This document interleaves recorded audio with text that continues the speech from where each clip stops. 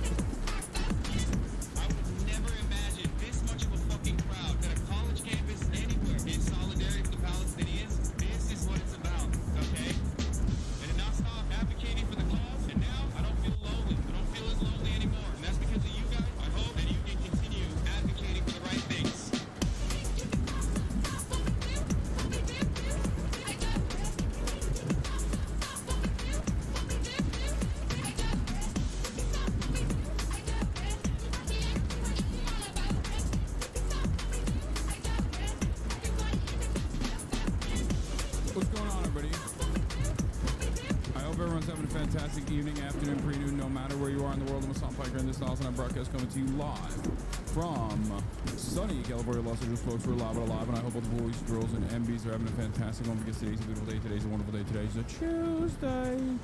That's right. It's Tuesday, Free Palestine. And it's Newsday Tuesday, as a matter of fact, and that means we're going to have some fun today, just like every other day. This is part of the broadcast where I tell you about my personal news. It is Tuesday, March 18th, 2025, and it's 11:22 a.m. I'm actually right on time. Nothing to apologize for because it is what it is. I'm right on time. I'm maybe 5 to 10 minutes late, but that's because I had a really good reason for it, and I'll tell you all about it, considering that this is part of the broadcast where I tell you about my personal news, about what's going on in the world of Hasan, Hasanabi, Piker, between the time period where I press the stop streaming button and press the start streaming button, and that's right. Personal news-wise, I ended the broadcast last night. I was very tired, and hung out with my mom a little bit. She's just been watching the Architect movie, The Brutalist. I've been watching The Brutalist. I'm not watching The Brutalist. And she's also making these like sick cottage cheese and egg muffins, basically. And they're actually supposed to be super high protein and low calories in general. High protein, low calories in general, like healthy. But she's been putting the cheese that Will gave us, the cheese called Europa, from a Connecticut farm that won, once again this year, the #1 cheese at the U.S. Cheese Olympics, right? And she's been putting that in the sandwiches, or not sandwiches, but the muffins, and it's incredible. Thank you, Bomb Left, for the blast off me.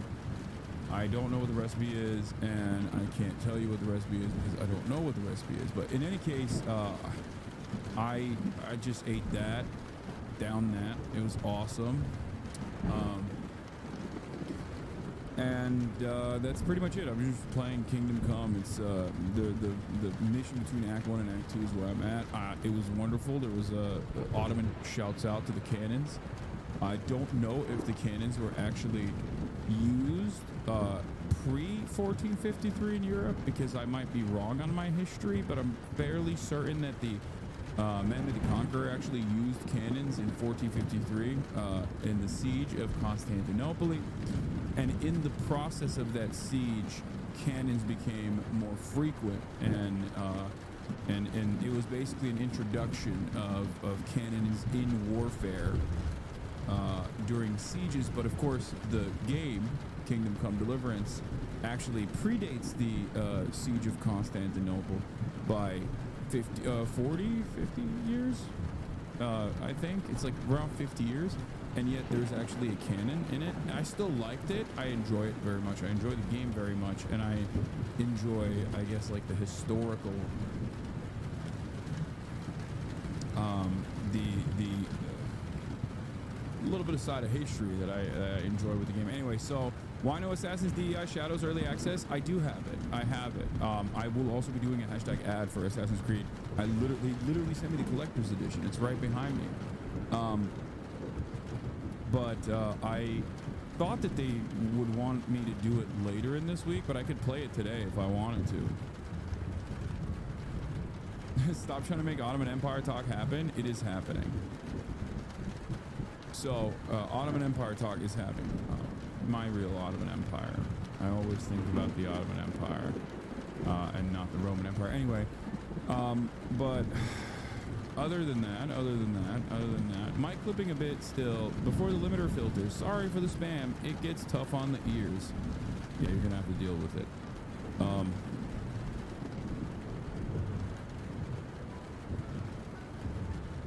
But where was I? I know speed is going to China. I know. KCD2 is a little liberal with the cannon, but not outrageous. The first land-based mobile weapon usually credited to Jan Žižka, who deployed his oxen-hauled cannon during the Hussite Wars of Bohemia, 1418 to 1424. However, the cannons were still large and cumbersome. Oh, okay, so it is Jan Žižka who deployed the first cannon in the Hussite Wars of Bohemia in 1418. However, this game makes it seem as though cannons were actually used 7 years prior to that, or even 10 years prior to that, right? Maybe? If it's 1418, I think it's like, what, 148? Not totally confirmed from my understanding because records are spotty. I have been taught that the Ottomans basically modernized siege warfare and the utilization of cannons. The utilization of cannons that actually were adopted by other European, at the time, like European kingdoms and whatnot, that played a formative role in the centralization of monarchies, as a matter of fact, was done in the aftermath of the siege of Constantinople. Quite literally a canon event, yes. Turks teach that Turks are on top, shocker. No, this isn't just from like Turkish historians, chatter. This is just historians in general. What? I think it was a paradigm shift when the Ottomans did it. Yeah, because like they attribute that to the end of like the feudal era, because in the past, under feudal lordships, you had these like different bands that could get together and basically overtake kingdoms, even if they chose to do so, depending on how much support they could draw from one another. And there wasn't a lot of centralization. Part of that was because siege warfare was quite difficult, virtually impossible. And the cannons actually destroyed that notion, because now you could blow up walls. It wasn't just like, you know, axing the wooden gates or trying to draw up ladders on the side of these fortresses, but it quite literally was being able to blow holes through these massive walls like that allowed kingdoms, like people with a lot of money, basically monarchs, people with a lot of money, to be able to dominate fortresses, leading them to dominate fortresses, leading them to basically, you know, pay fealty and never step out of line. Hasan, no. What? Why? It's also important to note that gunpowder weapons were used in China in the 1200s. Oh yeah, of course. Obviously, gunpowder in general, and explosives and gunpowder being utilized in warfare with weapons was Chinese. I'm saying that the Ottomans took that by trade from all the way from China and brought it and popularized it in Europe. Cannons specifically being utilized in war.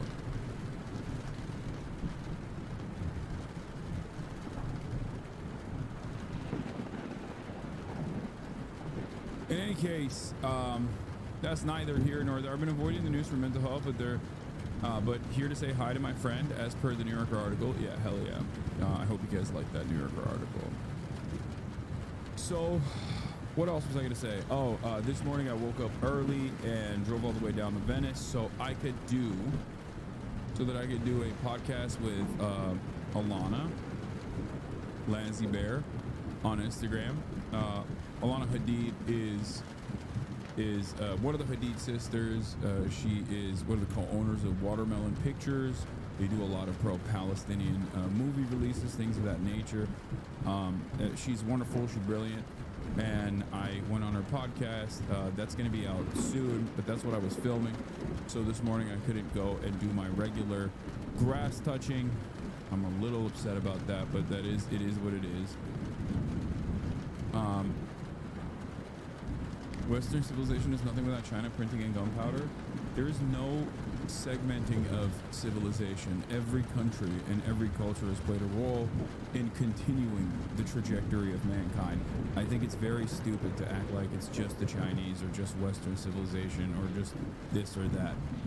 This is how we thrive. History is built on the bricks of collective action. And yet, in our current modern capitalist framework, we assume that it's actually greed that is inherent to the nature of man. It's actually greed that has helped us advance, when it is quite literally collaboration, trade, working with one another that has allowed mankind to thrive and maybe even become this domineering parasitic force on the planet. But yeah. China on top for sure. I will agree to that. Absolutely. So, history professor answers dictator questions, tech support wired. This is such a funny and perhaps timely video. We'll watch that. But also dictator questions. We got Mao over here. I don't like that. I don't like that at all. It's gonna be like Lenin was a dictator and I'm gonna lose it. Okay. Oh, here's a playlist. Themasius, thank you for the playlist. But yeah, that's it. That's all I got for personal news. Not really much else going on in my world, at least. In the world of Hasan Hasanabi Piker. Let's get blasted. Let's get it twisted. Let's get it popping. Okay? Israel violates ceasefire and kills 400. As it continues its genocide. Trump, Putin talks, question mark.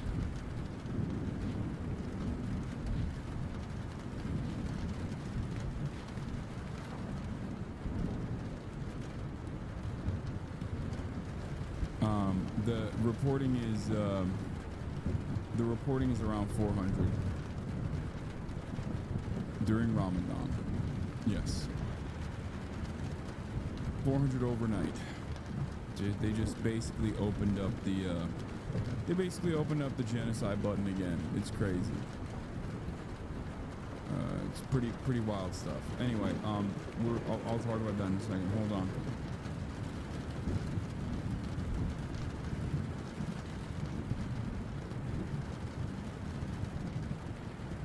Israel violates ceasefire, kills 400 as it continues genocide. Trump, Putin talks. Deportations. Court battle creates constitutional crisis where due process might be eliminated. Reichberger is upon us. Burger Reich. Burger Reich is here. Get in now.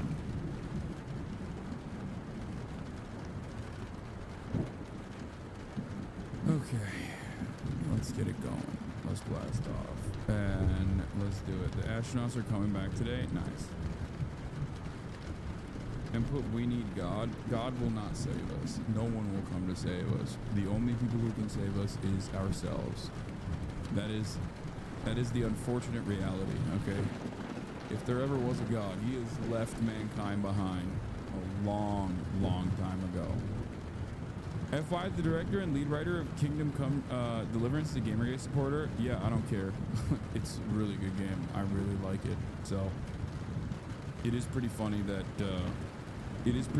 he made such a banger ass game, and then because he put like one black person in the game, and because he put one gay romance option in the game, everyone of his fans that he had accumulated over the years of being a Gamergate supporter,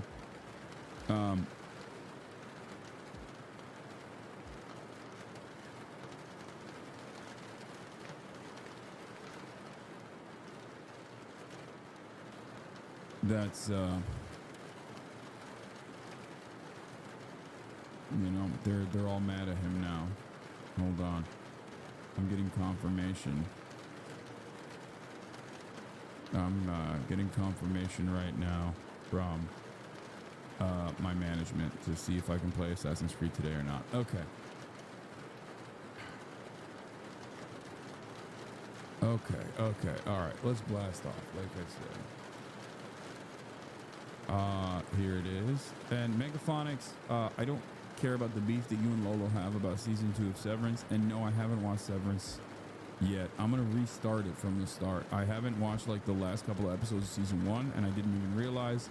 Okay, I will watch Severance eventually. I will get to it. Don't worry.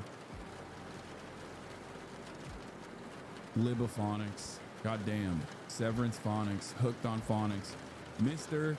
I went viral on TikTok, on Severance TikTok. So now all I talk about is Severance.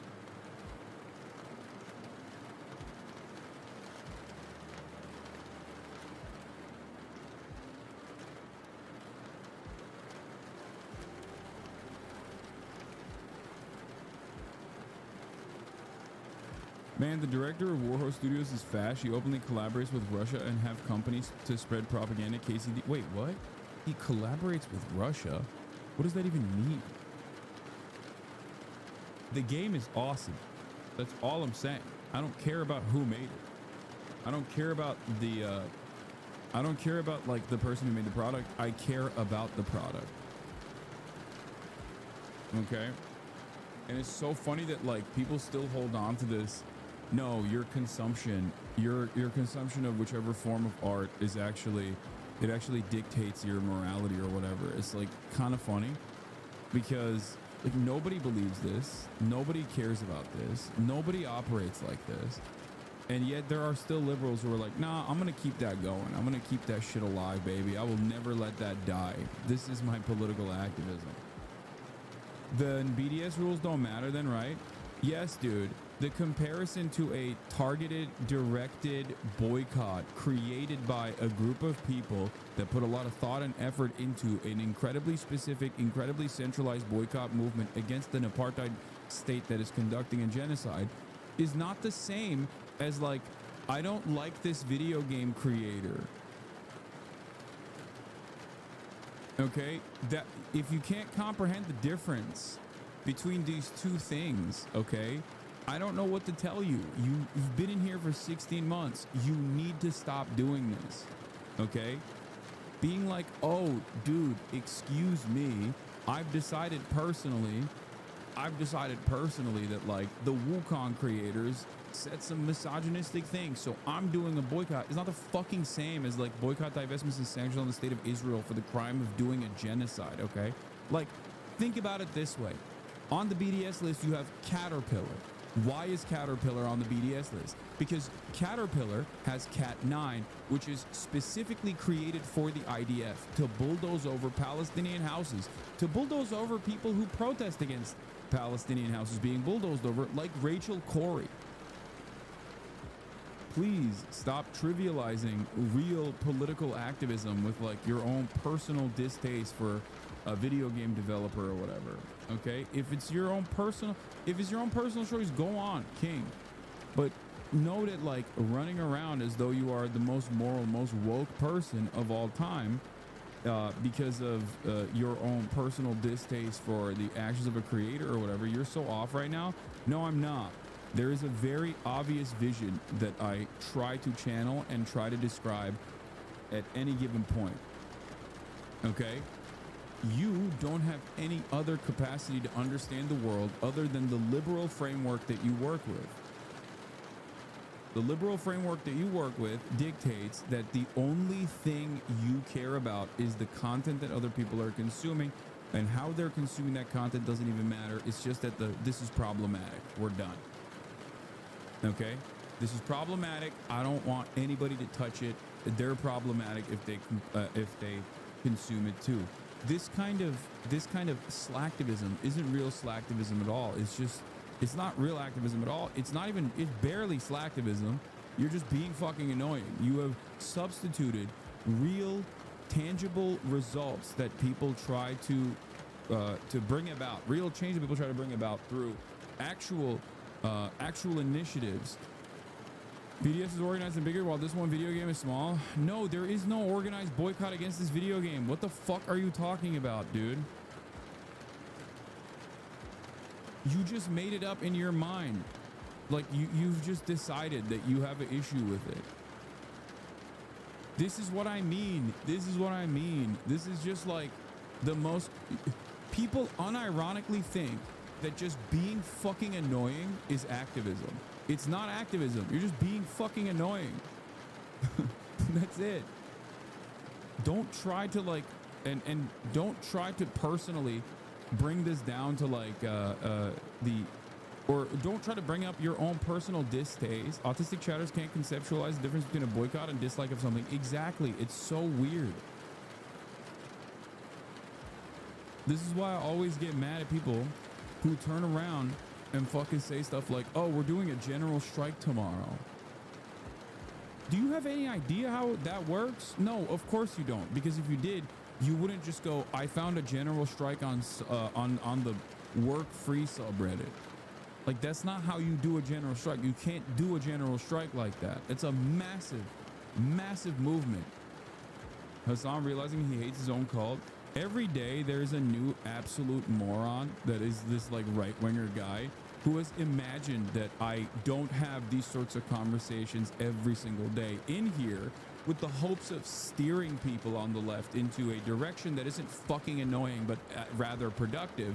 But because they can't comprehend that I'm having this conversation that I've had a million times over, he goes, huh, you built this cult and now you hate them. No, you fucking baboon. This is what I talk about on a daily fucking basis. You just have never encountered it. And the only thing you know of me is through clips of other people making you believe that I believe certain things. And you believe that so much that you can literally be in the chat where I am actively engaging in course correction. And then you go, ha, finally. He hates his cult. If I'm having this conversation right now, don't you think that I've had this conversation a million times over? If I'm having this conversation right now for the first time ever, what do you think is more productive? For me to have this conversation, or for you to think that you have decided that you won something here, like an argument in your mind, that you imagine that I'm just like this and my community is just like this?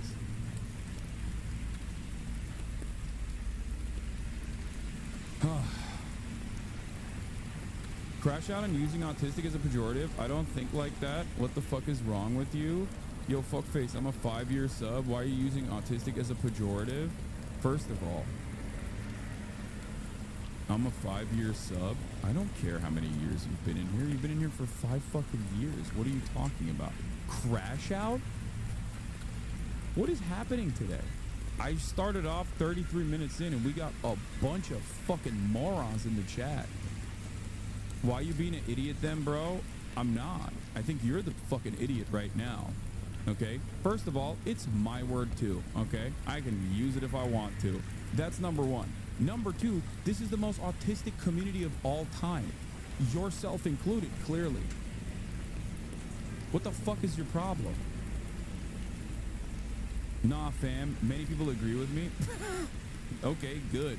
Go hang out with them then. You're crashing out.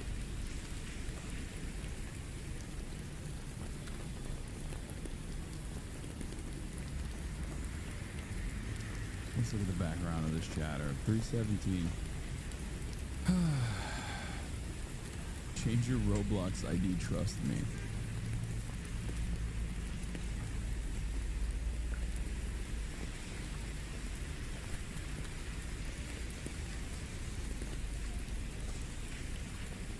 You're crashing out, sir. I think this is another case of like a long-term community subscriber that's just like trying to get a clip out here because they've decided that they're bored with the current way that the conversation is happening. Sean Raid, new guy DLC. How the fuck do people change? Like, what happens? Try and find something, bro. KK, I will, bro. Enjoy. Yeah, you're being fucking annoying. Like, this is a shocking display, like a shocking switch up. After being in here for 44 months, being like, this is the day I've decided that you're using autism as a pejorative and not descriptive about both yourself and also members of this community. That's what I'm surprised by. I'm trying to understand, like, what happened in your own personal evolution. You're not only a supporter of mine, but you also support fucking Sean the Black as well. So how did this happen?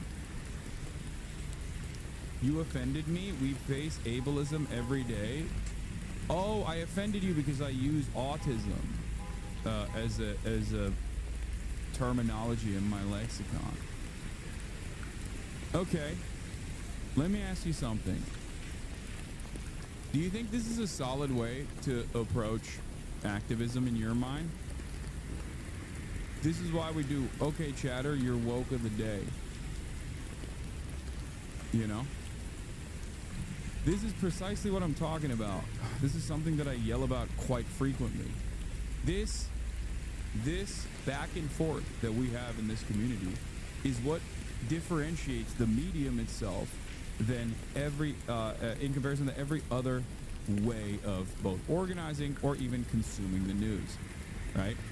But in that process, there are a lot of people who come in here and masquerade as though they have valid concerns, okay?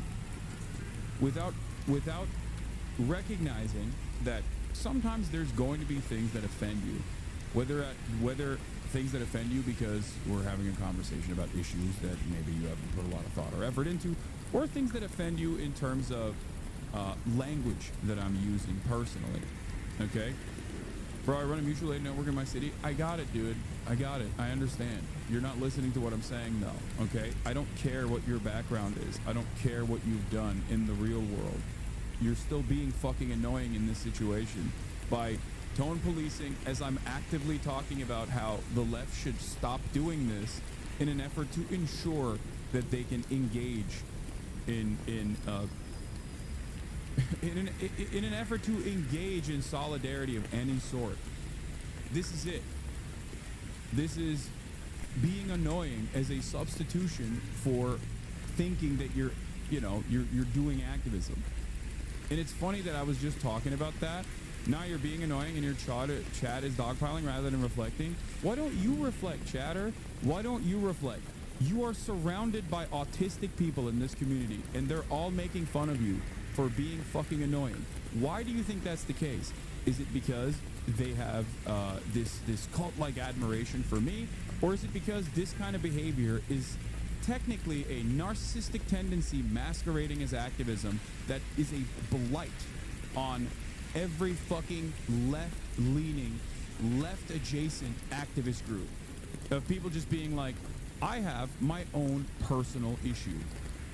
I think that that personal issue is now going to be leading the discussion.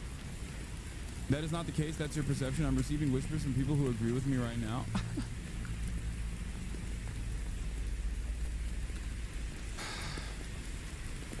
Chatter, if you thought that receiving personal whispers from other people that see your username when I pull you out here is reflective of the broader community's attitude, then you would think that this community is filled to the brim with neo-Nazis, especially considering that one of the most frequent whispers that people get in this community when they get pulled up is random schizophrenic neo-Nazis who actually fucking wait for the opportunity to go whisper people. Yes, I'm sure some people agree with you. I didn't say that there is no one in here. I'm just saying that the overwhelming majority of this community. Okay, bro, let's leave it now. Dude, I need you to not do this in your real world activism either. Okay? Please don't fucking do this. Please move on from teaching this guy social skills. No, it's very important. If this guy actually does like mutual aid, runs a mutual aid network in his own fucking community, he is a community organizer that also behaves this way in the real world. That's not good. It's not a good and accurate reflection of left activism in general. This kind of shit is genuinely fucking annoying.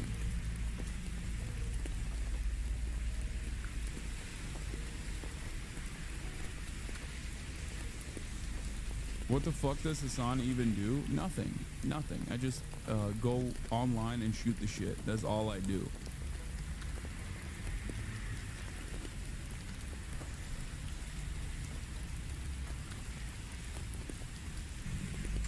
I mean, KCD is great work, but you're running the same defense r/Kanye run on a new release of his Nazi shit. Who cares? This shit's fire, but fuck him. I didn't realize that the fucking Kingdom Come Deliverance guy was an out and about neo-Nazi, and he put swastikas prominently all over his new product. I didn't realize that this was an adequate comparison. Things have context, things have nuance. Obviously, if that was the case, if he was doing all of that shit, I wouldn't be having the same exact conversation right now. I don't know why. Yeah, we call it discriminatory behavior. No, you're not. You're not doing that. You think you're doing that. You think you're doing activism. You're not actually doing that. There is a level of permissibility in terms of the way people approach things. I make jokes about trans people here all the time as well. This is a heavily trans and queer focused community. From the outside, people with no charitability whatsoever can look in and say, wow, this guy's fucking saying a bunch of shit about trans people. What the hell is this? Right? And assume that this is an anti-trans community. They would be wrong. If someone came in here, just like you did, and said, Hasan, the way you talk about trans subjects is actually quite problematic. Most trans people in this chat would start dunking on that person and make fun of them. What you're doing is exactly the same. I don't think I'm ever going to be able to change your mind anyway, but basically the reason why I do this, the reason why I sometimes will take a step back and try to explain to people like, don't do this kind of stuff, is because it's not only unproductive, it also makes you think like you're engaging in activism when you're not actually engaging in activism. You just like have a personal distaste and have decided that that personal distaste is actually at the forefront of your anger and resentment. You know?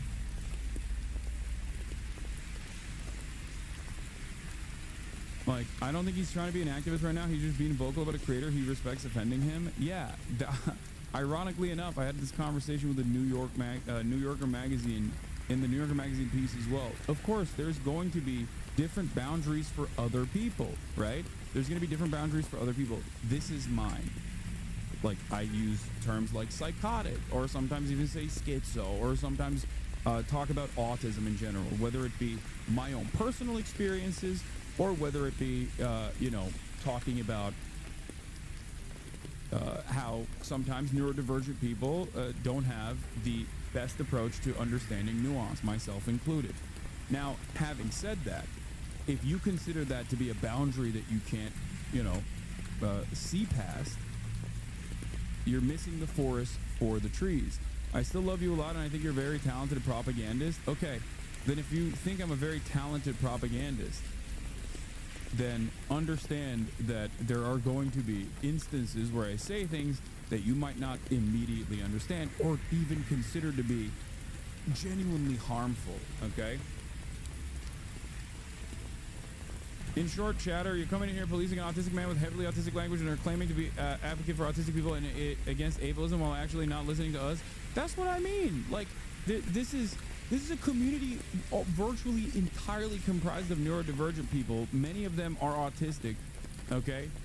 Like, obviously, obviously, if there was a level of ableism that was, you know, truly repulsive, the community itself would play a big role in checking that. The reason why we're even having this conversation right now is because I genuinely started today. Okay, I genuinely started this conversation today by saying, hey, leftists, don't fucking be annoying. Being annoying is not a substitute for activism. A lot of people personally think being annoying is a substitute for activism, real activism. There are a lot of things that I say that in the rear view mirror, you look back at and you understand why I carry on in the way that I do. It might not be for you in the interim. It might not be for you in the immediate moment. Okay? You might not understand it, but obviously it's the dynamic is similar to like Latinx, right? There was a time and place when everybody was like, you got to say Latinx. You can't be woke unless you say Latinx. People need to know where you stand on this. And I was like, I'm not going to do that. Why am I not going to do that? That's technically accommodating, right? It is. You're being accommodating. You're being super accommodating. Why was I not doing that? Because I'm a fucking white dude. And if I were to run around saying Latinx, every Hispanic person that I've ever encountered, both in the real world or in this community, would look at me and be like, what the fuck are you doing? Okay? Because that's just not how most people approach language. It's not how it works. And it's the same principle behind like using pejoratives or using terminology as a substitute for like stupid, or using terminology as a substitute for being crazy, right? Like, yes, these are all like pejoratives across the board are going to reflect behavior that most people look at and go, that's abnormal. You feel me? Like, in terms of the euphemism treadmill, the R word is an understandable boundary that I try not to cross. And the reason for why I try not to cross that boundary is because it is an understandable boundary that is a catch-all term that a lot of people are not just simply offended by it, but also you know, it's one that immediately one that immediately says like, I'm planting my flag, you know, I'm saying this is my advocacy. I'm gonna focus entirely on saying the R word. That is the hill I will die on. Like, I don't want to fucking die on the hill. It's stupid.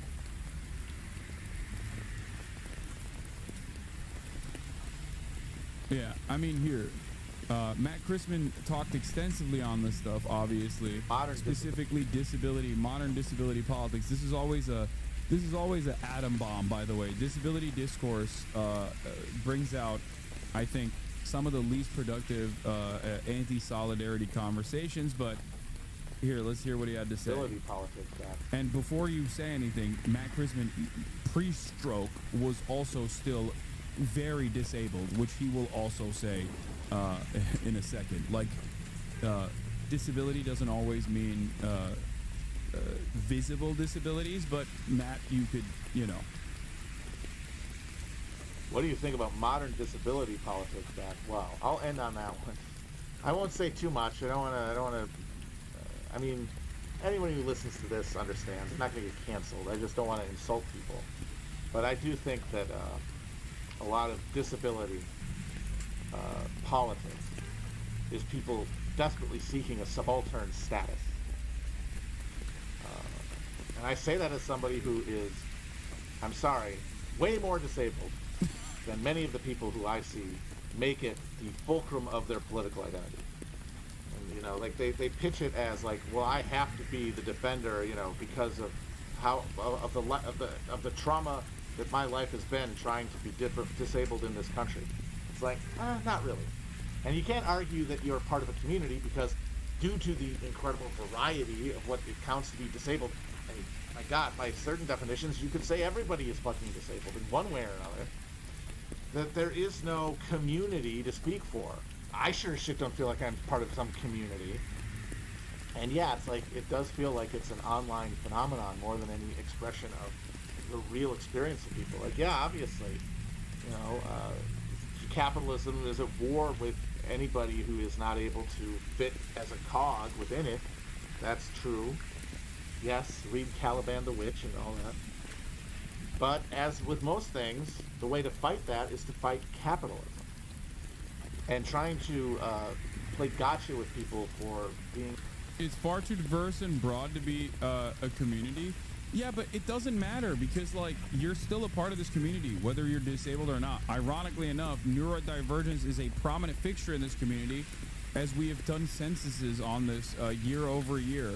And it's reflective of both the way that chat operates, which also obviously reflects upon the streamer and the way the streamer, me, operates. But having said that,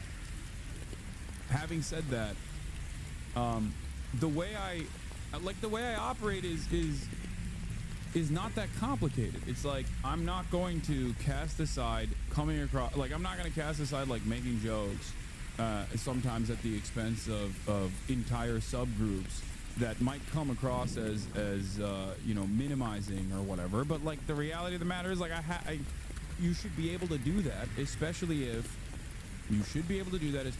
like everybody understands that you know, this is not a community that's going to cast aside disabled people or not advocate for their rights. You know what I mean?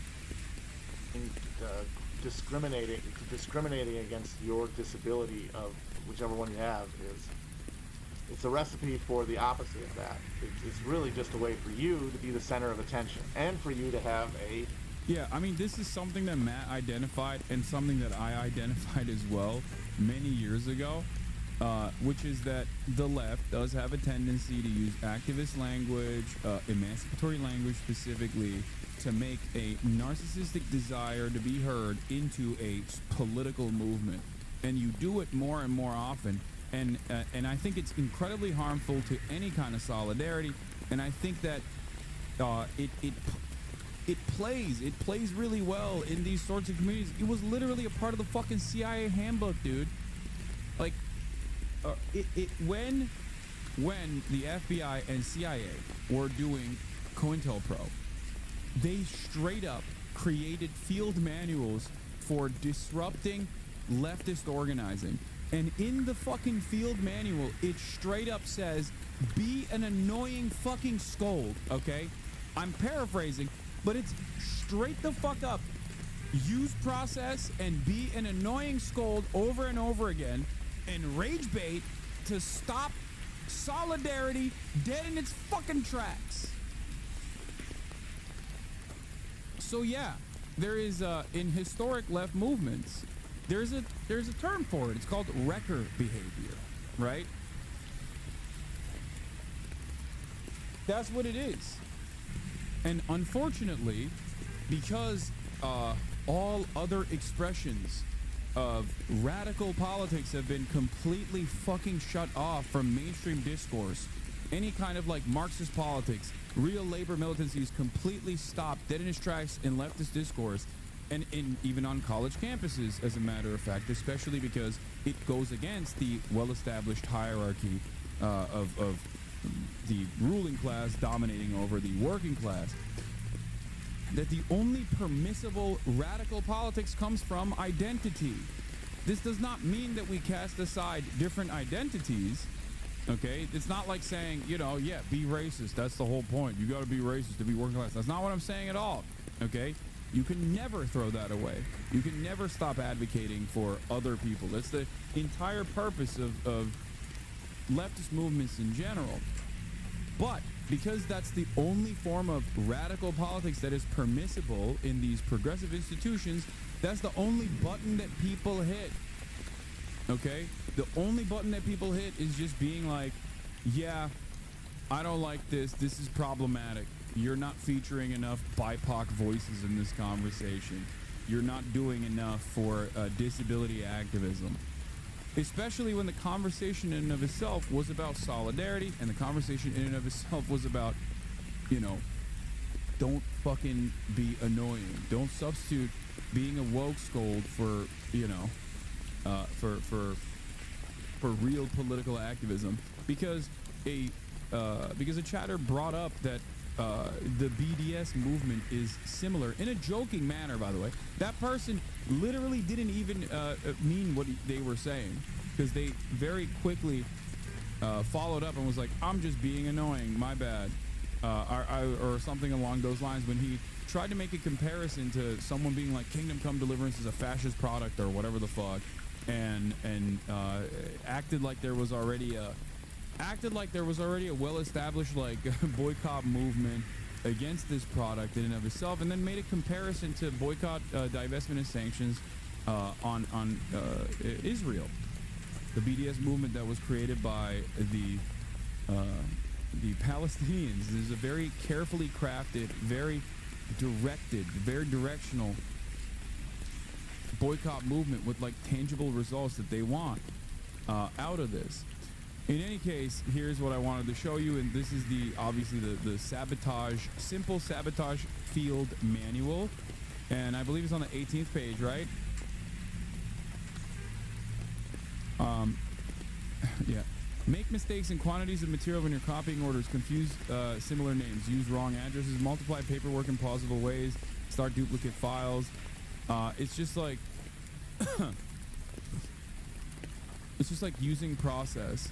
General interference with organizations and production. Insist on doing everything through channels. Never permit shortcuts to be taken in order to expedite decisions. Make speeches. Talk as frequently as possible and at great length. Illustrate your points by long anecdotes and accounts of personal experiences. Never hesitate to make a few appropriate patriotic comments. When possible, refer all matters to committees for further study and consideration. Attempt to make the committees as large as possible, never less than 5. Bring up irrelevant issues. Bring up irrelevant issues as frequently as possible. Haggle over precise wording of communications, minutes, resolutions. Refer back to matters decided upon at last meeting and attempt to reopen the discussion about the advisability of that decision. Like expanding on, and this will happen, for the record. Chat does this without a fucking CIA field manual.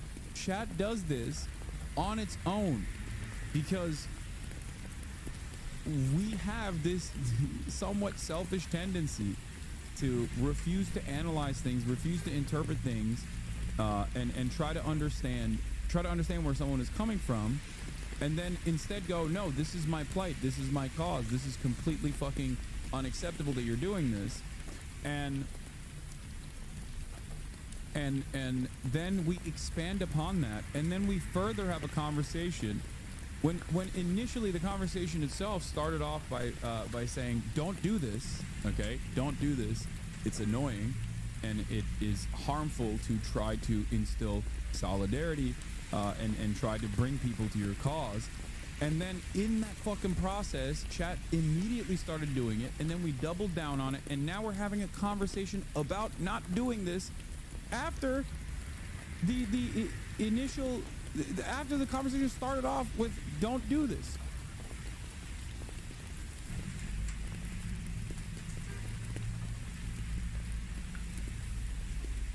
This doesn't mean that there's no room for dissent, for the record. Of course there is. That's what makes this process more enjoyable in general. Having said that, bro, I'm very familiar with COINTELPRO. Providing training on inclusivity is not COINTELPRO. Lamau, we focus on action, not debates. I literally write everything in layman's terms and refrain from political language to attract as many people as possible.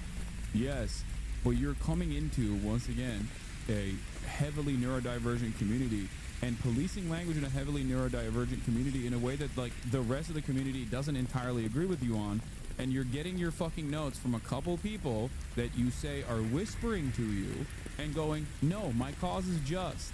You're not understanding the point that I'm making if you don't understand what I'm saying here.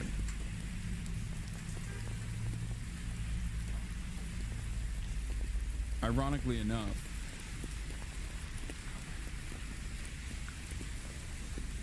$24 people, dude, and a gifted sub. Oh my god. There's 28,000 people here. 28,112 people here right now.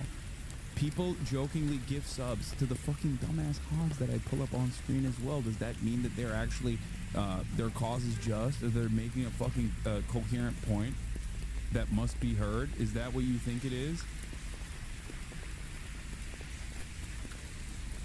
The reason why we had this conversation that is entirely unproductive instead of covering the news for the past 45 minutes is because I don't shy away from demonstrating how these things derail. I don't think you're going to reflect on this. No, of course I'm not going to reflect on this. I have a well-established position on it. That's what I'm trying to get across to you. And I'm saying if it's not something that is to your liking, then, you know, you're just not going to enjoy my commentary, I guess, after enjoying it for 45 months.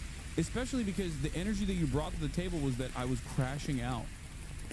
And the reason why you said this was because I was telling another chatter to stop being fucking annoying and stop being a goddamn woke scold over utterly irrelevant, nonsensical bullshit, because that makes everyone here, that makes this community and that makes left movements look undesirable, as though they are unable to entertain normal things that other people enjoy.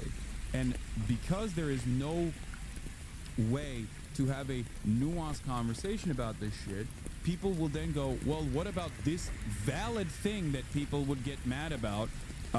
Yeah, that would be valid. Like, someone compared fucking Come Guy to Kanye West, okay? What do you mean?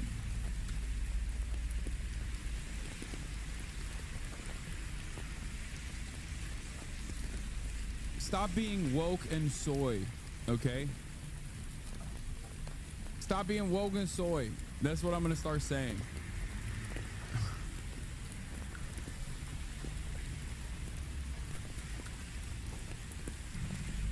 The leftist position on this is to say you are behaving in a wrecker way. You're behaving like a wrecker, specifically to halt progress or to talk about things, like, because you want to stop people from having any sort of discussion, and you want the discussion to be revolved around your own personal project here.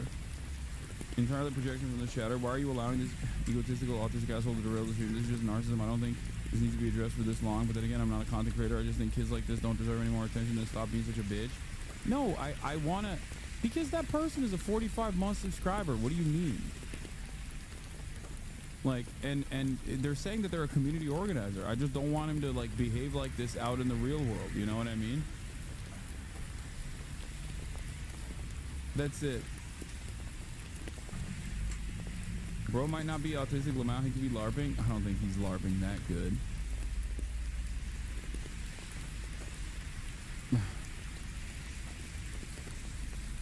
You know?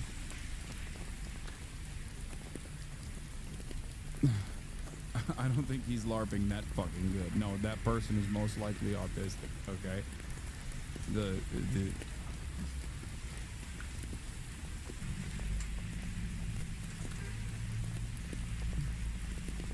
Can record behavior be utilized correctly against the right? Yeah, but you would have to infiltrate right-wing movements and behave like a hog for an extended period of time and try to get them to engage in sectarian infighting. One version of that that's happening right now, a version of that is already happening right now within the right is the anti-Semitic right versus the anti-Semitic right that doesn't want to openly say that they're anti-Semitic. That's it. The anti-Semitic right that likes Israel versus the anti-Semitic right that doesn't like Israel. And they're kind of quietly fighting in the background right now. That's the hot button sectarian infighting occurring in the right.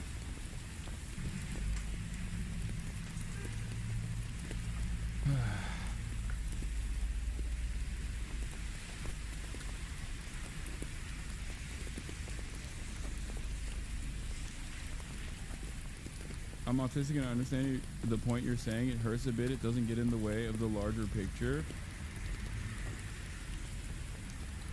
Why do all dumb people equate anti-Semitism to anti-Israel? Because all the quote-unquote smart people do that as well, actively, which is why it turns into a much larger issue. People respond to what they hear from both a neo-Nazi like Nick Fuentes and also a guy like Jake Tapper, you know? If the liberals in mainstream media are basically saying dual loyalty but wokely, and then the reactionaries and independent media are saying dual loyalty but not wokely, then the entire marketplace is captured by dual loyalty, both wokely and not wokely. Okay? The woke dual loyalty narrative is the idea that, like, if you criticize Israel, then you're fucking anti-Semitic because all Jews are Zionists, and that's like the well-established fact. The reactionary way to do that trope is to basically say all Jews love Israel, and that's all they care about, and that's why it's bad, because what Israel is doing is bad. Which one do you think is going to win out in that conversation? Which attitude is going to be more, like, which attitude is going to be more successful in penetrating collective consciousness? I think it's the second one, because most people at the end of the day see what Israel's doing and go, that's fucking horrifying. I don't like that at all. Even if I don't like Muslims, I still don't like what the fuck they're doing.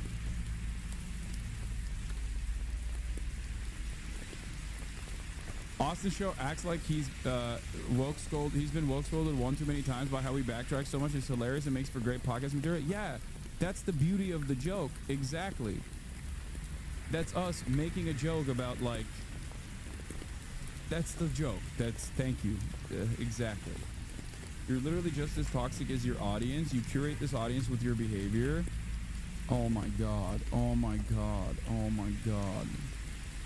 Using the term autistic as an insult is so fucked up. You're super toxic in that regard. You're one of the worst people when it comes to weaponizing mental health and medical conditions. Yes, dude. I am the worst person in terms of that. You are correct.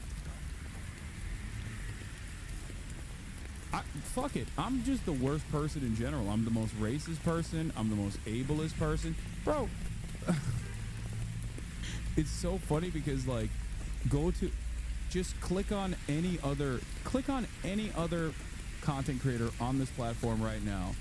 Any of the top English-speaking content creators right now. They're slinging the fucking R word, like, nonstop. Okay?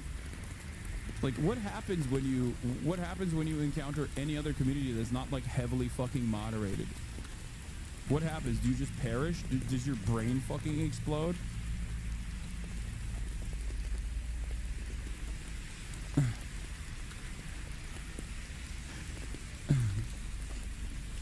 You're manipulating. You are manipulating, not you're manipulating. R-E. So what? So because there's something worse makes my behavior okay?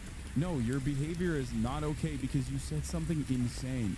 You literally said, I am one of the worst people when it comes to weaponizing mental health and medical conditions, which is an insane statement to make.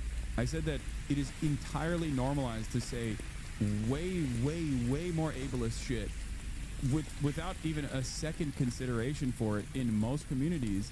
And you came in, and when I directed that, when I established that your premise was faulty and said you're wrong and here is why, you turn around and go, oh, well, okay, just because there's other people that are out there that are worse doesn't mean it's okay. No, you're moving away from the main point that you made. You said I was one of the worst people. I said there are infinitely worse, more ableist content creators out there that that think that we're incredibly woke and incredibly annoying. Then you turned around and acted like I didn't make that point and said taking accountability for your own faults is not your strong suit. Now you're moving on to an entirely different conversation. We have a disagreement here. You will never understand it, I don't think. That's it. Look at this.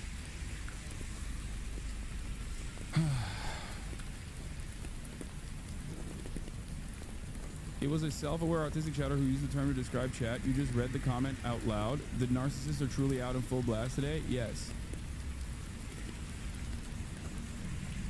Yeah. Is all this hate today trying to get you to avoid talking about Israel? No, it's not. I think these people would probably quiet down if I moved on to talk about Israel. The reality of the matter is that these people just want to fucking have me respond to them. That's it. It's the same reason. It's actually, ironically, a much better. It's ironically a much better way to derail the stream. Really, it's fucking annoying, but it's much better way to derail the stream than coming in here and LARPing as a hog and being like, I'm gonna fucking shoot you in the head when I see you out and about, right? Because the principle is the same. The reason why you're saying this is the exact same. You want recognition. You want someone to reach out to you. You want someone to respond to you, right? This is a person that truly cares about this. Look, he said it again. I can't stand to see you always weaponize mental health on your platform.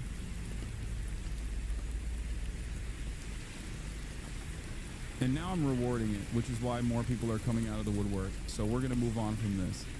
And we're going to get to the actual news. After an entire hour of this completely unproductive back and forth, we have now moved on. We are officially moving on. If you tried to come back to it, if you try to bring this back, it's not going to happen. Chat can't act like this. Content has no value. Just learn about a CIA left book sabotage handbook. Yeah, I mean, I try to use this as a educational moment because I do think it's important. I do think it's important to bring this back every now and again because I want people to not behave like this. I will never be able to stop people from behaving like this because they're so used to doing it. I just want others to understand that this is not a community where you can do that, which is why so many dumb fucks come in here and go, seems like the cult is eating you alive. It's like, bitch, I've been saying these exact same things for the past fucking decade. It's not about avoiding accountability. It's about my vision, okay? If I were to listen to people that are incredibly sensitive about what kind of content or what kind of commentary I engage in, you think they didn't, you think that people weren't chiming in the same exact way when I had 35 people in here? Of course they were. That's the one thing that the left knows how to do, right? That's it. The one thing that the left knows how to do is like try to actively gatekeep and make it seem like this is some hipster position. God forbid we actually have a broad, expansive movement of people that are at least like-minded, or at least recognize that recognize their class position. God forbid, that would be terrifying. So we have to do everything we can to be as annoying as fucking possible and try to stop getting people on board.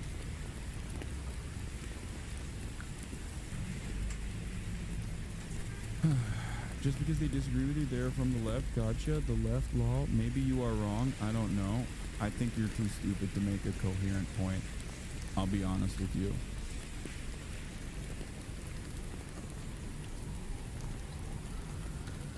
Yeah, this is a leftist community, and I was having a conversation about cancel culture and purity testing and how stupid it is, and I think, demonstrated why it was stupid. All right. Good evening. Putin, Adolf Putler, had a conversation with Donald Trump.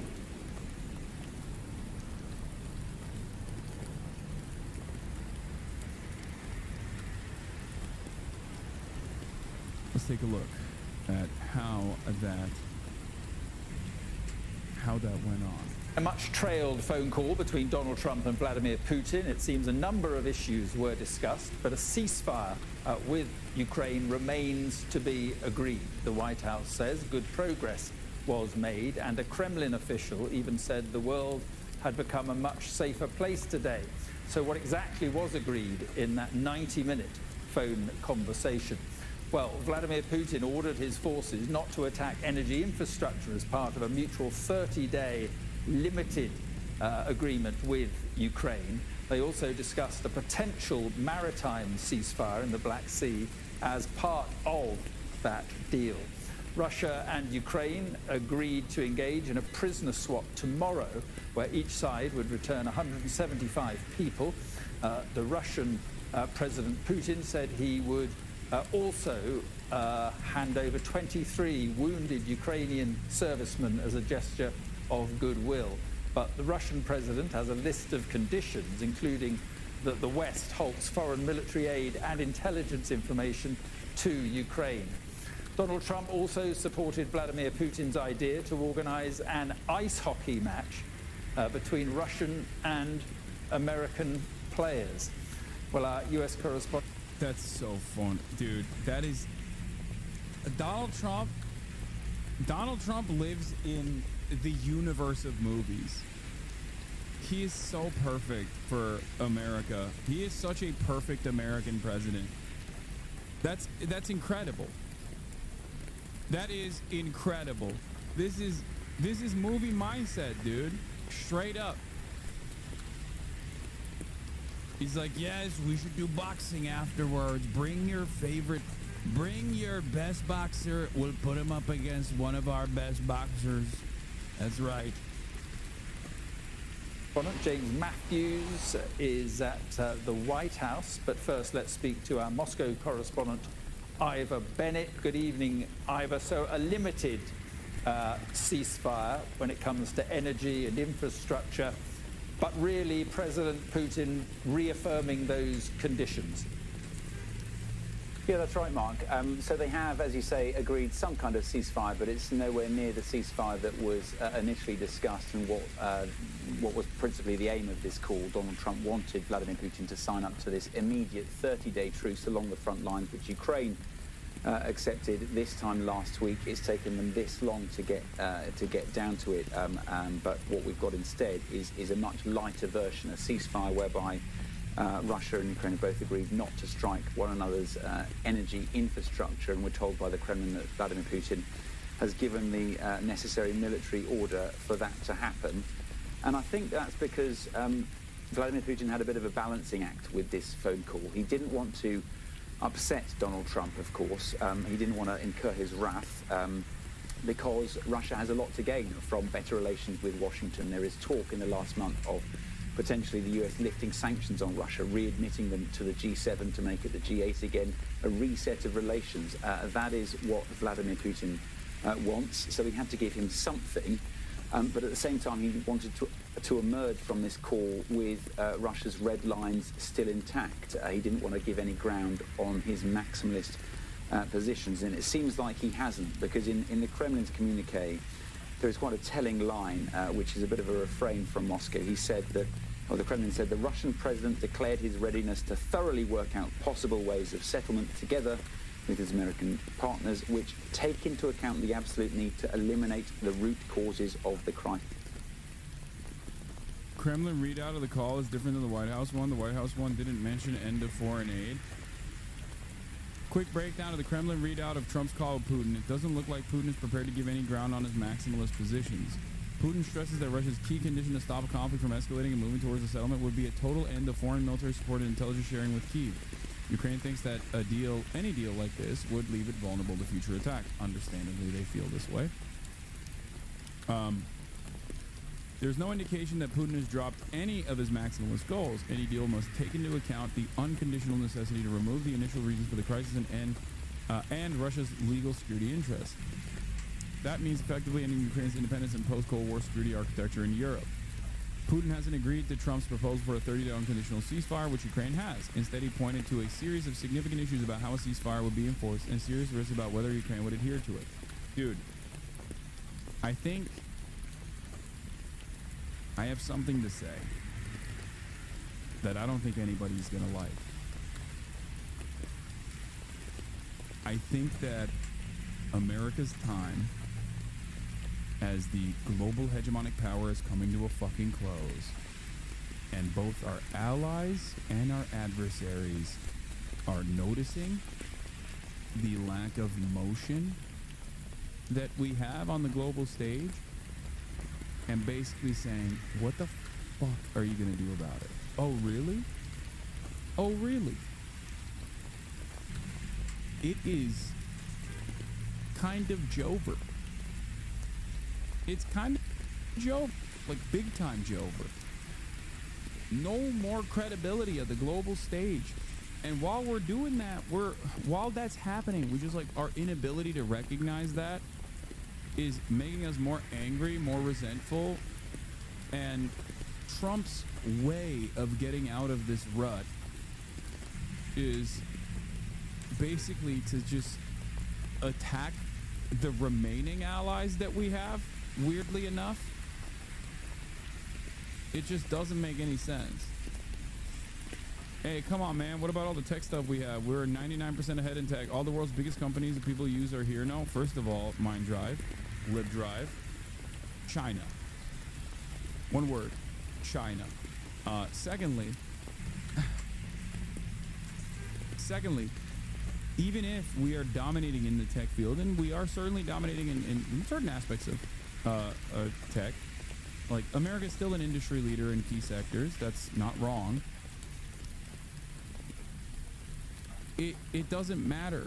It's no longer the singular hegemonic power player. That's simply what I'm talking about.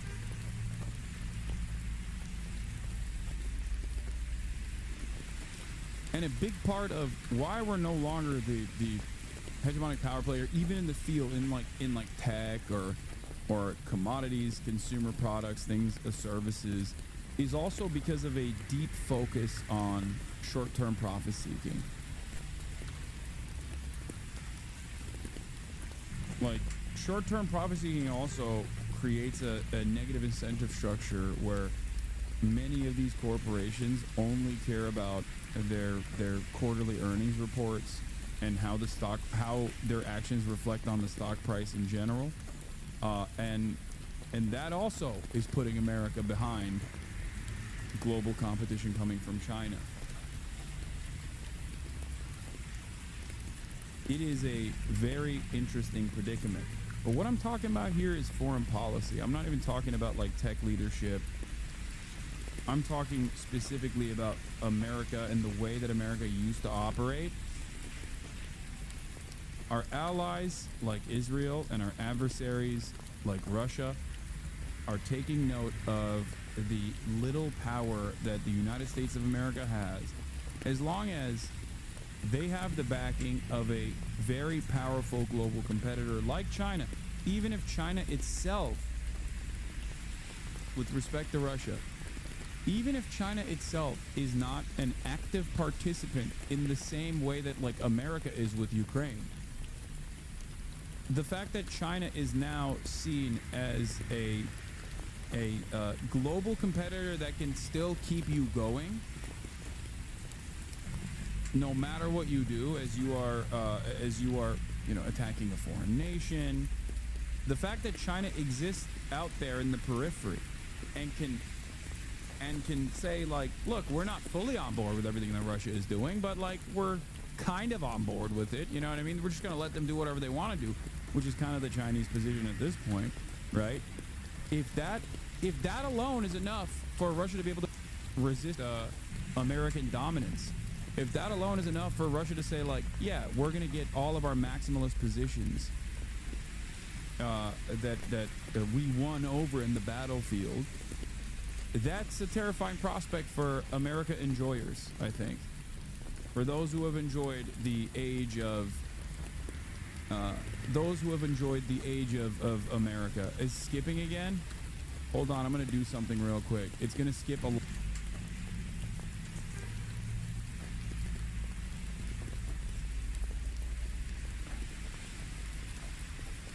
Okay, it should be good now. No, I know. I did that on purpose. Calm down.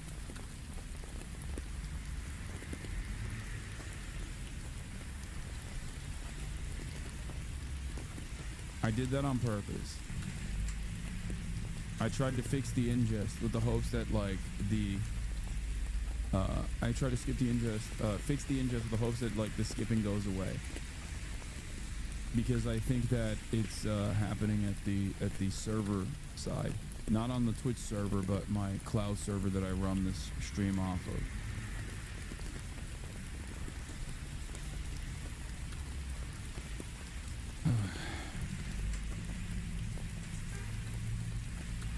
But let's get back to this conversation. That is a phrase we've heard a lot in the past week or so, because when Vladimir Putin talks about root causes, in his eyes, that is NATO's eastward expansion. It's essentially Kremlin code for saying that our security concerns need to be met, and for Ukraine never to join NATO. And I think he was probably also talking there about Russia's desire not to have any foreign troops there, any troops from NATO countries acting as peacekeepers. So it seems like Russia's red lines are intact. And the reason why Vladimir Putin's so reluctant to sign up to a straight ceasefire, of course, is because he feels he doesn't have to whilst they have the military advantage.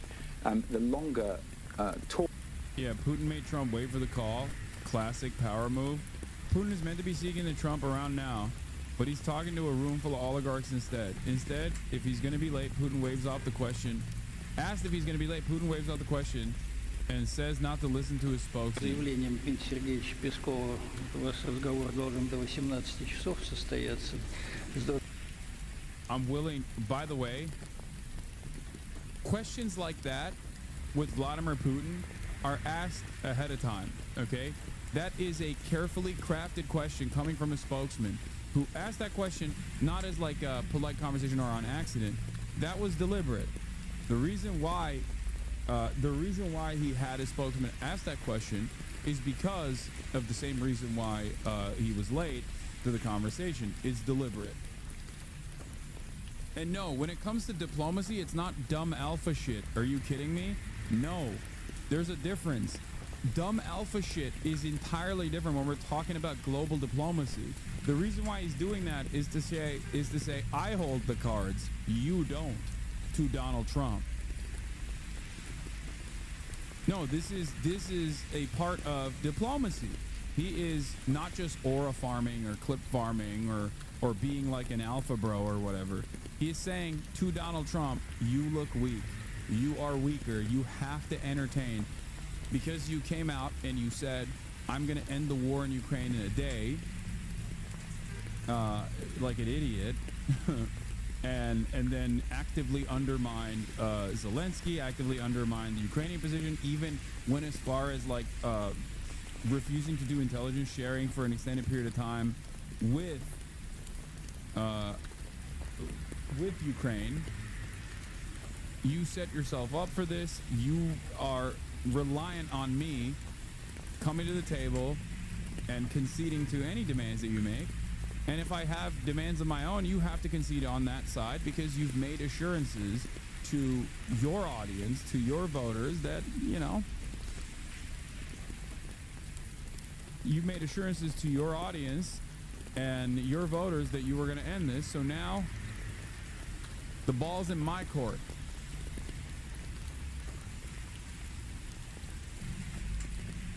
Дональдом Трампом. Не знаю, насколько он... Работа такая. Ну, не знаю, сейчас надо посмотреть, что на эту фразу скажет. By this count and the timing the Kremlin announced earlier, Putin was 1 hour late to his call. 1 hour late. He made Donald Trump wait for an hour. He made America wait for 60 whole minutes, dude. Are you crazy?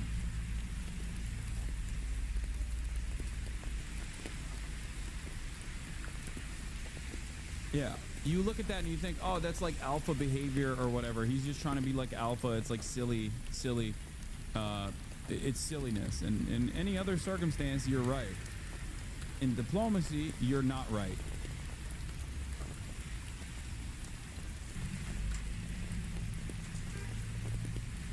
Putin, let's continue. Putin did agree to Trump's proposal for a moratorium on strikes on energy infrastructure and a maritime security initiative in the Black Sea, but Ukraine and Russia have reached agreements on that before, even though they've broken down. Ukraine is just one topic amid Russia's broader goal of normalizing relations with the U.S. They discussed a broad spectrum of directions where the U.S. and Russia could cooperate further, including mutually beneficial partnership in economics and energy. Russia and the U.S. will work together on other issues like the Middle East. There will be joint efforts to stabilize the situation in crisis zones, as well as establishing cooperation on nuclear non-proliferation and global security. The U.S. and Russia are going to host hockey matches, the NHL and KHL players. That would do a lot to end Russia's sporting isolation after invading Ukraine. Incredible.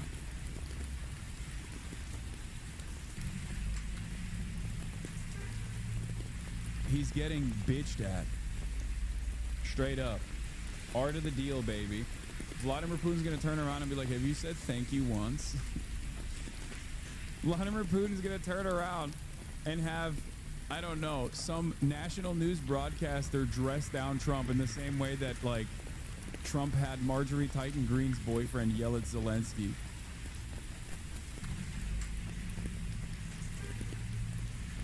Then turn around and say, have you said thank you once? Сука, блядь, have you said thank you once? Давай, давай.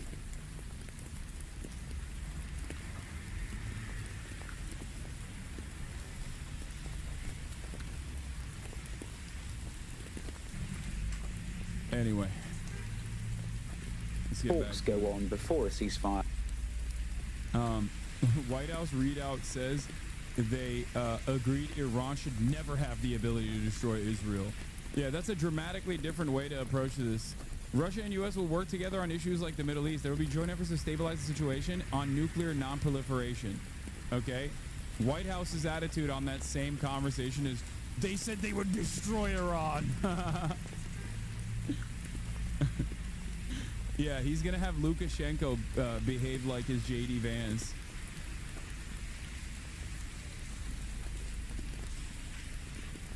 Yeah. The leader spoke broadly about the Middle East and region's potential cooperation to prevent future conflicts.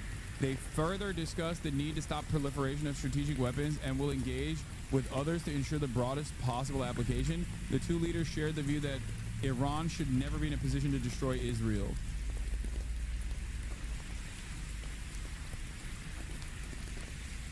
This is some crazy stuff, man. So I guess Iran is getting that nuclear program after all. Who knows? Who knows? The more gains Russia makes, and particularly in Russia's Kursk region, where it seems like Ukraine's incursion there is all but over. I think Vladimir Putin is very keen to get that secured and get that wrapped up before there's any kind of pause in the fighting. So I'd say that the Kremlin would be very pleased with the outcome of this call. Well, in effect, President Putin now has a little more room. Yeah, these guys saying that, like, these guys saying that Iran nuclear proliferation must not happen basically means that the nuclear arms race is, on the one hand, Russia potentially giving nukes to Iran, and then America giving nukes to Saudi Arabia. Fucking awesome, dude. To carry on this war. Yeah, I think so. There's room to maneuver, clearly. Yes, there's no strikes on military infrastructure, but the key thing right now, the key goal for Moscow is totally expelling what happened with Charlie Kirk? The Ukrainian forces from the Kursk region. That was hugely embarrassing when that started at the beginning of August, that cross-border assault. It took the Kremlin and Vladimir Putin by surprise, and it's hugely embarrassing that it's gone on this long. Now that victory is in his sights there, he wants to kind of make Russia all Russian again. He doesn't want to let up, and he was in the Kursk region last week, dressed in military fatigues, as you can see. That was a very symbolic visit, and I think it really sent a message to Washington and Ukraine that he doesn't want to give up his military advantage, because he fears, of course, any pause in the fighting will allow the Ukrainians to rearm and regroup, and he fears he might lose that advantage. This is a way of giving himself that room to maneuver on the battlefield, and that could happen within days that the Ukrainian forces are completely expelled. So I'd say it's a bit of a fudge here, a ceasefire light, nowhere near the ceasefire that was initially touted and agreed last week with the Ukrainians and the US.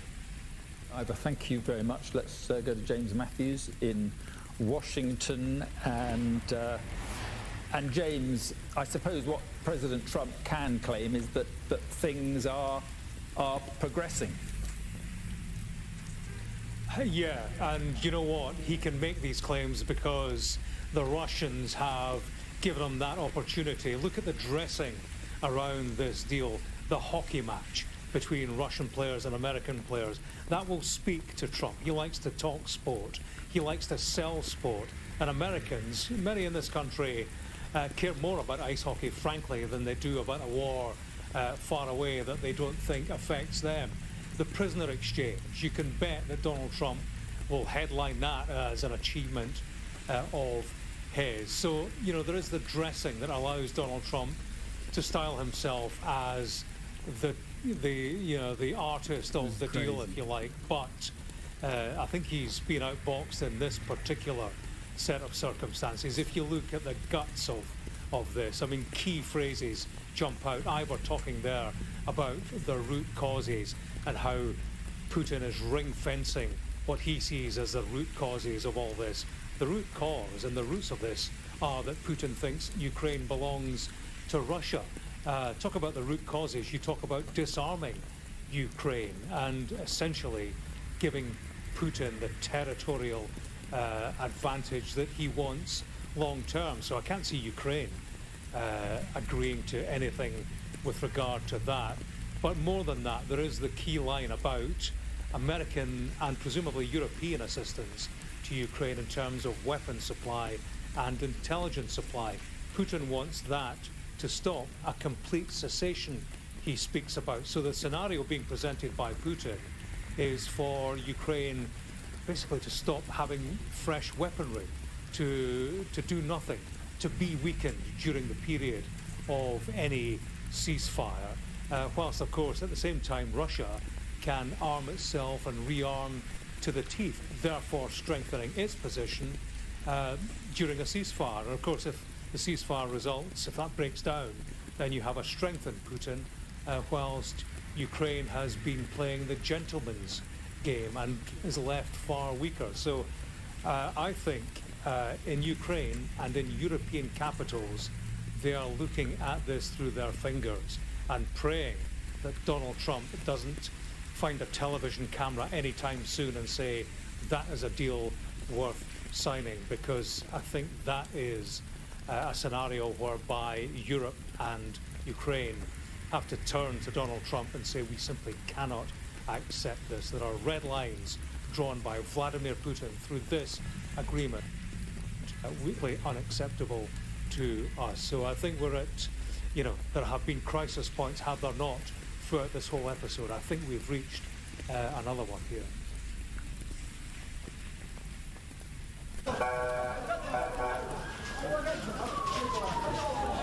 The ceasefire, which held for the best part of 2 months, end warning.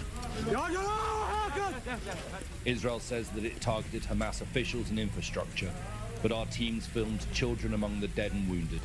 Many of the images are too graphic to show. This is one of the single deadliest days in Gaza during the war. Bodies were laid outside Gaza hospitals that were mostly destroyed during the war and are struggling to cope again. So just utter... Sorry.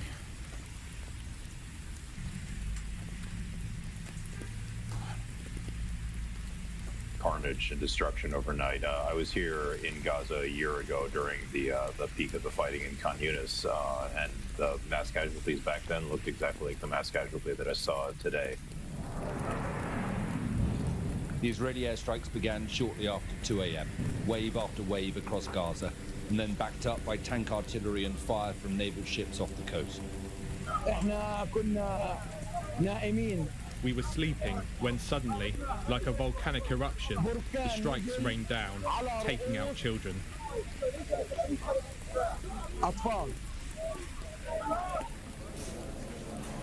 The Israeli airstrikes and the number of dead continued to rise through the day. During the ceasefire, Gazans had started to rebuild what was left of their lives after more than 15 months of war. But many feared that this moment was inevitable. Israel has issued evacuation orders for parts of Gaza. Palestinians who had returned home in recent weeks are now being forced back to humanitarian zones.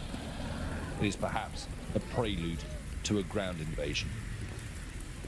Benjamin Netanyahu met with his key security officials hours after he gave the orders to resume the war. Outside the Israeli parliament, an anti-government protest. Yeah, there's already an anti-government protest that was launching against Netanyahu. Netanyahu had some internal drama with the head of the Shin Bet. He fired the head of the Shin Bet, And yesterday he was supposed to have a he was supposed to be called in to answer. There was an inquiry related to why he fired the head of the Shin Bet, and of course, you know, classic Netanyahu, only one speed, turned around and used this as an opportunity, used punishing innocent Gazans as an opportunity to move the conversation away from, is it effing again a lot? I don't know why it's just happening. I'm gonna have to see.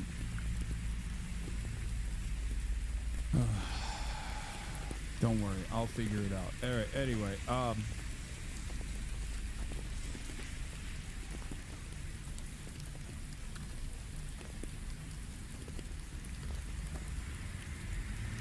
basically, this is a win-win for him, where all the conversations stop because everybody has to stop because all of a sudden the war is back on, right? The war. It's not a war, it's a genocide. No more questions about, no more inquiries about why he fired the Shin Bet guy. No more, and now he can bring back, Itamar Ben-Gvir to the coalition as well, to get more support from the far right, the even further right in Israel.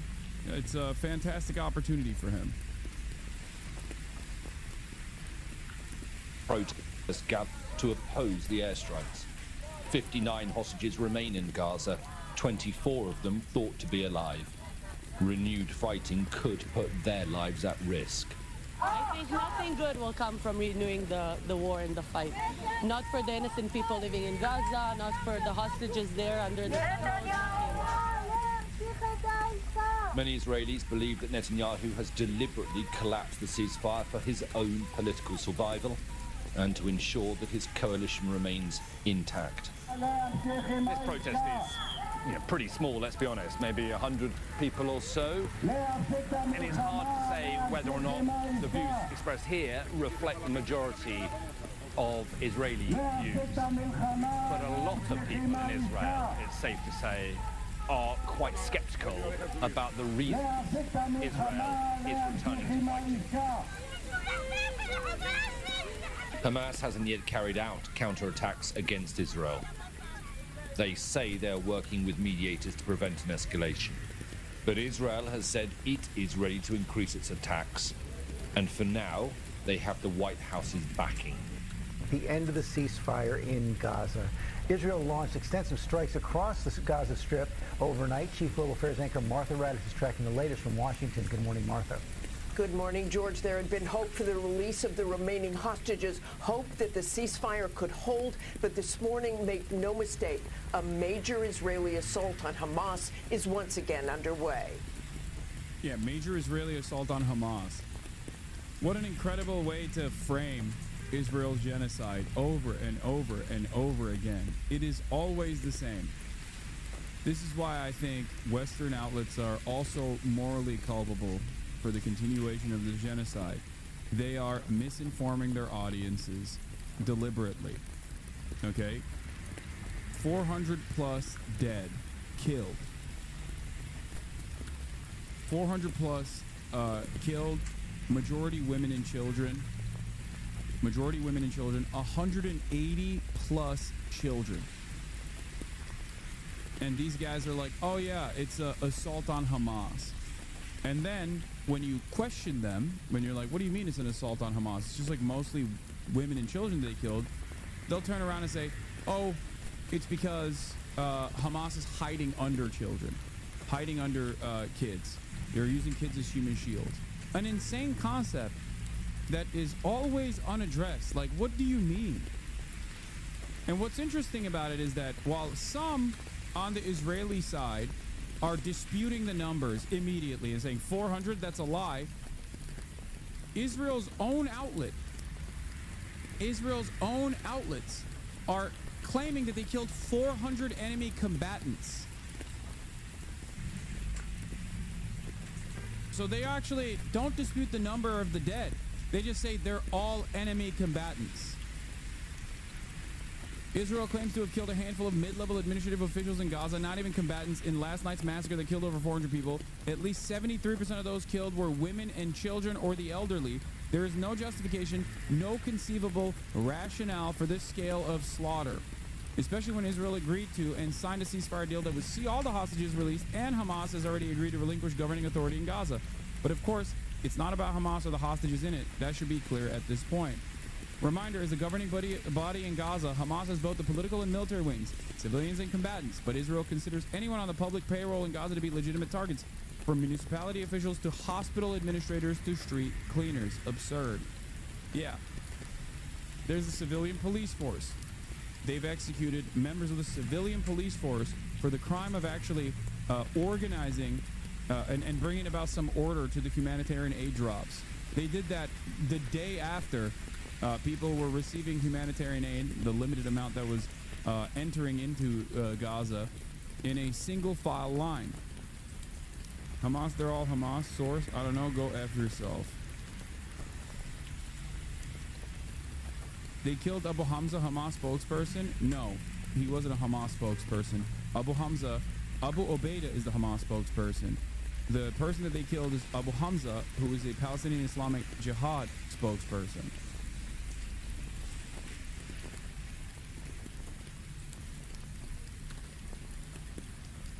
Yeah. They used the ceasefire to make lists of the children and relatives of anyone who posted about the genocide on Twitter. Now they're executing every one of them, says Izzy. Israel killed my sister and her children tonight along with her entire family. Israel may kill us at will, burn us alive and tear us apart, but it will never succeed in uprooting us from our land, says Rami Abdul. Justice and accountability await no matter how long it takes.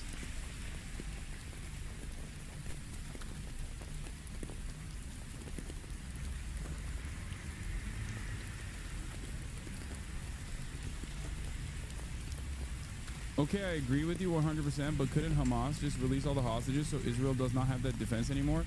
What are we talking about? What do you mean Israel doesn't have that defense anymore? Israel doesn't need any defense. It's doing a genocide right now. It's doing a genocide in spite of the fact that there are literally already hostages, Israeli hostages, inside of Gaza. Israel doesn't care about those hostages. That is a ridiculous assessment to make. What leads you to believe that Israel cares about the hostages? They're killing the hostages themselves. They're starving the hostages themselves by refusing to let in humanitarian aid. Israel's killing its own hostages, sometimes directly with small arms fire, as they did to the 3 hostages that were waving the white flag, and other times they're, bombing them. They've done this consistently.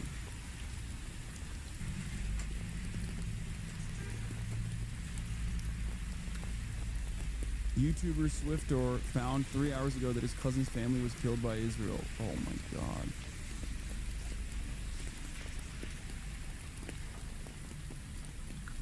The quicker people recognize that Israel's ultimate goal here is genocide, the easier this conversation will be for many of you. I think a lot of people still don't want to believe that, like, America's close ally would ever be so openly, so actively doing an ethnic cleansing campaign. It's just, that's the reason why you ask these questions, where you're like, I don't understand. Like, Hamas said that they would release all the hostages on October 9th. They said they would release all of the hostages on October 9th, 2023. As long as Israel basically followed the current ceasefire, 3-phase ceasefire proposal. Like, they had a hard line that was not dissimilar to the current ceasefire proposal that has been that was supposed to be implemented.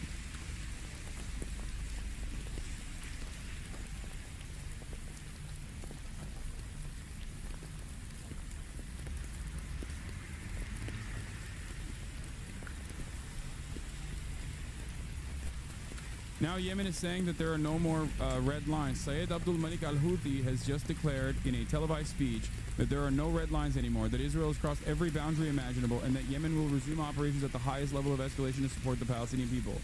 Considering that they've been able to successfully penetrate the Israeli security boundary by sending in loiter munitions and even sending hypersonic missiles, I suspect that means that they're going to start dumping payload into Israel proper.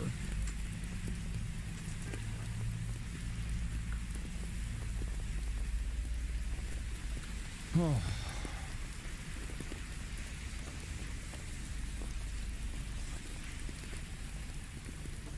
It's I don't know where this goes, you know? I mean, I do know where this goes. The reality of the matter is, if Israel continues doing this, it eventually is going to implode due to the stress being put upon it from other regional actors. You know? That's where it's going to, that's where it's going towards. That's where it's heading towards. And for the record, ballistic missiles from Yemen have already been launched in close vicinity towards Israel's Dimona nuclear reactor. The missiles were all intercepted, and yet the air raid sirens were activated as a consequence of this. And this happened earlier this morning. So last night for them.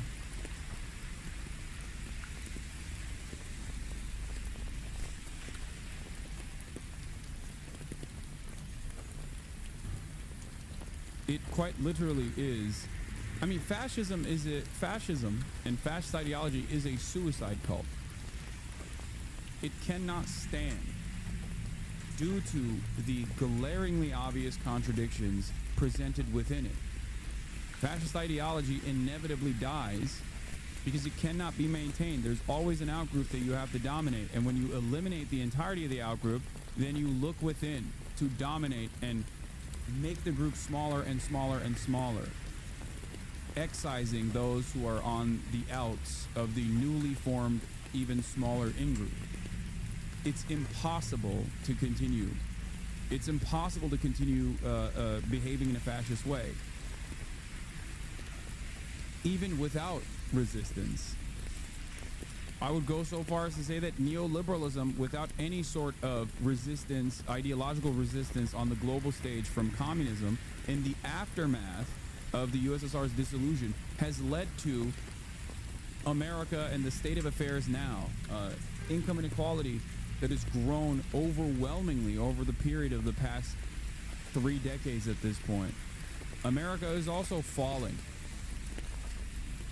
as a consequence of not having any sort of global competitors. America is failing because of its own success. And the same goes for Israel. Whether it is Yemen resisting or ascetic groups in the region that are resisting against Israel's genocide and American imperial ambition, without them or with them, Israel inevitably will fall apart due to its undying loyalty to implementing this fascist ideology.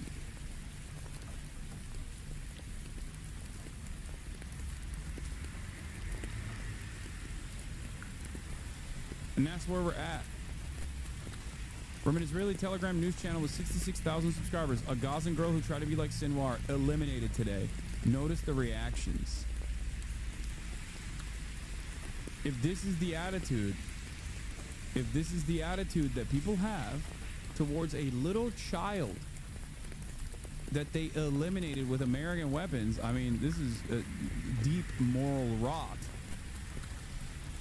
at the heart of Israeli society that will, you know, it's just not healthy. I don't know how else to explain it. It's just not sustainable. Times of Israel correspondent says that the first strike from Yemen to Israel since January 18th, which goes to show that the Houthis are following the ceasefire. Yes, a ballistic missile launched at Israel by the Iran-backed Houthis in Yemen was successfully intercepted by air defenses. There are no reports of injuries or damage in the attack. The IDF says the missile was shot down before crossing the country's borders. Sirens have sounded in Beersheba, Dimona, and numerous other towns in southern Israel. It marks the first Houthi attack on Israel since January 18th, right before the ceasefire took effect in the Gaza Strip. As in, Yemen 100% was following through on the conditions of the ceasefire. As a matter of fact, if you were watching closely, and you're never going to hear like Yemeni spokespersons on Western news, because it's important to keep repeating the lie that they are, you know, these barbaric monsters who are just operating on anti-Semitism, and that's it. And also, don't ban all these people that say stupid shit, mods. Palestine always attacks, then Israel attacks back as genocide. Hasan is a terrorist, says Necrosaro710. It's interesting because Palestine did not attack Israel at all. As a matter of fact, Israel was the serial violator of the ceasefire. This entire first phase of the ceasefire, Israel is the one that actually violated the ceasefire deliberately over and over and over again. And there was no response from any sort of Palestinian resistance whatsoever because they wanted the ceasefire to hold. And now Israel's decided it's over anyway.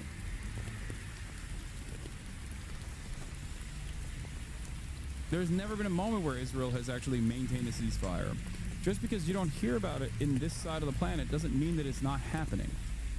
Okay?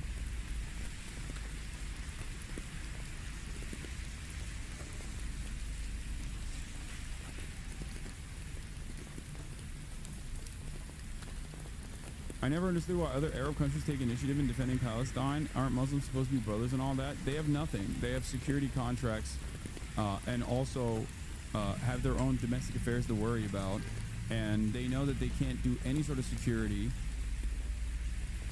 They can't do any sort of security whatsoever and maintain their dominance if they don't get a steady flow of American weapons. That's why so many of the Gulf states have set aside either private security cooperation agreements with Israel or openly done it with the Abraham Accords.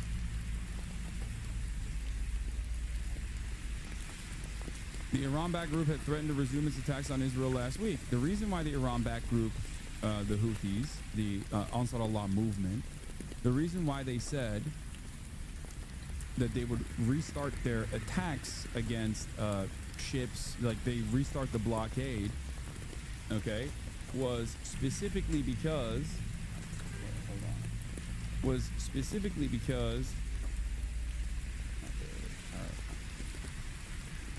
the reason why they said they would restart the blockade in the Red Sea was specifically because Israel had denied humanitarian aid from going into Gaza last week, which is a direct violation of the ceasefire conditions. Israel never stopped violating the ceasefire conditions, but they certainly moved in that direction heavily. You mean the Lufis? How are you? Oh my God, 7-month subscriber. Oh my God. Yes, dude, that's what I mean. The Lufis, okay? The Lufis, yes. That's what I mean. The Ansar Allah movement. One of the only regional actors that actually is trying to do something, anything, with the limited amount of power and resources that they have to try to make Israel incur some semblance of punishment or penalty, the worst crime imaginable, which is a crime of genocide. Okay? They have a coastline that they have a coastline and a direct access and entry point into the Red Sea that they're understandably saying that they're going to defend. You know? Yes, they are morally correct in this process. That might frustrate you. That might upset you. Maybe you should do some re-examination of, you know, your own personal worldview in this process.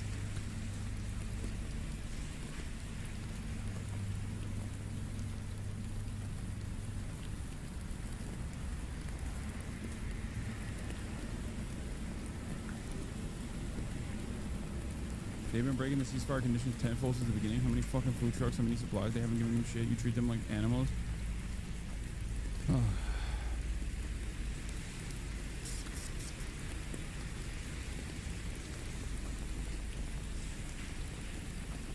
Do people in Israel genuinely believe they're killing Hamas and not just blowing up babies? No, they know they're blowing up babies. They don't care. They like it. You know, there are definitely a non-insignificant amount of the Israeli population that likes it, straight up.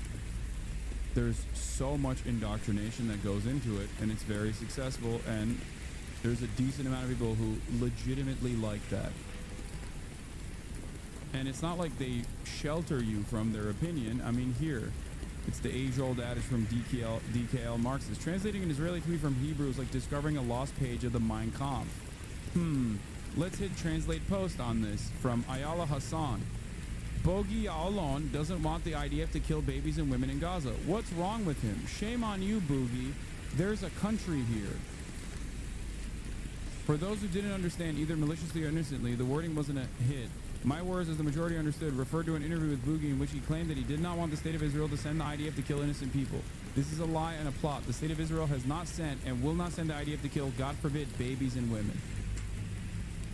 After getting some pushback, she turned around and was like, oh, that's not correct. That's not, they don't do that. Except they do.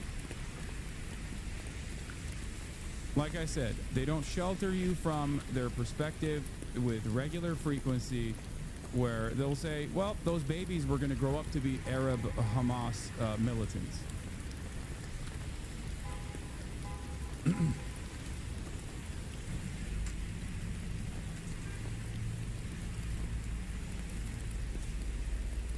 That's it.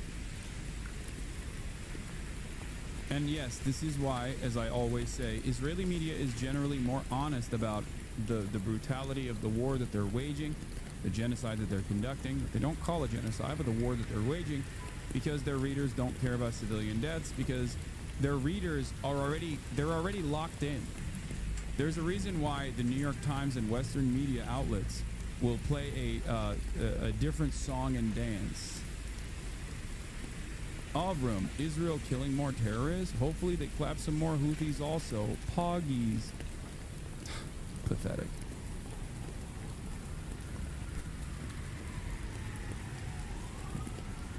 Poggies. Imagine saying Poggies about genocide, dude. What a pathetic individual you must be. Oh, Poggies, more genocide, please. Like, we've completely devolved as a society. It's just like, I don't even know what to say about this.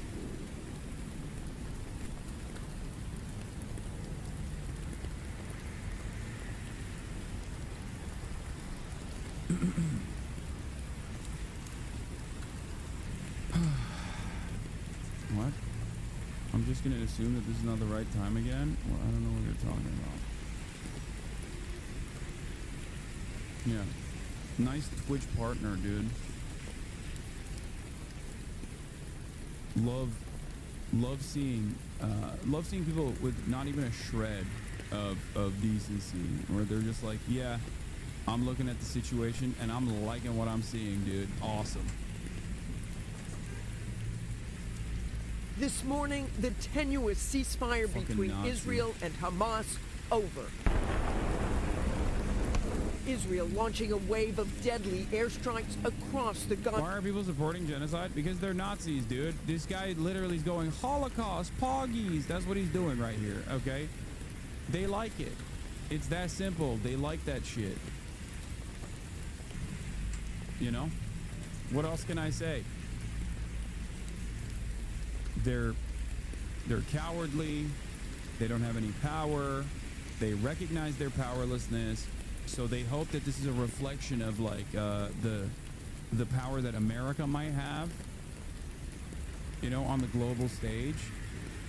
The power that Israel might have as an extension of America on the global stage, to be like, yeah, we're really sticking it to them. You're not. Like, being openly gleeful at mass murder of babies, you are not a normal person. You are a depraved person. You have lost your humanity. You have dehumanized yourself, okay? You have lost your humanity. You will never understand it. It sucks. Gaza Strip. Babies, Lamau? Yes, babies, dumb fuck.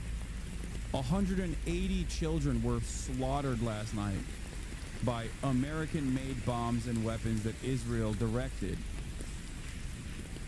Yes, babies. I don't understand this attitude that people have. Like, it's very shocking. It's very shocking. 180 children were slaughtered out of the 400.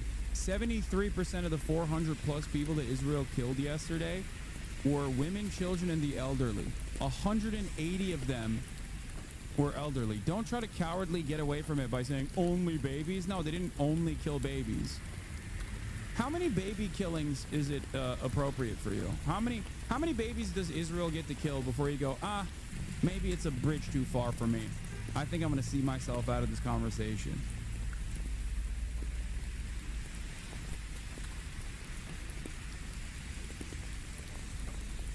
Don't you feel like you've lost touch with what makes you human when you say only babies? I mean, they killed women, children, and the elderly as well.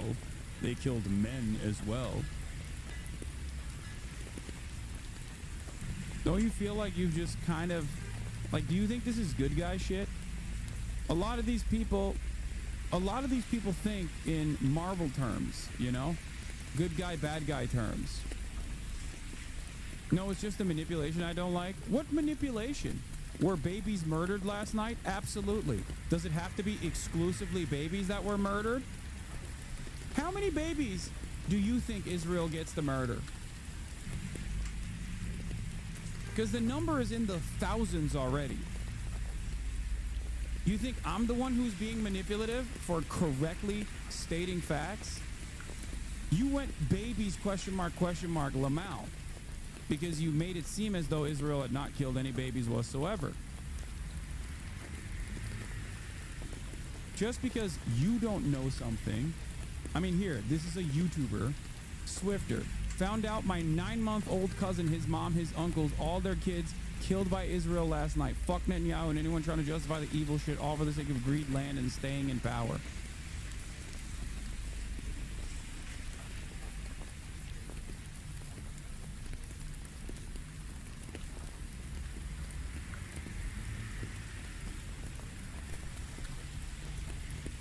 No, it's just the manipulation I don't like.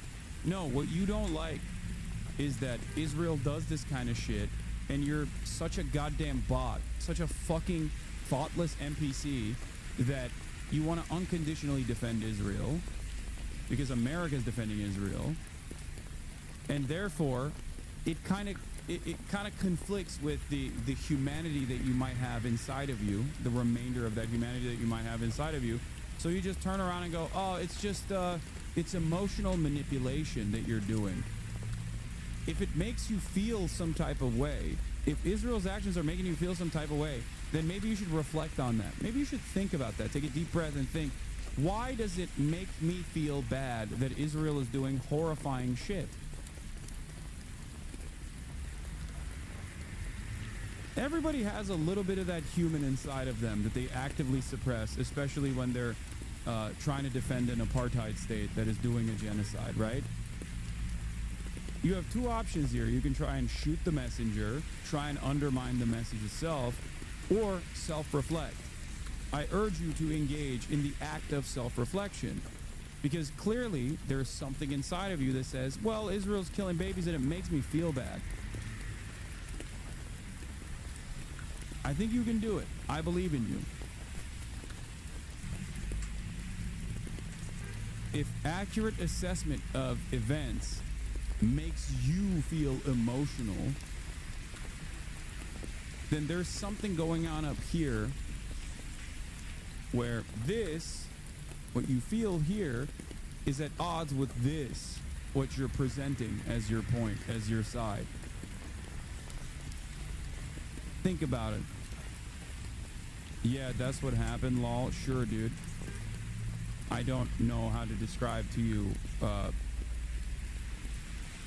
what is going on here. Sure, dude. Sure, lol. Emotional manipulation, lol. Lighting up Gaza just after 2:30 a.m. local time in the largest assault on Hamas targets since the ceasefire took effect nearly 2 months ago. Prime Minister Benjamin Netanyahu ordering the IDF to take forceful action against Hamas after the terror group refused to release... Nice try trying to make me feel something, stupid. Don't you know I'm a fucking moron? Ha! Guess what? I won't be feeling anything. Well, I tried, you know. release more hostages. Netanyahu calling for continued extensive strikes. Explosions could be heard throughout Gaza. More than 400 people killed and more than 500 injured, according to the Hamas-run health ministry. A number of people are trapped under the rubble, so that number is expected to rise. Hamas saying Netanyahu has overturned the ceasefire agreement. For 6 weeks, there has been relative calm in the region, with the return of about 36 hostages in exchange for almost 2,000 Palestinian prisoners. That first phase of the ceasefire ended 2 weeks ago. Since then, negotiations have stalled, with neither side able to agree on a path forward. The second phase was supposed to see the release of nearly 60 hostages and bring an end to the 17-month war that began with the Hamas attack on Israel. Yeah, that began. Yeah, October 7th was the first time that anything ever happened. Please, no matter what you do, don't look at October 6, 2023. You know? Please don't look at 76 years of apartheid, please, because that would undermine the entire point. Israel on October 7th of 2023. The White House saying Israel had consulted with the administration before the strikes. It was just 42 days ago that President Trump hosted Netanyahu at the White House, the first foreign dignitary to visit the White House for Trump's second term. Trump saying he could end the war and issuing a warning to Hamas if they delayed the return of the hostages. This new round of fighting will undoubtedly deepen the humanitarian crisis within Gaza, where food and aid haven't entered since March 2nd. As for the hostages, the last living American-Israeli hostage had been expected to be returned at the start of Phase 2, but clearly that is off the table for now. Hamas has rejected all of the proposals it received from President Trump's special envoy, Steve Witkoff, and this morning, Netanyahu promises the attacks in Gaza will only intensify. Mary? When did they start calling it the Hamas-run health ministry? Immediately after the El Ahli hospital strike, which Israel claimed actually didn't have 400 casualties, not just deaths, but casualties across the board, a mistranslation, and then claimed was actually a misfired Palestinian Islamic Jihad rocket, and then many of the pro-Israeli brigaders came out of the woodwork to be like, Israel would never attack a hospital. They literally attacked every other hospital. They had attacked Al Ahli literally 2 days prior to the fucking courtyard bombing.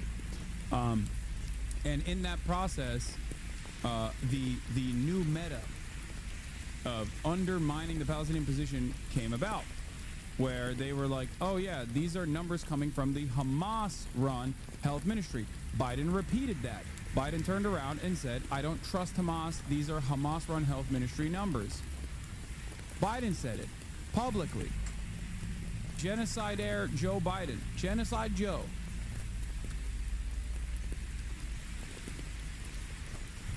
It's not a new meta. No, it is a new meta. It was a new meta. Before that, they would say Palestinian health ministry or Gazan health ministry. Hamas-run health ministry is, I'm sure it's been utilized before, but never to this degree. It's not like, it was never a part of the lexicon. All of a sudden, after Biden said that, all hell broke loose. Everybody started using it. Now they're using it for Yemen. The Yemen health ministry is Houthi-run health ministry now.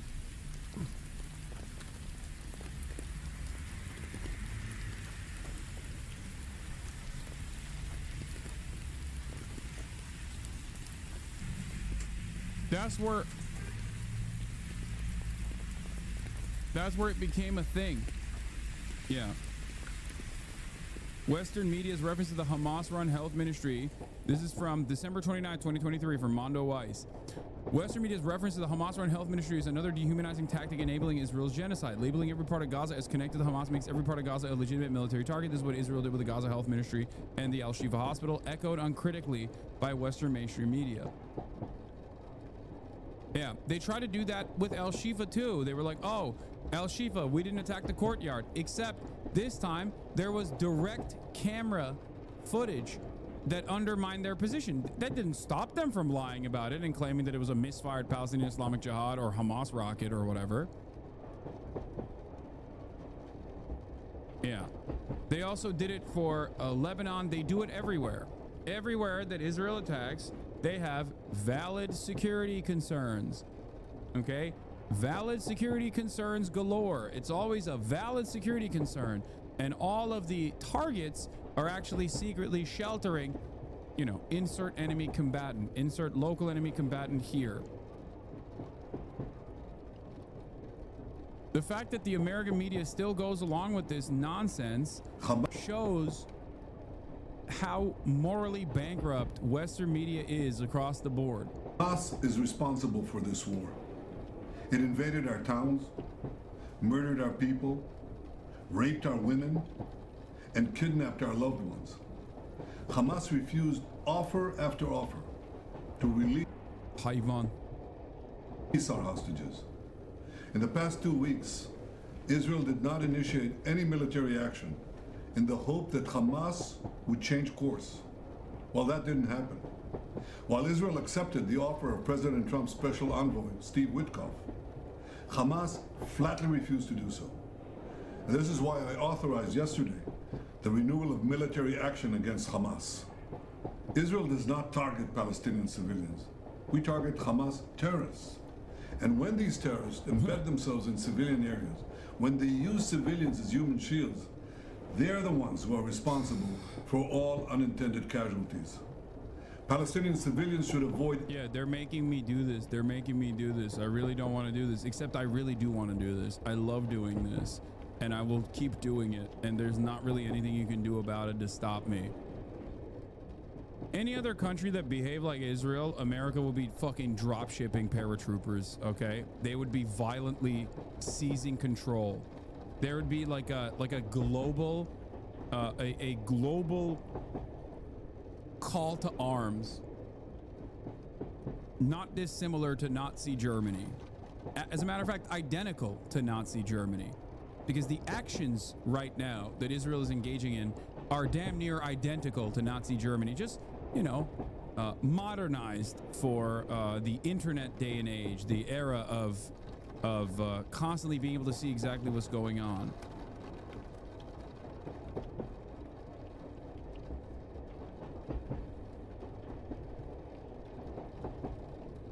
When people say, look at Russia, okay, exactly.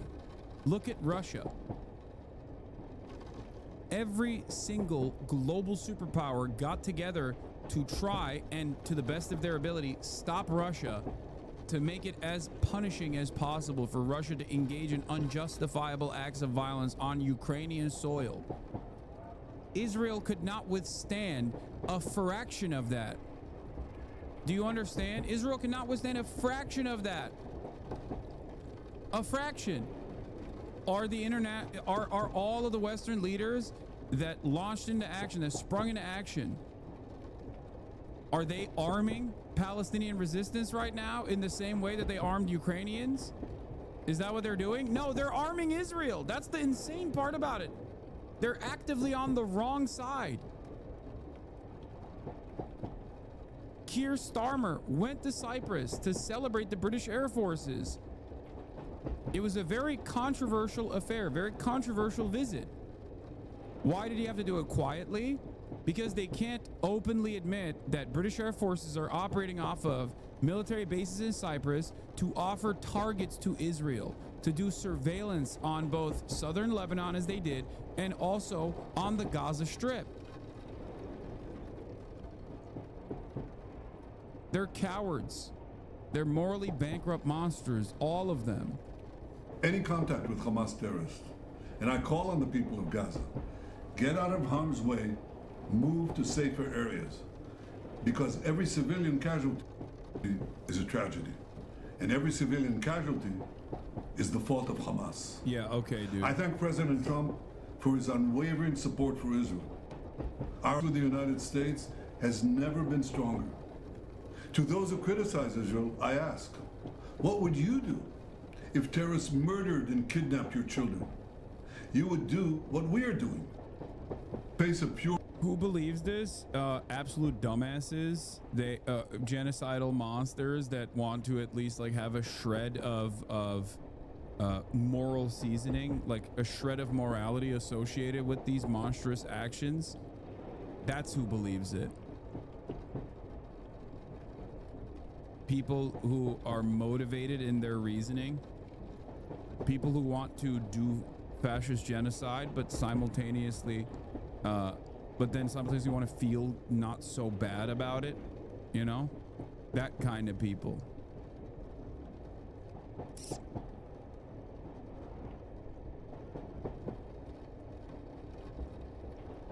You're evil. Free societies have no choice but to fight. So I want to assure all our friends around the world, Israel will fight, and Israel will win. We will bring our people home, and we will destroy Hamas. We will not relent until we achieve all these vital goals. And we will not rest until we give our country a future of peace, prosperity, and hope. And we start with a Fox News alert. Here, you'll see who wants to believe in this right now, real quick. There you go. Israel is signaling plans for a broader offensive in Gaza as it continues. If your child was kidnapped, wouldn't you want to bomb the kidnapper until your child is buried under a pile of rubble? Because we must eliminate the terrorists. This is why every time America has a school shooting, I always say, time to blow up the school. I love blowing up schools. After all, in schools, you might learn that Israel is not the best country. If you don't learn on accident that Israel is the only moral country, then we must bomb the school. We will bomb every school. Everywhere around the world, there are terror schools. Continues to hammer Hamas targets. All right, the fragile ceasefire ending over the terror group's refusal to release the remaining hostages, including American Edon Alexander. Trey Yinks is live from Israel with the latest. Good morning, Trey. Hey guys, good morning. Overnight, Israel went back to war against Hamas, launching dozens of airstrikes throughout the Gaza Strip. Massive explosions rocked major population centers, including Gaza City, Khan Yunis, and Rafah. We know many people were killed, though Fox News cannot independently confirm the exact number. Among the dead are reported to be numerous senior Hamas officials, including Issam al-Da'alis, who was acting as one of the de facto leaders of Hamas. Funerals were held this morning for some of the dead. We know that many are civilians. The question now is if this will continue. National Security Council spokesman Brian Hughes said in a statement, quote, Hamas could have released hostages to extend the ceasefire, but instead chose refusal and war. Hamas declined to accept a previous ceasefire proposal put forward by the Trump administration. And right now there are indications Israel could be preparing to enter Gaza on the ground. Evacuation orders were given this morning, with the IDF releasing a map for Palestinians to leave the entirety of the Gaza border area. Israeli officials quoted in local media today are telling Hamas to release the remaining hostages for the firing to stop. Israel. It's just like the question I have for people is like, what would you do in this situation? I know it's virtually impossible for any American to genuinely feel what it's like to be destroyed with such overwhelming force as the world kind of looks on. But if anyone says they wouldn't fight it, they're fucking lying. You know? You're just lying to yourself and everyone else in your vicinity. Like what is the expectation? You just like die quietly. You either die on your knees, die quietly, or you die with a fight. Obviously, people are going to put up a fight. They're going to say, all right, well, we're not dying quietly. We will be able to control the ways in which we die. That's it. Israel clearly changing their negotiation tactics here. Looking at the situation in both Doha and Cairo, they're trying to put new pressure on Hamas to free the remaining Israelis held inside Gaza. Guys? What's the sense, Trey, inside the country? They feel as though this is overdue, or is there more angst about the hostage? I know it's been lagging, specifically on my stream. I have people on it right now. Working on it right now. They're actively monitoring it. and hopefully there will be a fix for it soon. Just. So there are two parts to this. This is a little bit of inside baseball, but it's very important here. We just learned last hour that the Jewish Power Party, led by Itamar Ben-Gvir, the KKK, the Jewish KKK, by the way, Jewish Power Party, white power. That's literally what it is.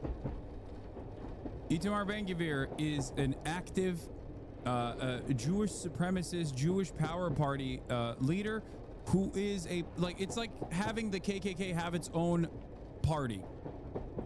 country's former national security minister will be rejoining the government coalition.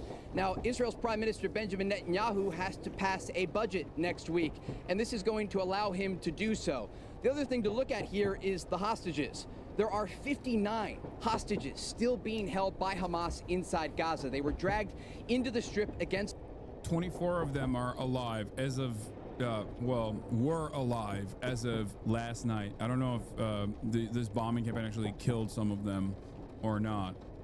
But the suspicion is that 24 of them are supposed to be alive.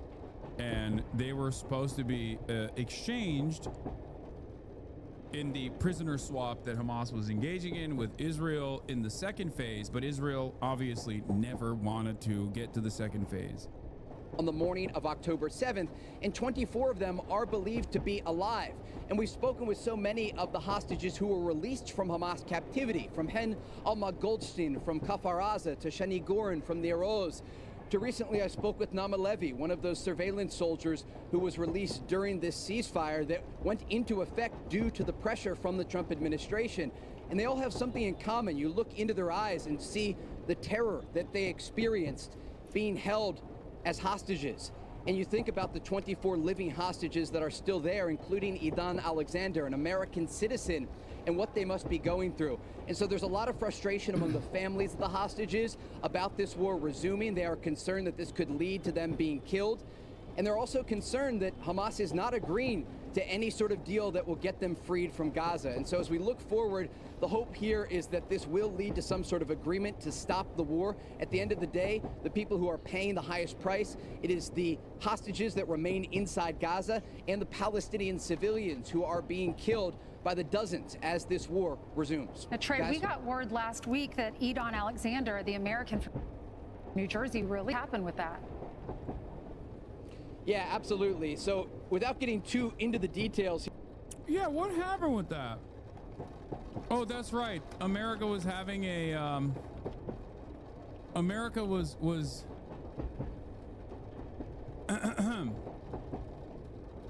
America was having talks directly with Hamas, and then the guy who was responsible for those talks went on television and was like, of course, we're the United States of America. We're going to have direct talks with Hamas to release an American prisoner. You know, it is what it is.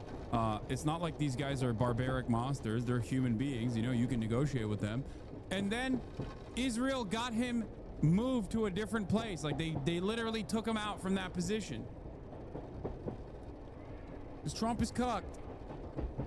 He knows who daddy is too. After all, he pushed him into his chair. So that's what happened. They mentioned that Hamas officials were killed. I'm guessing that's not true. No, it is. The problem is these aren't the armed wing of Hamas. The officials that were killed were a part of civil governance. They're civilians. Hamas is both a political party and an administration, as it is also a separate military wing. So yes, the people that they killed were in civilian positions. It's like killing a doctor who is also a part of the Palestinian health ministry, right? The Gazan health ministry, and then being like, well, we killed a high-ranking, Hamas militant, because technically that is the party that runs Gaza.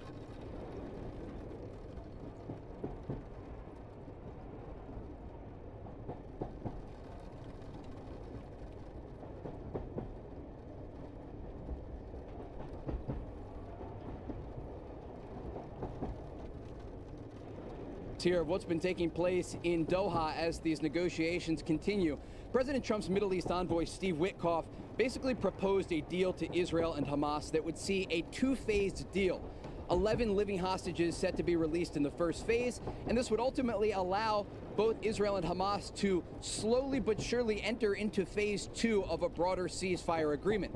Hamas rejected that deal that was put forward by the Trump administration and basically agreed to a deal of their own to release all of the bodies of American citizens that are currently being held inside Gaza and the final living American, Idan Alexander. This was seen by Israel. Yeah, imagine if, like, I don't know, imagine if Russia, like, assassinated the head of the EPA, okay? And then Russian media was like, yeah, we killed a terrorist. Like, we killed a terrorist. That's what's happening. And also, in the assassination of the head of the EPA, the Russian forces also, like, blew up entire city blocks and killed 400 people, 180 babies. Okay, 180 children, not babies, sorry. Some of them were babies. I don't know if all of them were. Overwhelming majority, women, children, and the elderly.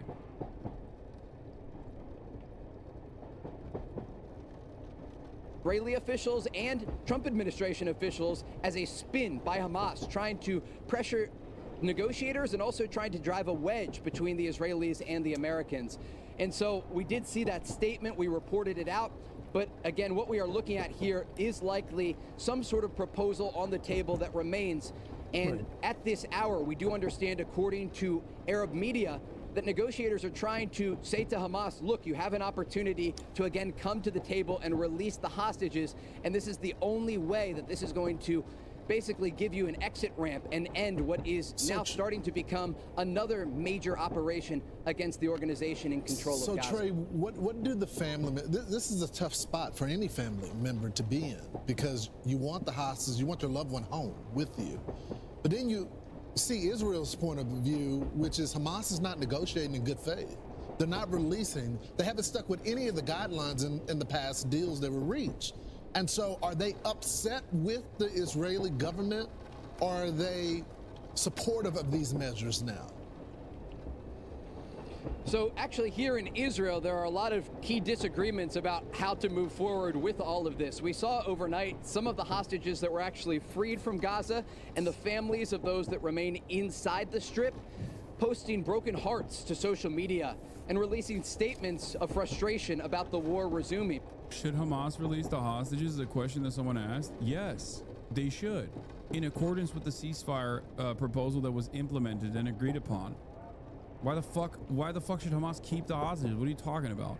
And Israel should also, in the same process, remove its troops from the Netzarim and Philadelphia corridor and you know, move into the final stage, the third phase of the ceasefire proposal, where there's still more prisoner swaps and prisoner releases taking place, and that a permanent cessation of hostilities can be implemented. Yes.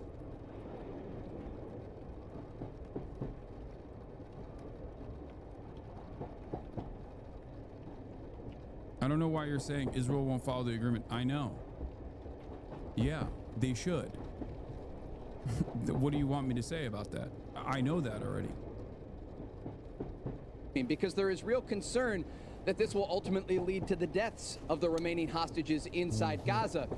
But you raise a very important point here. Hamas has not negotiated in good faith, and it has led to a very challenging situation for negotiating teams and for President Trump's Middle East envoy, Steve Witkoff.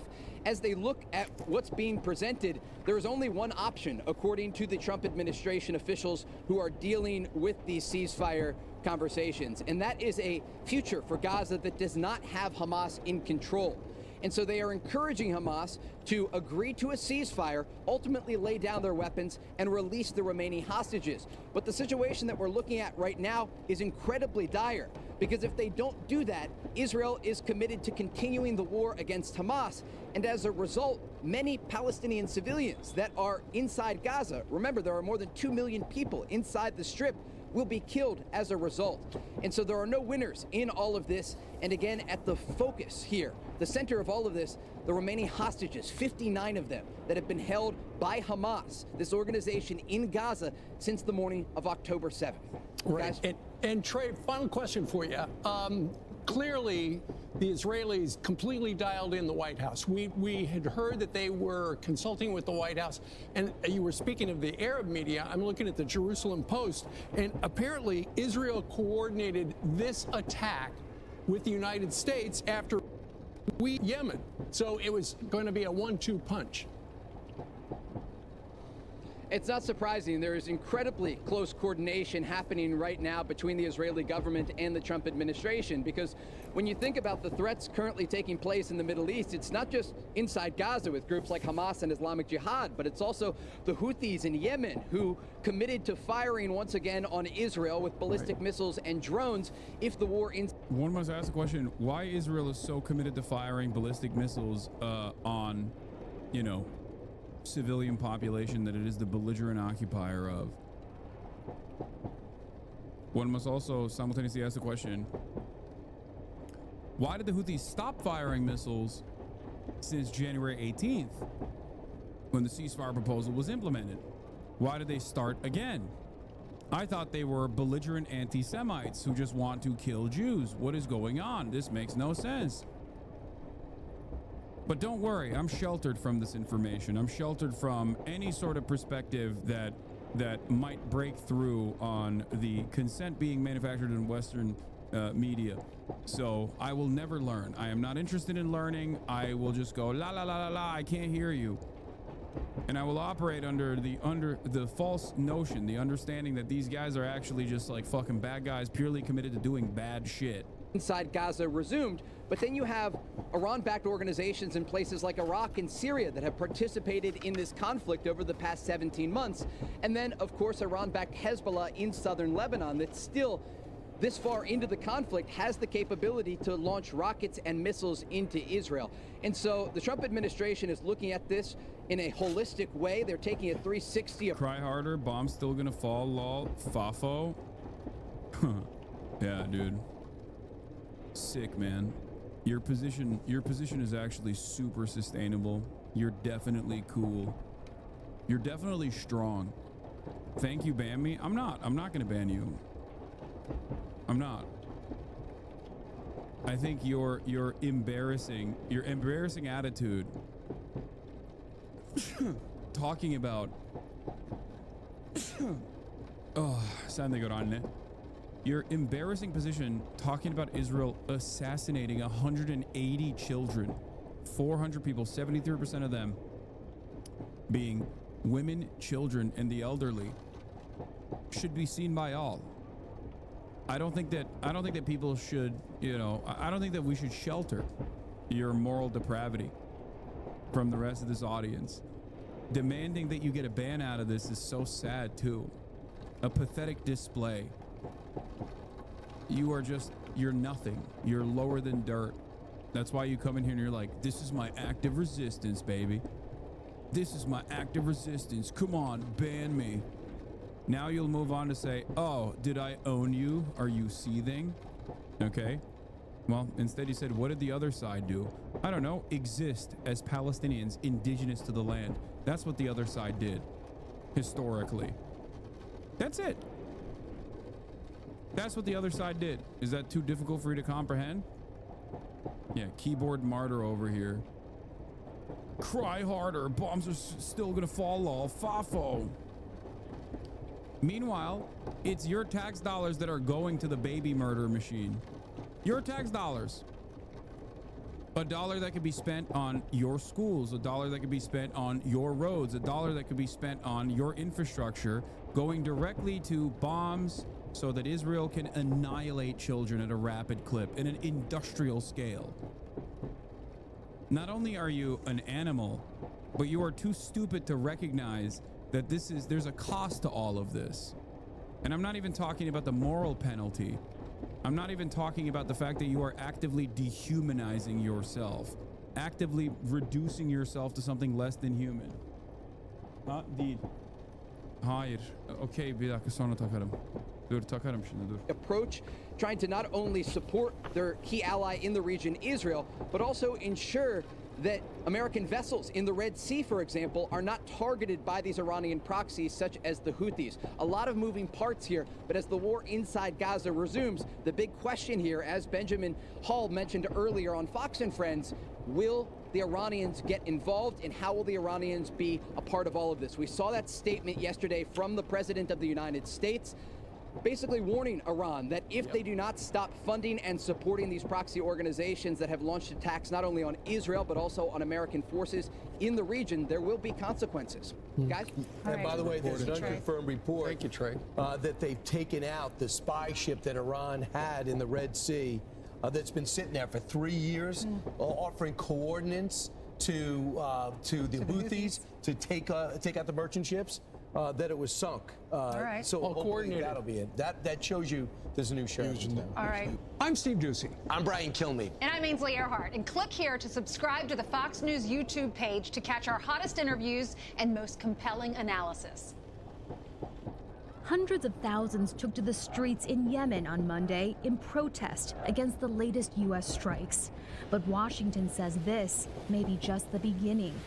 President Trump's first military operation since returning to office continued into a third day, targeting what the U.S. says are Houthi sites in Yemen. We will use overwhelming lethal force until we have achieved our objective.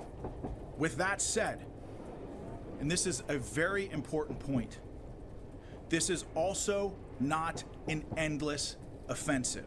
The Pentagon says the ongoing operation struck at least 30 Houthi targets over the weekend, including training and weapons centers, and resulted in several dozen military casualties. It denied any civilians were hurt, despite evidence to the contrary. The U.S. also said it shot down 11 Houthi drones, which had targeted U.S. warships. Meanwhile, Trump took to social media, claiming that the Houthi attacks were being directed by Iran. Every shot fired by the Houthis will be looked upon from this point forward as being a shot fired from the weapons and leadership of Iran.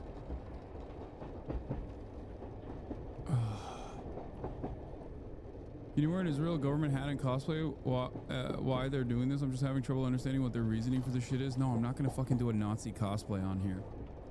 Okay? I already get close enough with the MAGA shit. I'm not gonna directly do Nazi cosplay. Yeah. In terms of attacking Yemen's Houthis, no, my mom is walking Kaya.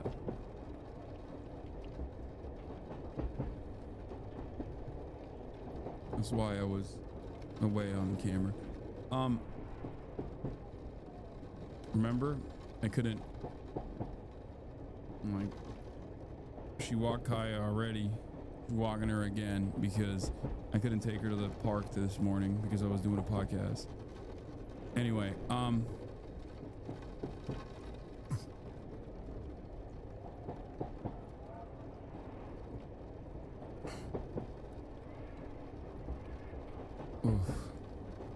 so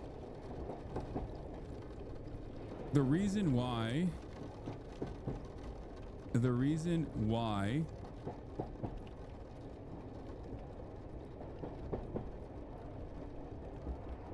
Trump is doing this is clear. It's because Yemen decided to re-implement its blockade when Israel decided to violate its own ceasefire agreements by denying humanitarian aid going into Gaza. Okay? Israel denied humanitarian aid from going into Gaza, so Yemen said, we're going to restart the blockade.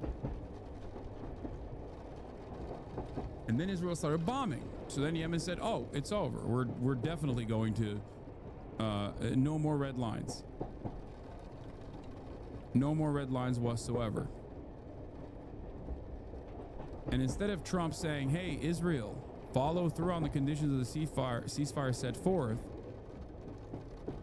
Trump turned around and did the Joe Biden thing, which is attack Yemen for the crime of trying to stop Israel from doing a genocide, despite being the poorest nation on the planet right now. Iran.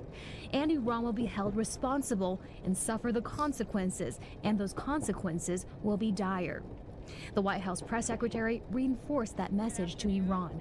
There's a new sheriff in town, and this president is not just going to sit on his hands and allow terrorists to launch attacks on commercial vessels and U.S. naval ships. The Houthis had not attacked ships in the Red Sea since the Gaza ceasefire took effect in January, but had warned it would renew its attacks on ships. Remember I told you Trump to blame last week? You said it's all Biden. What are you saying, dude? Why are chatters arguing with a imagined version of me? I'm right here, dude. Okay, you don't have to like make up shit that I haven't said. This is very confusing. Either you're in an entirely different stream, or I don't know what the fuck's going on here. Because none of the things that are happening right now were unpredictable. I, as a matter of fact, said it was going to happen. Over and over again. Shipping if Israel continues to block aid from entering Gaza. The Pentagon says the operation against the Houthis will continue until the Houthis pledge to stop their attacks. Heidi Jo Castro, Al Jazeera, Washington. Make sure to subscribe to our channel. Meantime, to the case of another Columbia student. Yeah. Meanwhile, we're now going back to the domestic front to talk about the actions being taken by the Trump administration on the domestic front against people who are speaking against this genocide. I guess the silver lining, if you want to call it that, on all of this stuff is the Houthis won't exist much longer, probably. Yeah, I don't know where you're making this inference from, because their blockade on the Red Sea has only galvanized the Houthi position and has actually restored almost singularity to the entirety of Yemen. Yemen undergoing a civil war backed by Western-backed coalition forces with the UAE and Saudi Arabia, literally all put their arms down to unite against Israel. So you're entirely wrong on this. And if Operation Prosperity Guardian showed us anything, it is that you can spend $1 billion worth of munitions by bombing heavily, densely populated civilian areas, claiming that you're like blowing up, you know, enemy military positions. Israel directly targeted the Sanaa airport in Yemen while the leader of the World Health Organization was inside of the fucking airport, by the way. And yet none of that has stopped Yemen from successfully implementing a blockade on the Red Sea for as long as the genocide continues. Yeah, bombing guerrilla terror groups has always worked, right? I haven't paid attention to any foreign conflict for 30 years. 30 years, basically almost 100 years. You can bomb guerrilla insurgencies all day, every day. Look at fucking Vietnam. It never works. It never works. You can't do it. Look at the Taliban. Look at the Viet Cong in Vietnam. And Yemen is yet another blip on a long and convoluted chapter of American imperialism and its ineffective methods of dealing with insurgencies. Yeah, look at North Korea. Exactly. It's so stupid. Student whose future is uncertain. Also, yes, the bottom shelf is correct. The point isn't it for it to work, it's to sell bombs anyway. You have to have a steady flow of weapons. You have to consistently recycle. You have to consistently find new targets. That's it. It's that simple. You don't have to actually like bomb these countries into oblivion and destroy them. There is no That's not the real purpose of all of this. The real purpose of all this is to just keep making new weapons, keep making more unique ways of murdering children. Amid the Trump administration's immigration crackdown, PhD candidate Ranjani Srinivasan says she fled the country after her student visa was suddenly revoked. She sat down with Lilia Luciano to tell her story in her first TV interview. The events in the last 2 weeks have sort of spiraled out of control. 37-year-old Ranjani Srinivasan is originally from India. She's been in the U.S. legally as a PhD student of urban planning at Columbia University. But in early March, she was suddenly notified that her student visa was being revoked. I was talking to the advisor from the international students office on Zoom. She was reassuring me that I'm fine. And while that was happening, ICE was knocking on my door. Without a visa. The excuse being repeated by media outlets is that Israel stop this. Hamas doesn't want to release the hostages. Is that true? What do you think? Of course it's not true. Anything that Israel... Dude, I'm sorry. There is a handful of moments where Israel has told the truth. Okay? Not even a handful. There's like... It's much easier to figure out when Israel has told the truth than not. They always lie. Literally, always. Governments lie all the time, but Israel is a particularly gross offender. All governments lie, but Israel is egregious and consistent. No. The reason why the ceasefire fell apart is because Israel already was violating the conditions of the ceasefire to begin with, not letting in enough aid that they previously had agreed upon, or even shutting off aid in its entirety this past week, but then completely ending the ceasefire talks. We want to move on to phase 2 of the ceasefire, where the hostage, like the prisoner swaps would continue. They didn't want to get to the second phase of the ceasefire because they never wanted to stop bombing Gaza. They wanted to continue bombing Gaza. It's that simple. They want to continue the ethnic displacement and ethnic cleansing campaign.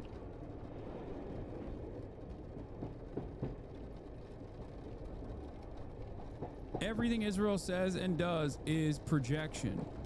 Her enrollment at Columbia was terminated, and fearing she'd be detained indefinitely, she fled to Canada. The issue seems to stem from last year's pro-Palestinian protest on Columbia's campus. On April 30th, students occupied a building. That night, NYPD officers arrested hundreds on and off various university campuses, including Srinivasan. But she says she was not involved at all. You were not inside Hamilton Hall? No, I was at a department picnic with my friends and faculty. You weren't even protesting that day? No, I was on the way back home, barricades. I think the police charged. Maybe skip the cloud server for now. You got it, man. Let me just end the broadcast for today. Like, I can't. Okay, I know that it's effing. I know that it's skipping. You're just gonna have to live with it. All right. Thanks for the feedback, chatter. Yes, every now and then there's gonna be a minor blip. It's okay.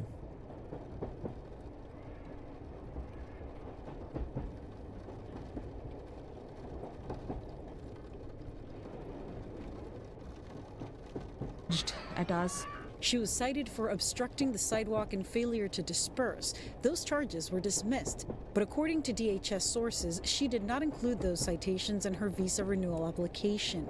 If I made a mistake, I would be happy to clarify that with the state. I never meant to conceal anything. I've been in complete compliance with my visa. I would like a chance to clear my name. In a statement, DHS accused her of being involved in activities supporting Hamas without providing any proof. The Secretary of Homeland Security, Kristi Noem, said that you are a terrorist sympathizer. I mean, I just found it absurd. I'm not a terrorist sympathizer. For now, she's stuck in limbo and worries the crackdown will have an effect that goes far beyond free speech. I came to the US because I really like the academic culture, and you have a lot of academic freedom, something that you don't really find anywhere else in the world. But currently, I do think that there is a crazy climate of fear in universities, and especially in Columbia. So do you think the thing that brought you to the U.S. is ending? Yes. Colombia told us once a student visa is revoked, it has to unenroll a student. Srinivasan's lawyers argue that those dismissed citations should not have had any impact on her visa eligibility. We asked DHS for clarification on this case, but we did not get a response. To be clear, the government does have ample discretion when it comes to revoking student visas. Yeah, this is more so a process of should they. We just talked about a student. We just talked about a student having their visa revoked and having to escape the country. Okay, for the most minor of reasons, which again, not because of like the fact that she was falsely detained and didn't report on it or anything like that, but instead because she dared to protest against Israel. Now let's move on to the doctor from Rhode Island who was here in the United States on an H-1B visa, denied admission to the US because of photos on her phone. This is a doctor that works in a very specialized unit in Rhode Island that has an H-1B visa for this reason. She also happens to be from Lebanon. Okay, let's take a look at why she was denied entry into the United States of America. Information about why a Brown University professor was denied entry to the U.S. even though she had a valid visa. As WBZ's Louisa Moeller shows us, because of photos on her phone and her answers to certain questions. It's a kidney transplant doctor. She works in my family. This shit is insane. Yes. Customs officials consider her a possible threat. Court documents say Rasha Alloway had just gotten off a plane at Boston Logan last Thursday, on her way to be an assistant professor and doctor at Brown University on an H-1B or work visa, when she was detained and sent back to her home country of Lebanon. Now, new court filings are providing evidence as to why. After arriving in Boston, officials searched her phone, and Dr. Alloway was interviewed by Customs and Border Protection. Bro, this is straight up Israel shit, by the way. This is what Israel does to the Palestinian citizens of Israel. This is what Israel does in the West Bank to Palestinians in the West Bank. America is now doing Israel shit for Israel, ironically enough. It's just Nazi shit. Oh, let me see your phone. Oh, sorry. That's a thought crime. That is crazy. Protection official. She was asked why she had photos of Yeah, it's what people say China does to everybody. That's what's so crazy. This is literally like, oh yeah, this is, I bet that's what they're doing in China. They don't, by the way. That's crazy. Hezbollah fighters and martyrs, including photos of the designated terror group's assassinated leader, Hassan Nasrallah, on her phone. She answered, "Oh my God. I can't believe that she had a photo of Hassan Nasrallah on her phone. I guess, nope, sorry."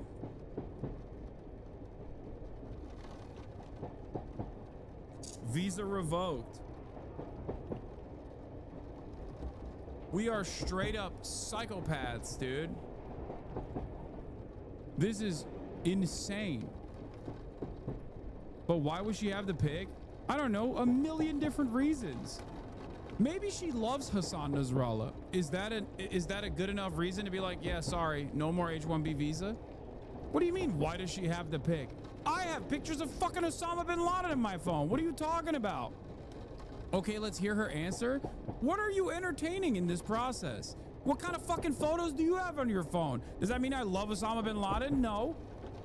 The fuck do you mean?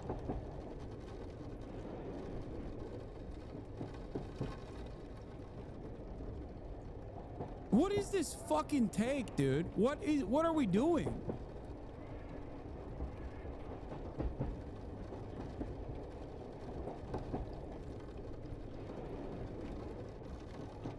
No, don't say that. They will see it. No, that's fucking ridiculous.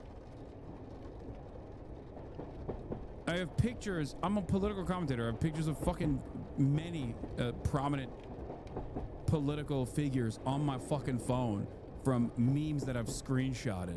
This is idiotic. It could be for any number of different reasons. What are we talking about?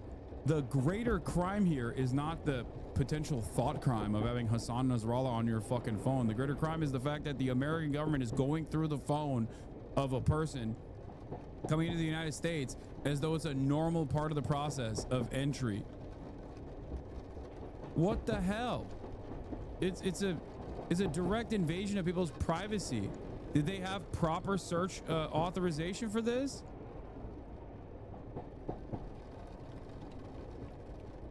Like, did they have a search warrant for this? You can't just like go through someone's phone like this. I hope you understand. Yeah.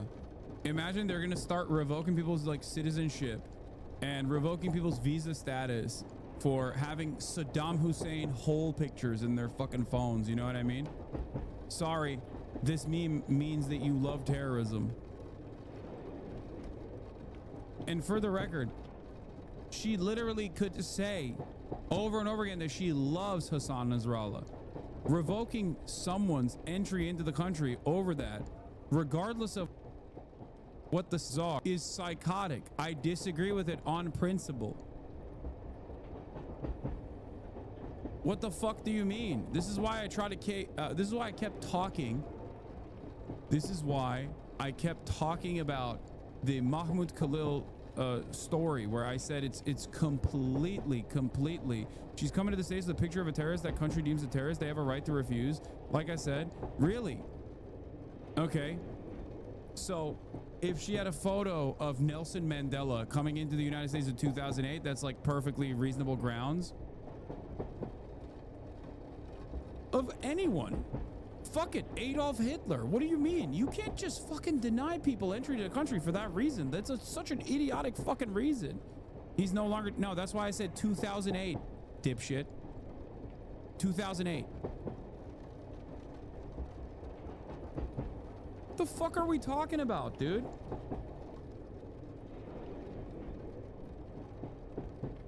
Not only is having a photo on your phone not an endorsement, but what if they did have... What if it was an endorsement? I don't give a shit if it's an endorsement. What are you talking about? That's what I keep explaining to people. Free speech is not just like, oh, I'm scared now, so it doesn't matter. That's not how this works. Same with fucking due process. Okay? Having an opinion on something aside, like not appreciating something or being very critical of something aside, the government violating your rights is unheard. It's completely unacceptable.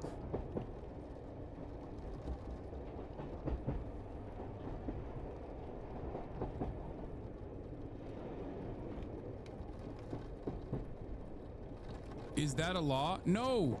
The law is that she can, there's no problem with her fucking having a picture of anybody. What are you talking about? Sure, make it the law when I come to your country. Then, oh my God, you're not even American. Oh my God. Oh my God, there's nothing. Dude, American hogs are incredibly low on the bottom of the fucking totem pole, all right, in terms of like being servile little piglets. But a guy who's not even an American, who's LARPing as a fucking American hog, is unimaginable, dude. Oh my God, you are lower than the dumbest inbred hog, you fucking Ian Miles Chong ass motherfucker. Holy shit. Fantasizing about being an American hog.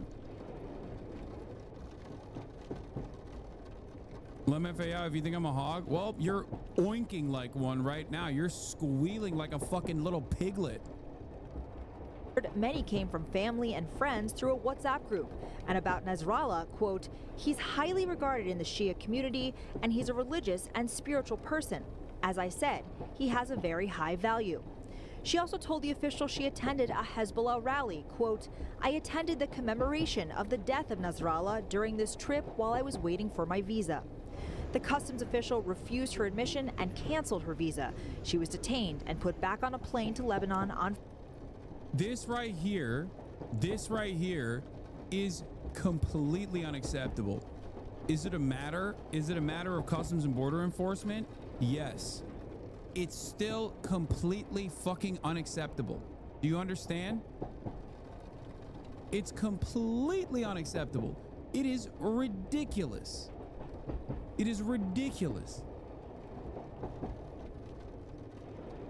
If someone came to the U.S. with a picture of Hitler on their phone, Trump would hire them on the spot. True.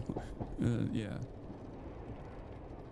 So within legal rights, but you don't like it, so change it, but don't get mad they're enforcing the current laws. Okay, you can't say I'm not a hog and then say the most hoggish motherfucking thing on the planet, dude. It's like if I was doing commentary during the fucking slavery era, being like, this is unjustifiable, and you're like, well, just change the rules around slavery then. Stop complaining about it. No, the photo part is not. The Customs and Border Patrol has broad discretionary powers over denying entry into the United States of America. Many of those rules are outdated, antiquated, oftentimes not applied because it's fucking idiotic.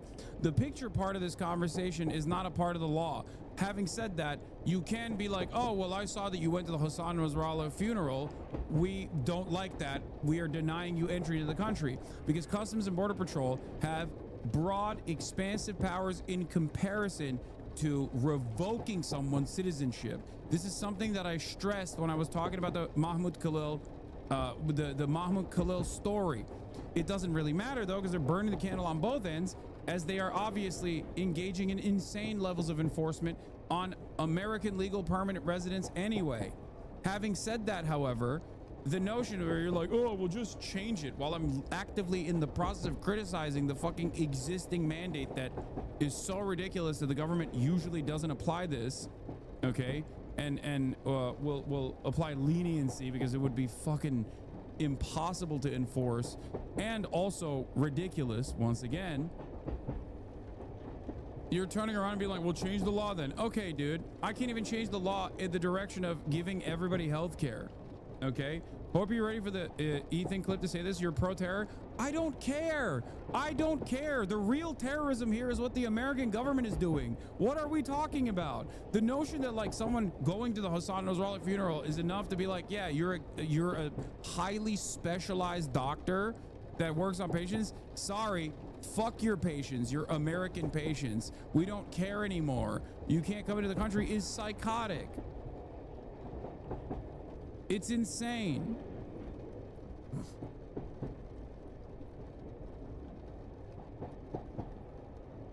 Yeah. It's also idiotic to assume that Ethan Klein was not going to call me a terrorist or a terror lover or an Islamist fundamentalist or whatever insane thing that he comes up with on a daily basis, call me a fucking anti-Semite over and over again without this clip. You know, he's been doing that. Trust me.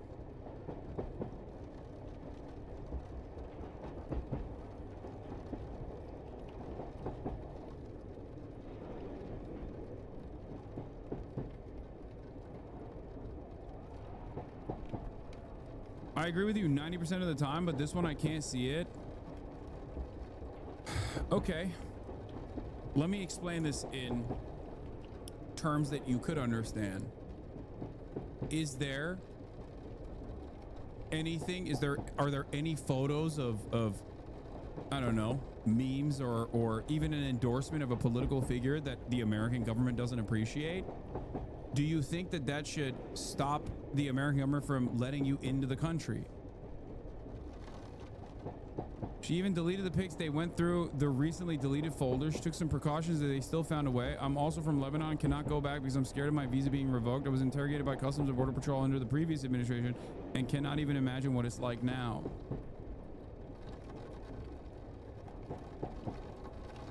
The funeral part is a bit odd. Why is it odd? This is a leading political figure, or what? A political in fucking Lebanon. Why is that odd? Because the American government's like, he's a terrorist? Is that why it's odd? Okay, that's why I always bring up the example of fucking Nelson Mandela. He was on the terror watch list until 2008, okay? It doesn't matter. It's ridiculous. This doesn't apply. This standard does not apply across the board. If that was the case, then Kahanis would not be allowed into George Bush funeral. Did you just compare Hassan Nasrallah to fucking George Bush? Are you out of your mind? George Bush. First of all, I don't think that anyone should be denied entry into the country for going to the George Bush funeral. That's number one. Number two, George Bush killed millions. What are you saying?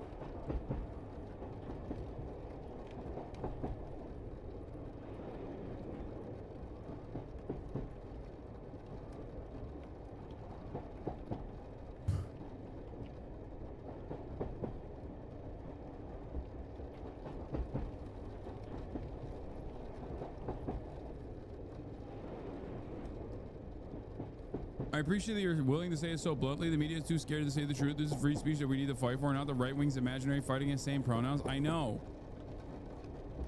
All of the free speech defenders, when actual violations against free speech occurs, are not only not quiet, but they're actually actively on the side of violating free speech.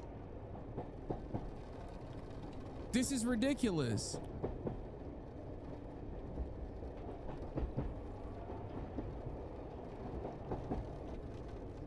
Like, how many people that are directly in the IDF and have done war crimes have been able to come back into the United States freely? What are we talking about?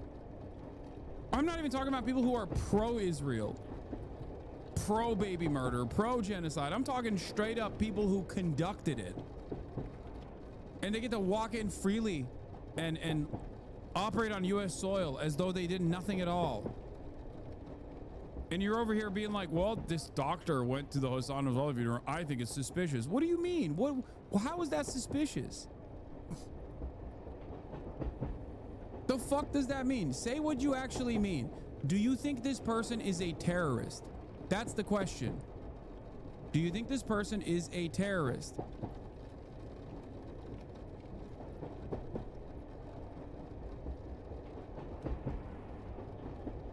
It pairs up so nicely with what we just talked about with the previous story of a person being falsely detained by police and signing off on a Architects Against Genocide petition, and then liking Instagram posts, and then having their student visa revoked for that reason.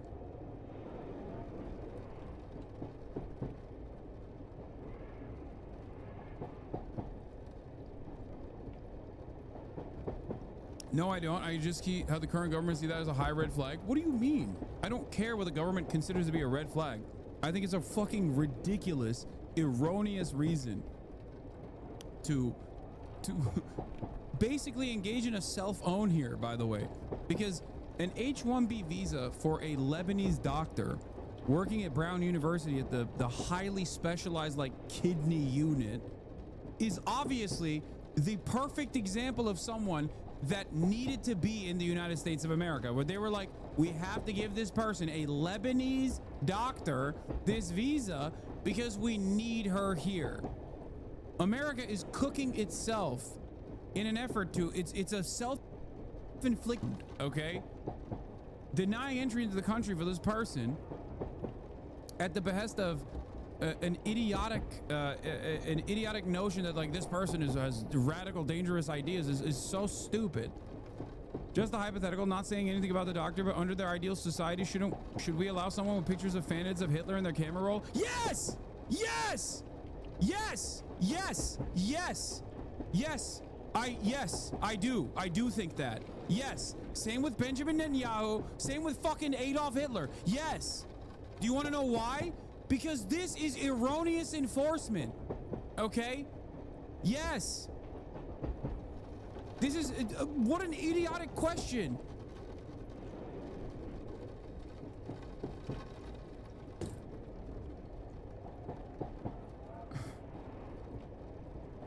Shall I give you prominent examples of how people don't even look in that direction?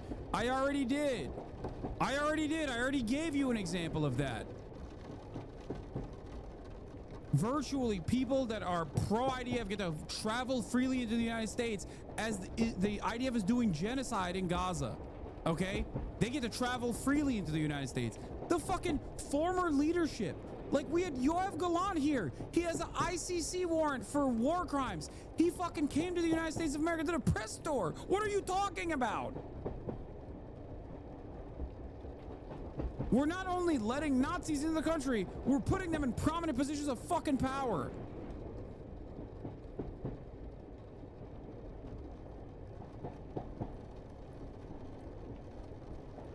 Friday. I mean, I think that they're within their rights to say, well, we haven't been properly served.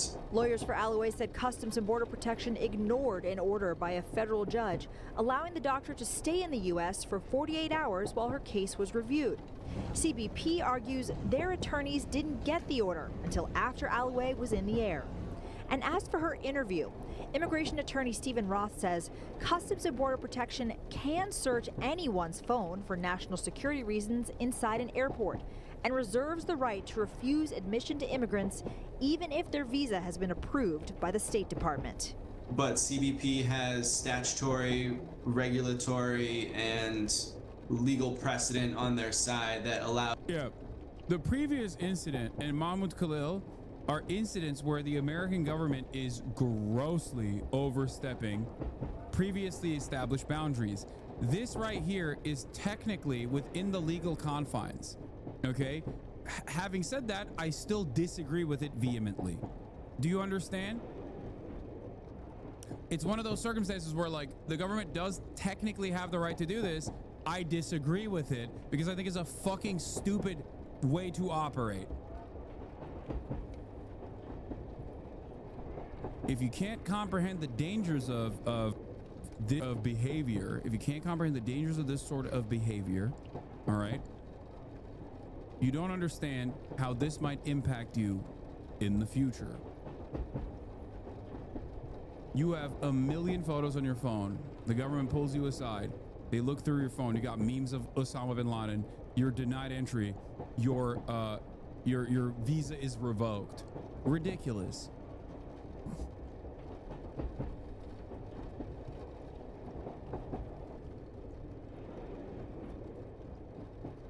It's quite literally saying thought crimes. It's here. It's here. We're not letting you in for thought crimes.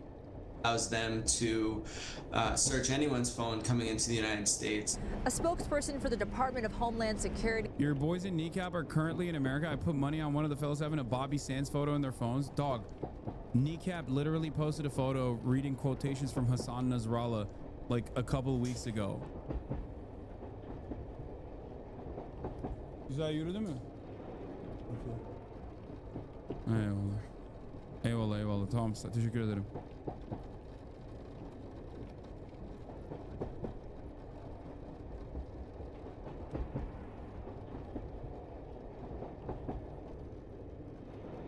Said a visa is a privilege and not a right, and quote, glorifying and supporting. Having memes of Hussein and going to a prominent public figure funeral is way different. No, it's still on the same. It is still the same principle. Okay, it is still the same principle. Like, we don't person. It doesn't matter. If you go to Luigi's court proceeding, the standard is this. Okay. Let's say you are a green card holder, a legal permanent resident. Okay, let's say, because we haven't officially moved on to denaturalization yet. We're not there yet. Okay, I'm going to walk you through this. You went to Luigi Mangioni's court trial. Okay, you showed support to Luigi Mangione publicly. Luigi Mangione is currently on trial for terrorism.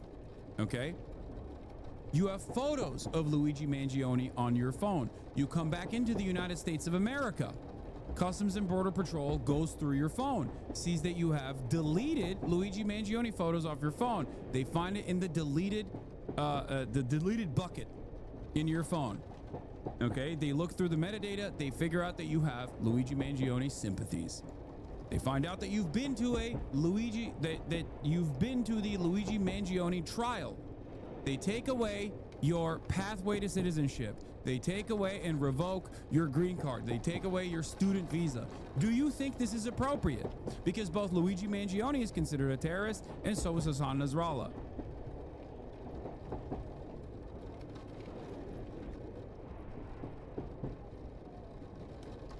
Do you understand?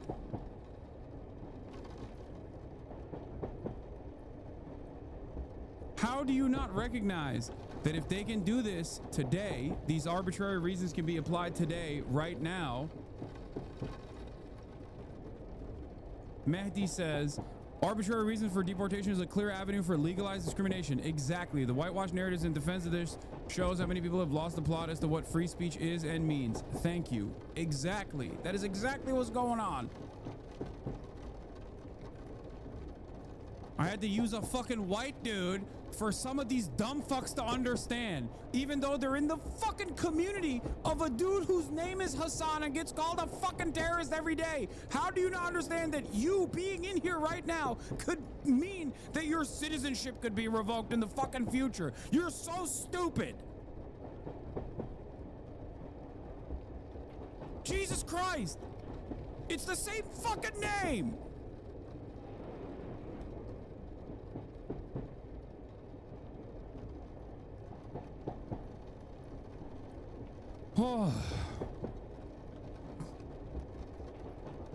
If they no longer care about due process, and if they arbitrarily designate people as terrorists or showing sympathies to terrorists, one day you will be in the fucking crosshairs. It's that simple. It's that simple. Reporting terrorists who kill Americans is grounds for visa issuance to be denied. Dr. Alloway's case in federal court has been continued to later in the month. At Logan Airport, Louisa Moeller, WBZ News. Spike in anti-Semitism we're experiencing right now in America began after the worst instance of violence committed against Jewish people since the Holocaust. Back in 2023, New York Senator Chuck Schumer made a passionate and personal speech from the Senate floor condemning anti-Semitism, and that is the topic of his new book called Anti-Semitism in America, A Warning. In it, he writes, the rise of anti-Semitism is a, quote, five-alarm fire that threatens American democracy. And Senator Schumer joins us now. Senator, thank you very much for being here. Great to be with you all. Wouldn't want to be looking out your window when I woke up this morning, right? You've got protesters out there.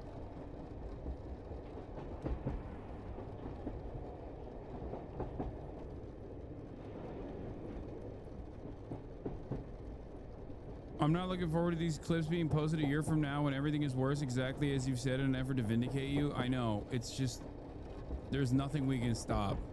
I mean, there's nothing we can do to stop it, though, unfortunately, it seems. All we can do is keep resisting with the hopes that, like, you know, inevitably the government will back down from it. Interesting. Double Cirque Tony having a very different tone with Chuck Schumer as he did with Ta-Nehisi Coates, if you recall.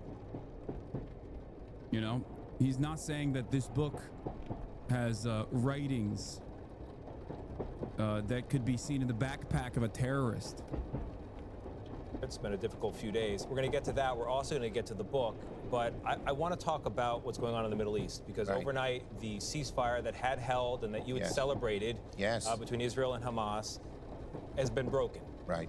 Your reaction to that, and do you think a ceasefire could get back on the table? Yes. Could it be reestablished? They were really close, and this ceasefire, the second round of the ceasefire is important because first it says Hamas, which I believe has been a large cause of the trouble, would disarm and Israel would remove its soldiers from Gaza.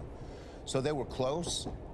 It fell apart. I don't know the exact details. It happened overnight, but I think our government has to work really hard to bring them back to the table and get those hostages home. And I think it's possible because they were close at one point. Now, last week, you and 9 other Democrats helped avert a government shutdown by voting for a Republican-written bill, which many Democrats have been angered by. Yeah. By the way, the government is considering keying Teslas an act of terror, and dumb fucks in the chat are like, I don't understand. It's just like you went to a funeral proceeding. It's perfectly valid for the government to just like deny you your visa. I have no thoughts in my mind. Certainly, the fascist administrative state will not expand on the definition of terrorism away from people that you agree to people that you like. Certainly, that's never happened historically. This is the problem. This is the issue with violating certain pre-existing protections.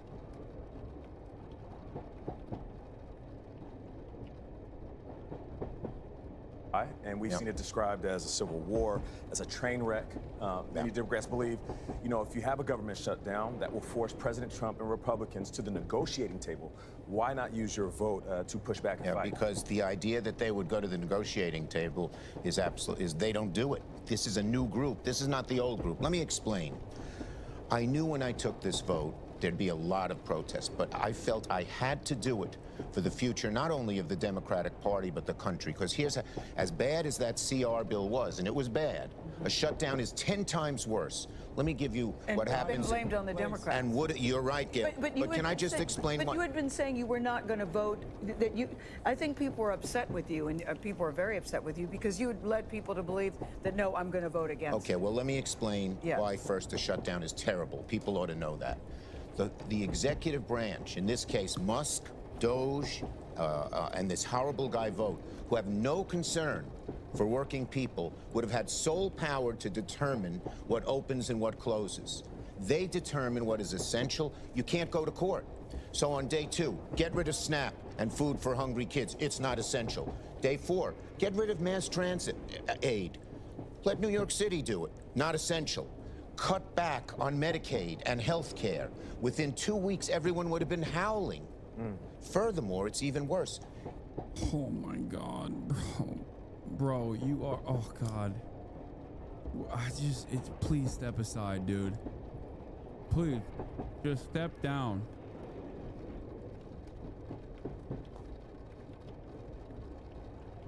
Yeah, people would be howling. You know at who? The fucking Trump admin for refusing to concede.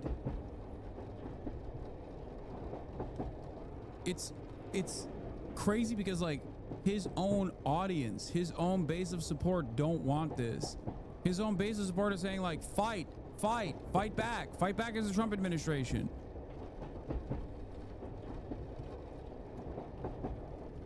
Meanwhile, you just gave them the legal jurisdiction to be able to do all of those things down the line. And they immediately cut key expenditures from, like, mental health treatment and shit. What are you talking about? That was in the bill that you allowed to pass through. Pelosi in San Francisco says she has confidence in Schumer as Senate Dem leader, but offers this reflection on the shutdown fight. I myself don't give away anything for nothing. I think that's what happened the other day. Trump said he was ready to negotiate with the Democrats. Understand me? Trump said he was ready to negotiate with the Democrats. 1 day later, Chuck Schumer conceded. A day after Trump said he would negotiate and talk to the Democrats about this deal, Chuck Schumer conceded without any assurances.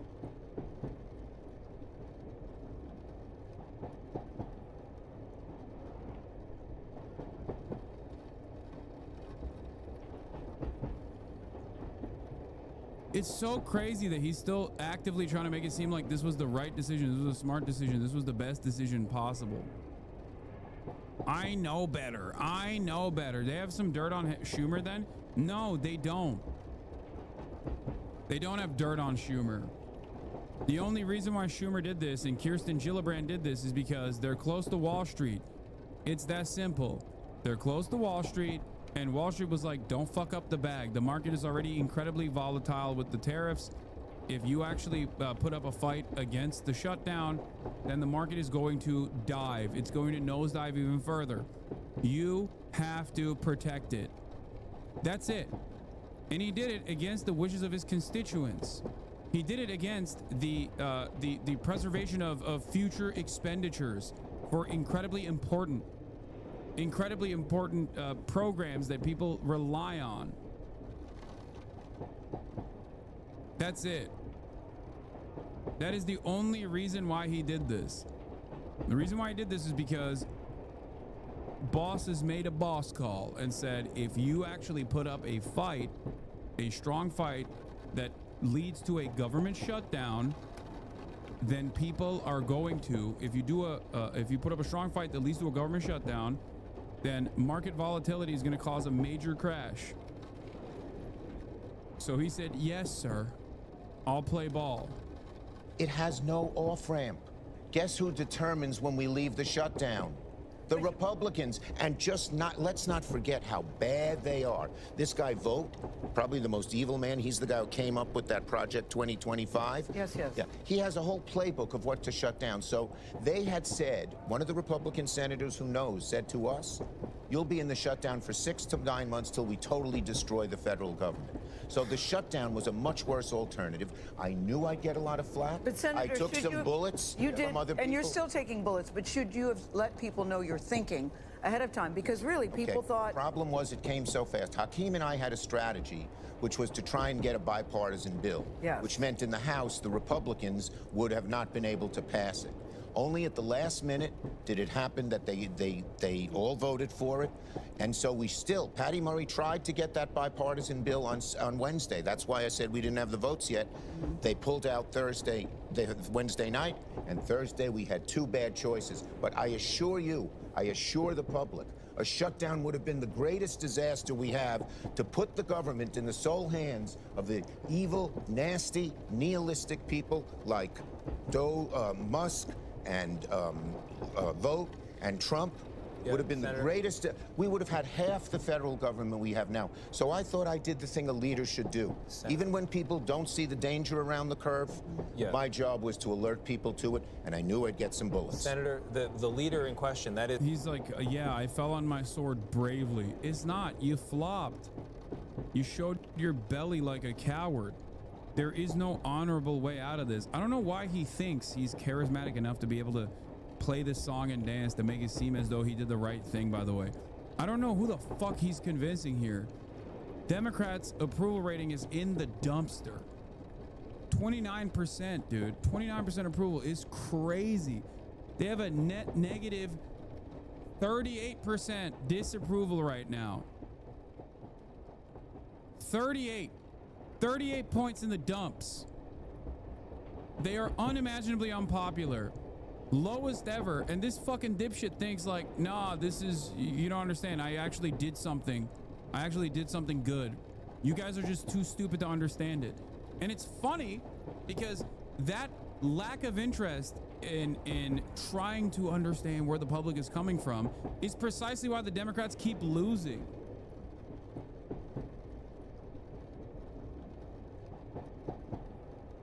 Breaking, Trump has just fired both the Democratic commissioners at the Federal Trade Commission in a potentially illegal move. Nice. Good stuff. Yeah, well, let's get back to Chuck Schumer. I'm sure he'll have some great takes on this too.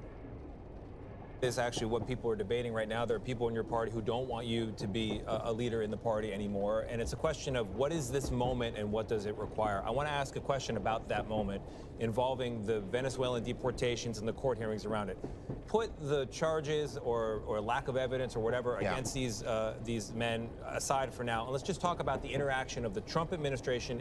Can you counter his argument as that the government shutdown would accelerate towards more federal cuts? Yes, because government shutdowns are unpopular. When you furlough employees, you immediately accelerate the process. And when you accelerate that process, there is a messaging battle that the Democrats can engage in where they can actively communicate to the population, this is what the Trump administration is doing. That means all of the harm and all the responsibility will be attributed to the Trump administration. Okay? And they can't attain that level of unpopularity for too long. People are going to start freaking the fuck out. People are going to start panicking. The market is going to start collapsing. In that process, it is infinitely better for the Democrats to have put up a fight and communicated the real villains here, especially because if you pass this continued resolution, you already give them the legal power to start closing the money faucet on certain expenditures that the government has power over that Congress is giving to the presidency, and the president has already done that. They're doing it with Doge in a slower process, and they're now doing it with the additional authorization that Congress approved.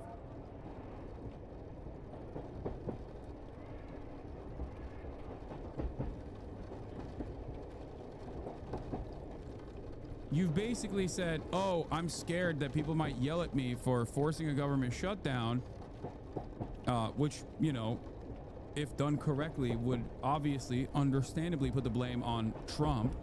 So instead, I'm giving Trump an opportunity to legally do the exact same thing that a shutdown would do, in a way that also offers him cover, in a way that offers him shelter and legal protection.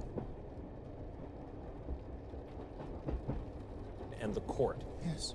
They seem to take the position that this court doesn't have jurisdiction over them, and you have Tom Homan saying he doesn't care what the judge thinks. What did Democrats do if and when the Trump administration defies a federal judge? First of all, yeah, those cuts he's talking about would not be permanent. It forces the party in power to come to the bargaining table and reinstate things that their base would righteously be angry about. Meanwhile, when you go without a fight and offer Trump the opportunity to cut down federal programs, you basically gave him the legal authorization to do so in a longer timeline. And although you gave him shelter from scrutiny. It's fucked up. Well, we have to have rule of law. People say, well, that's not me. If we get rid of rule of law, 248-year tradition in America, this democracy is over, okay? So it's vital to stop it. There are two courts. How do the Democrats do There are two courts. One is the court of public opinion. And the public has to make, if this happens, they have to make their voices known, Democrats, Republicans, everyone, in the strongest terms, because it's ending our democracy. Now, but we also have the courts. And so far, the lower courts have done a good job. We hope the Court of Appeals and the Supreme Court will do the same job. When the lower courts, and I'm very proud that we put in all those judges last year, many of whom are making these decisions, when the lower courts thus far have said to the Trump administration, you must stop, in most cases they have. But you hear the Trump administration saying we're not going to pay attention to them. If they don't, and we go to the Supreme Court and it is defied, democracy is at real risk. And there will have to be extraordinary action taken. Tony touched on it, Senator. And that is by the people, by everybody. But there are people in your own party that are saying, look, it's time for you to go. They no longer trust your leadership. They want somebody else in there. What do you say about that? Here's what I say. In your own party saying you've got to go. Here's what I'm saying. I'm the best leader for the Senate. We have a lot of leaders. You know, when you don't have a president, there's not one leader of the party. There are lots of them. We have a lot of good people. But I am the best at keep winning Senate seats. I've done it in 2005. Just in 2020, no one thought we'd take back the Senate. Under my leadership, we took it. So we now are executing. No. We have a. You lost seats. What are you fucking talking about? I'm the best.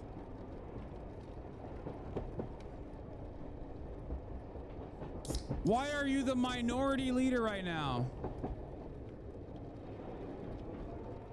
What does that mean? You were the majority leader, now you're the minority leader.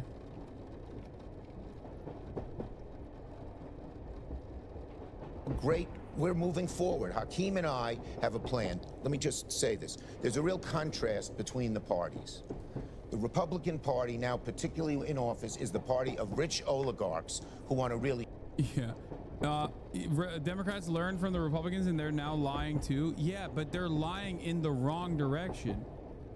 I don't want the Democrats to lie. I want them to earnestly push for genuine changes. Okay?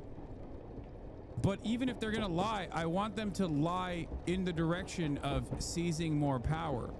Basically, his argument is that if they shut the government down, then Trump would violate the law. So they decided to change the law to make what Trump is doing legal. That means rule of law is still working. Exactly.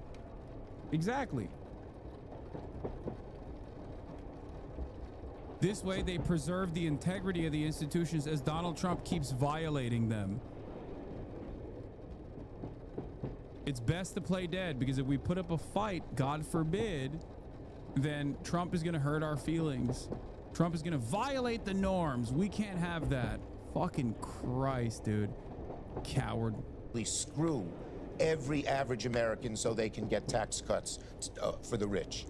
And we are fighting that every day. So today, we just issued a statement at 8 o'clock that describes it. Hakeem and I, we have a day of action on Medicaid. In every state, in every corner of the country, Democrats are talking about they're going to Medicaid centers. They're going to people who would be deprived. And Senator, people don't have faith in the Democrats. Well, let me say this. Look, and we're going to do this day in, day out on issues. Why are they doing tariffs and raising your cost $2,000? It's beginning to work. Why are they taking away Fannie and Freddie and raising your housing costs dramatically? It's beginning to work. His numbers have come down. If we keep at it every day, relentless fighting and showing how they're hurting people so badly, Trump's numbers will get much lower, and his both popularity but also his effectiveness will decline. That, I believe that strategy will work. May I hold up the book? Yes. Yeah, let's go to the book. This is why you were here. Yes. Because that stays news, anti-Semitism. Yeah, it's coming out at a time where you said you never thought you'd have to write this book, but you never thought anti-Semitism would be as bad as it is. Yes. You said for many non-Jewish people it's alarming, but it's not a real problem and not a priority. And to that you say... Yeah, Jewish people, we carry 5,000 years of history on our back. Conor Cruz O'Brien, the great Irish poet, said anti-Semitism is a light sleeper. When things get bad, often, almost in too many societies, it turns on the Jews. You know, I was brought up between 1950, I was born in 1950. For the first 50 years, the Jewish people, we call it the Golden Medina. Jews did great in America. Like everybody else, we were advancing up the ladder. There was very little anti-Semitism because the pall of the Holocaust hung over America, and people realized what could happen. But starting in 2000 with 9/11, a little worse in the financial crisis, where a lot of them accused. Yeah. When I think of bigotry that was supercharged after 9/11, I think of the Jews did 9/11 conspiracies, okay? And not fucking Islamophobia that became government mandated so that we could justify the atrocities that we committed over there. That's crazy, dude.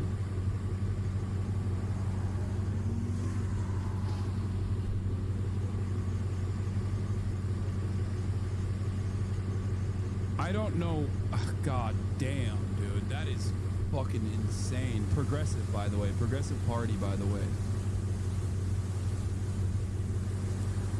You should be fucking embarrassed.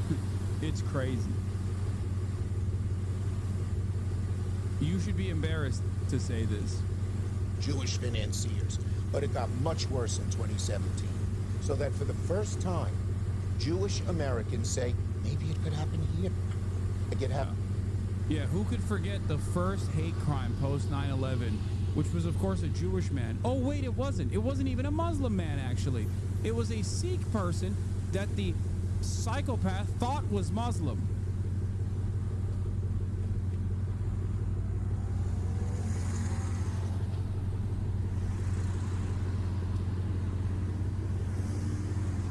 Everywhere else. So I wrote this book. I wrote this book aimed at 5 audiences, and then I'll add a 6th. First, my generation. So they see we're not alone. My experience is often their experience. Second, to my generation's children. They know what's going on, but they didn't know the struggles of Israel, the history of anti-Semitism. You know, they know the struggles of Israel. Our holidays. There's a joke about. Yeah. No, there was post World War II. In the United States of America, it was a historic period, according to Chucky here, where there was no anti-Semitism famously. Why?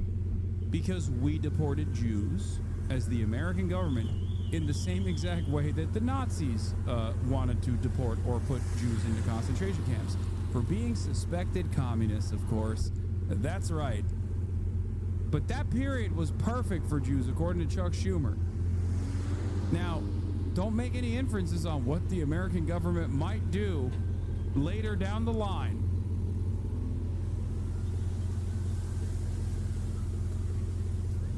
Three words that describe every Jewish holiday. They tried to kill us. We survived. Let's eat. Yes. So they know about it. But third, it's aimed at non-Jewish people who say, you know, it's bad, but why are they so sensitive? You read this book, you'll see it. Finally, I'm aiming it at my left, my people on the left, my friends on the left. I've always been a progressive. but we've always seen anti-Semitism on the right. You saw those people at 9/11, at January 6th wearing shirts that more than 6 million. But now a lot of it's trickled over to the left, and that's bad too. Yeah, the real fear is the leftist anti-Semitism. Oh my God.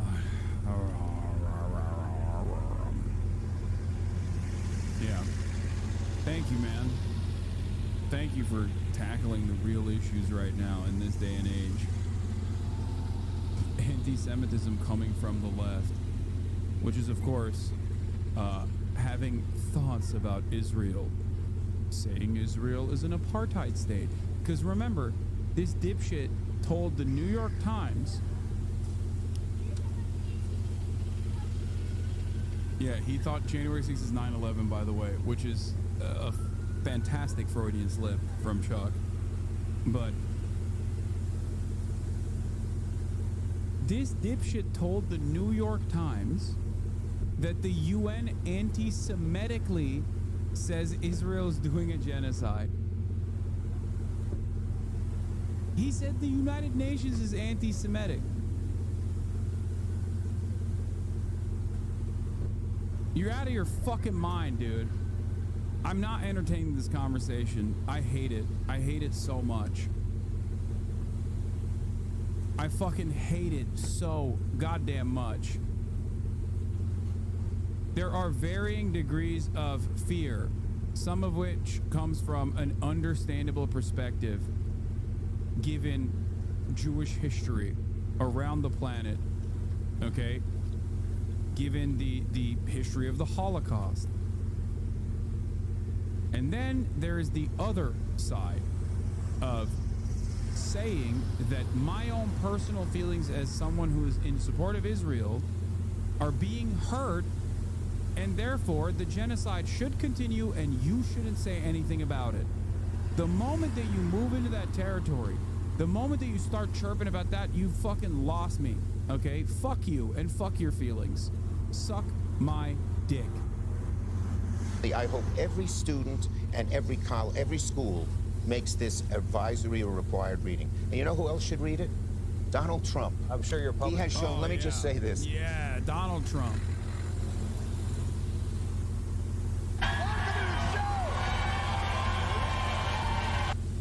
Hold on, let's finish the Chucky Boy media, the stupid ass takes that he had, because I'm gonna show you one more thing from.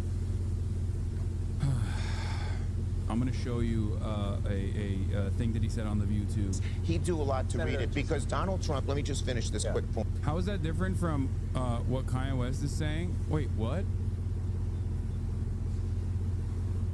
Your feelings in defense of Israel being called out is not more important than, one, free speech protections, and two, being able to actively criticize the Israeli government for doing a genocide with our tax dollars is the same as what Kanye West is saying? Stupid? Were you dropped on your head as a baby? You think that's the same? You think falsely conflating Israel's actions with Judaism and then assuming a defensive posture that centers your own personal feelings about Israel's continued genocide is the same as saying that, Kanye West loves Adolf Hitler, just over and over again, repeating that and making swastika merchandise.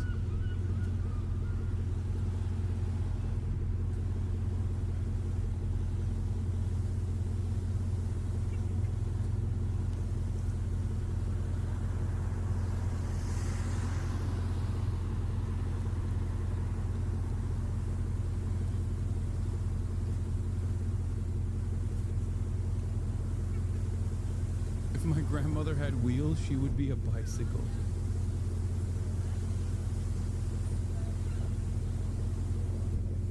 All the years of the left standing against modern neo-Nazis who spewed anti-Semitism throughout the rise of the alt-right, as shit-lips scolded the left for antagonizing the right, now the shit-lips are accusing the left of being anti-Semitic. Yeah. Yeah. Point. Donald Trump has shown that he regards Jews as transactional. oh, they're good for votes, they're good for money. He has no understanding of the Jewish people, and it leads him to do bad things. Sitting down with that anti-Semite when Charlottesville occurred, saying both. They made it back. Dude, I came right at the... Look at that. SpaceX Freedom, splashdown. Good main release. You guys got to see it. Copy, splashdown. VC main chutes cut. Nick, Alex, Butch, Sunny. Look at the timing. On behalf of SpaceX, welcome home.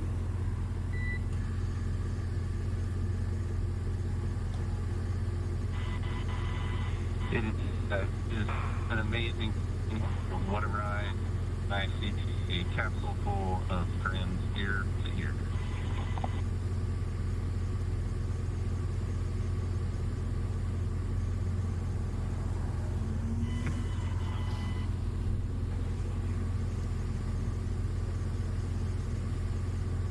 And as you can see on your screen, we have visual confirmation of splashdown. Dragon Freedom has returned home, and NASA astronauts. System safety verifications are in progress. We'll report back when recovery personnel are en route. One of them is going to lightly criticize Elon Musk at some point, and Elon's going to throw a fucking fit. Oh, for sure. Oh, for sure. Especially the ones that came back, because they were already criticizing Elon. And Elon called them the R word. Didn't he? It's necessary. He literally said the astronaut in space was like fucking stupid. In the distance, we can see the recovery vessel making its way. Copy, you're in section 2 for the environmental assessment in 4.800. That is not necessary today. Understand. Reason back. So we will continue to have communications between the Corps and Nick Hague, the commander of Crew Dragon Freedom, which just splashed down 2 minutes ago off the coast of Tallahassee, Florida. Dragon Freedom has returned home with NASA astronauts Nick Hague, Sunny Williams, Butch Wilmore, and Roscosmos cosmonaut Alexander Gorbunoff. They're back on Earth after approximately 17 hours of a return journey from space. The SpaceX recovery ship and team have been waiting for Dragon's splashdown, and they will now make their way to the splashdown location. The teams have been ready and waiting about 3 nautical miles away, so it's going to take them about 30 minutes or so to make their way to SpaceX Freedom.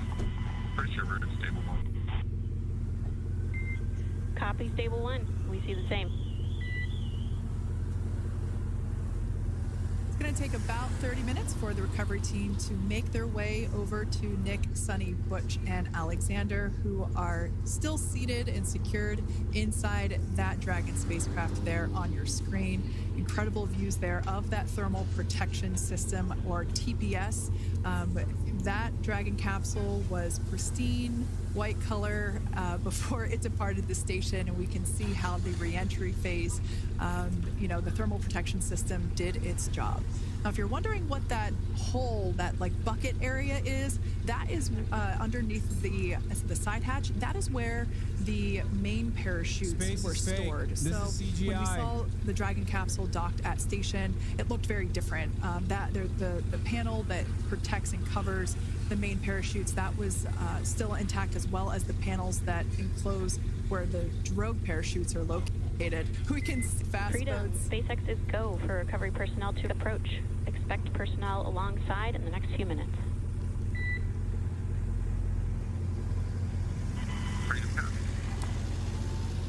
We can see those fast boats. We weren't kidding when we said they were fast. While it does take about 30 minutes for the main recovery vessel to make its way over to the capsule, these fast boats will be doing a couple of things simultaneously. A couple of them are going to be working to retrieve the parachutes that you see in the background there of this drone shot. Those parachutes will be retrieved from the ocean surface. Flat. We want to make sure we the Earth, we are able to pull those out. The recovery vessel there closest to the spacecraft is going to be performing some safety checks. We can see there they're using an instrument that is basically working to detect if there are any hypergolic vapors or fumes that are still residing in and or around the Draco thruster nozzles or outlets. The hypergolic fuel, which is necessary for on-orbit on-orbit burns to maneuver the spacecraft. Unfortunately, those hypergolics are unable to be breathed. They are toxic, and so this team here is doing those initial safety checks to make sure that it is safe for the rest of the recovery team to approach the spacecraft. They're also checking to make sure that any residuals from the pyros are safe and are not going to cause any issues. We can see the team working their way around the spacecraft to do these basically these sniff tests on all of those Draco thrusters. And as we continue to await the recovery of our Dragon spacecraft with NASA astronauts Nick Hague, Sunny Williams, Butch Wilmore, and Roscosmos cosmonaut Alexander Gorbanov inside, Dragon has autonomously completed several steps to safe itself following splashdown. We are continuing to see Dragon in what is known as Stable 1 configuration. That's kind of the ideal configuration following splashdown. It's upright, and the Dragon capsule's in the right configuration for it to be hoisted into the recovery vessel Megan, which you do see a little ways off in your screen approaching. Dragon will continue to remain live on air with you through that recovery process, all the way through the point where the crew is extracted from the Dragon spacecraft. Now, if you are just joining us, the mission has gone smoothly so far. Dragon successfully splashed down off the coast of Tallahassee, Florida at 2:57 p.m. Pacific, 5:57 p.m. Eastern Time this afternoon. Approximately 17 hours prior to splashdown, Dragon autonomously undocked from the International Space Station, completed a series of departure burns, jettisoned its trunk section, and performed its final burn, the deorbit burn. This placed the Dragon spacecraft on a trajectory toward Tallahassee, Florida. Dragon successfully re-entered the Earth's atmosphere, followed by deployment of its parachutes to slow the spacecraft down to a gentle splashdown. Went up there on a Boeing We're now mission going to follow the and bring them back down to Earth. Unfired ordnance checks This is a successful mission. Rigging is in progress. Approximately 25 minutes until capsule lift. Stand by for PMC with SpaceX flight surgeon.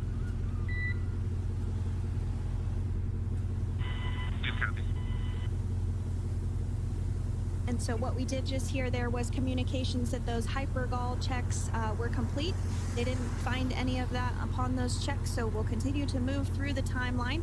Next up is a process called rigging, which you see happening right now on your screen. This is when a SpaceX recovery personnel actually works to climb aboard the capsule and work through procedures ahead of lifting onto the nest of the recovery vessel Megan. We heard it's going to be about 25 minutes or so until that lift actually takes place.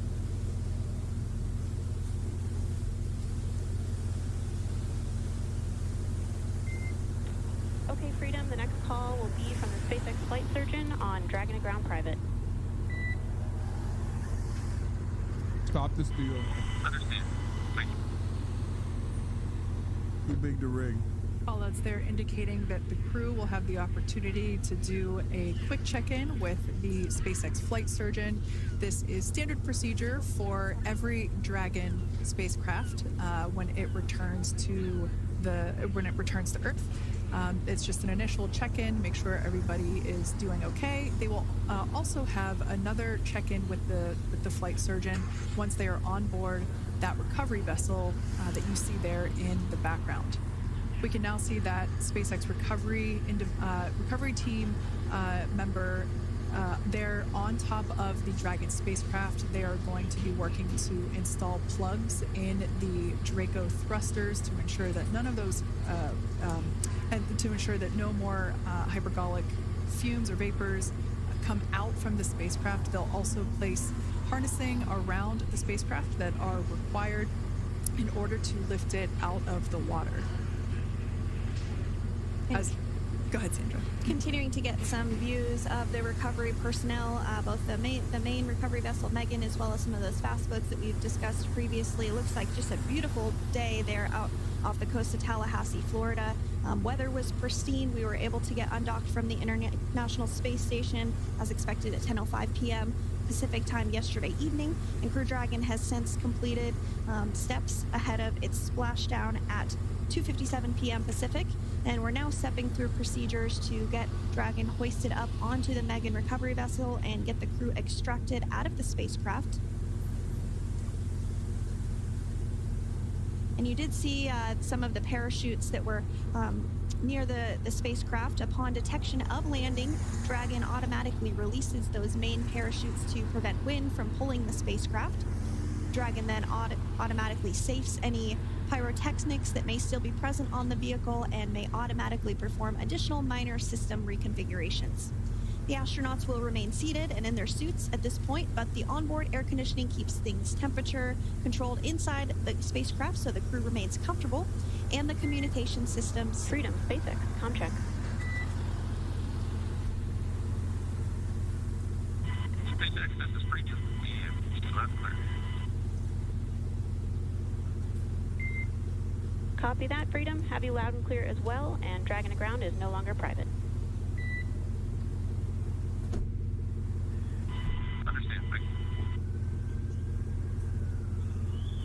As we saw there on the screen, we have a couple of fast boats in the recovery fleet that have quickly they better make sure that the astronauts don't have any weird photos on their fucking phones as they're denied entry into the States. You guys don't have anything in their camera roll? Exactly. Fast boats have very specific roles. Excuse me. The first approach is focused on immediate safety inspection, as we saw. They do this for spacecraft integrity and checking for any presence of those hypergolic propellant vapors. And this ensures that it is safe for the recovery vessel to approach Dragon. Once Dragon is cleared for full approach, as we heard is the case today, the team begins rigging the spacecraft for water recovery by the recovery ship.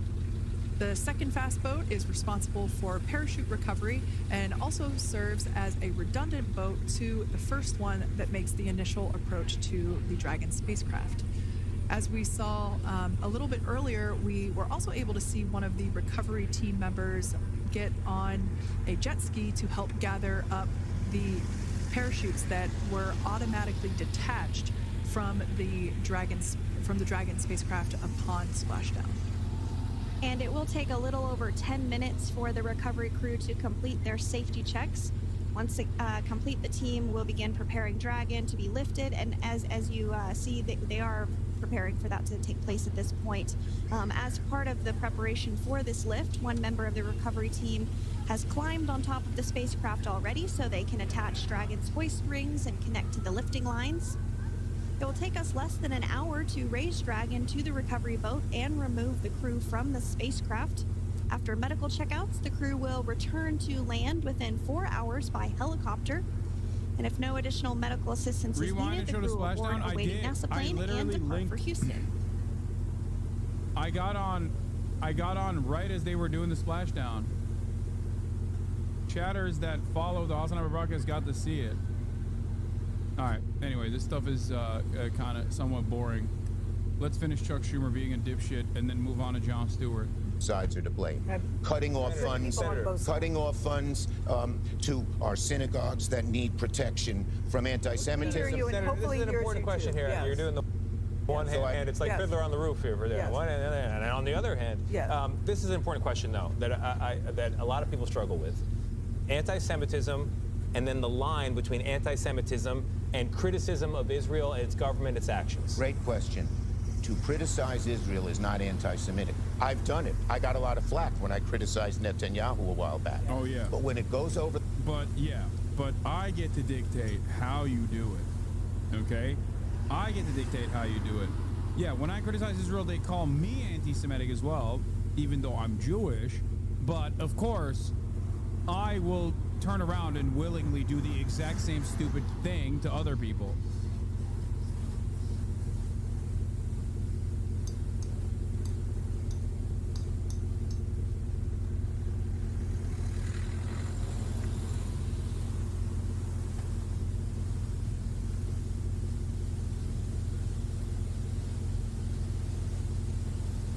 For the line, and you call someone an effing Zionist or effing Jew, How about the guy who went on the subway car and said, all Zionists get out of the subway car? How about the head of the Brooklyn Museum, Jewish, but nothing to do with Israel, whose house was scarred in red paint? And when people say, from the river to the sea, yes, that's the Hamas slogan. Hamas is genocidal. They want to get rid of all the Jews. It's so funny. Israel currently doing a genocide, saying that that's a genocide is anti-Semitic.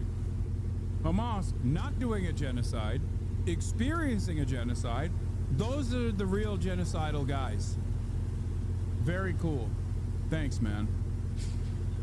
Yeah, it seems like you got your priorities in order for sure. Yeah. Yeah, keep repeating this fucking idiotic lie. Like, oh yeah, all Jews are Zionists. When you say fuck Zionism or fuck Zionists, you mean fuck Jews. This is great. Definitely a great way to combat anti-Semitism. The continued conflation between Judaism and Israel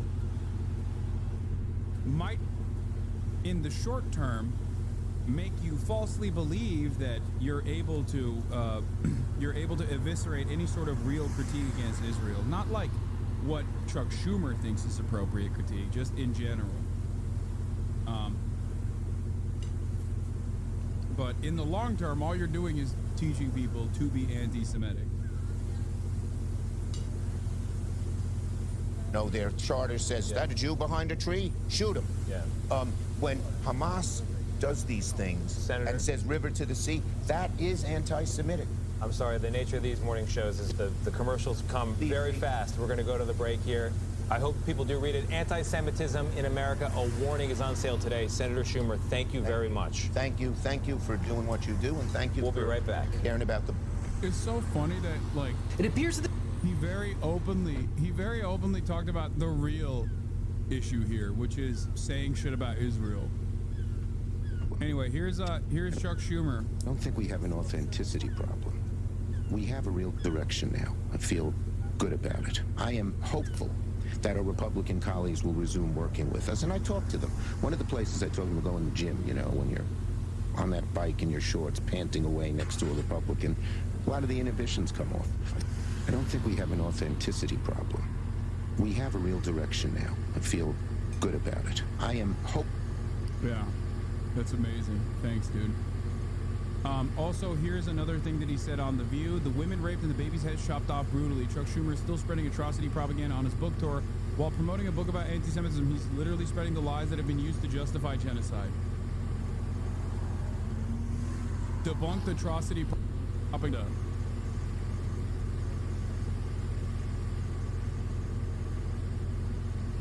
Senator, I want to talk to you about your book. Yes, because you're here to talk about this, a new book, Anti-Semitism in America, A Warning. Now, as the highest-ranking Jewish official in the U.S., this is clearly personal. Ever, by the way, ever. Ever. Who would have thought an exterminator's son? But it's very personal to you. It is. Why are you writing it now? Okay, good. So I was born in 1950, and it was sort of called the golden era for Jews in America and in our whole history, because first America was all moving up. You know, my father... No. It was the golden era for Jews because all the bad Jews were getting fucking blacklisted for being communists. You know? That's why it was the golden era for Jews. You know? All the Jews that were getting blacklisted were the bad Jews that Chuck didn't like. You know, the socialists and the communists and those who were sympathetic to the plight of marginalized people, you know, those Jews, they were getting fucking threatened with deportation. They were getting blacklisted. Government commissions were being created. Golden era for Jews. Yeah, not allowed in the same like public spaces where the Gentiles were allowed to frequent. Cool. Cool.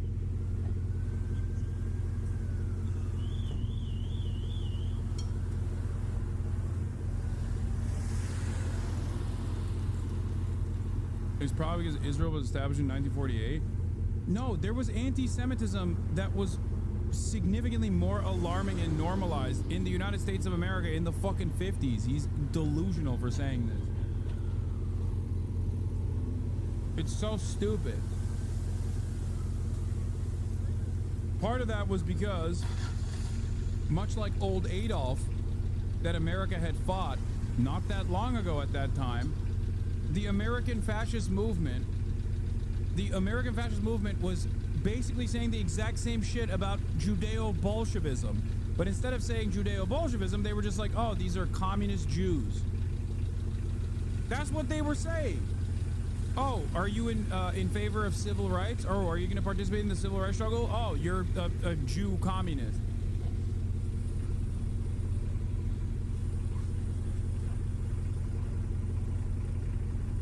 The thing that frustrates me to no end is that throughout history, it is a relatively new phenomena. It is a relatively new phenomena where, like, Jews have not been on the historically revolutionary front. And they still are, but I'm saying, like, in overwhelming numbers. Like, this is why Zionism is such a blight. Is the real mind virus. Like, it is unimaginable to tell Jews in like the 50s and 60s that one day universally American Jews are gonna fucking run around and say the same fucking fascist shit that killed their immediate relatives. Like, they would be like, what the fuck are you saying? As a matter of fact, some American Jews did see that. Some German Jews did see that. And they were very frustrated about it. Albert Einstein, he was one of the early, one of the people that called this out early, fairly early. Condemning Zionism. Now he'd be called a token Jew. Or woke.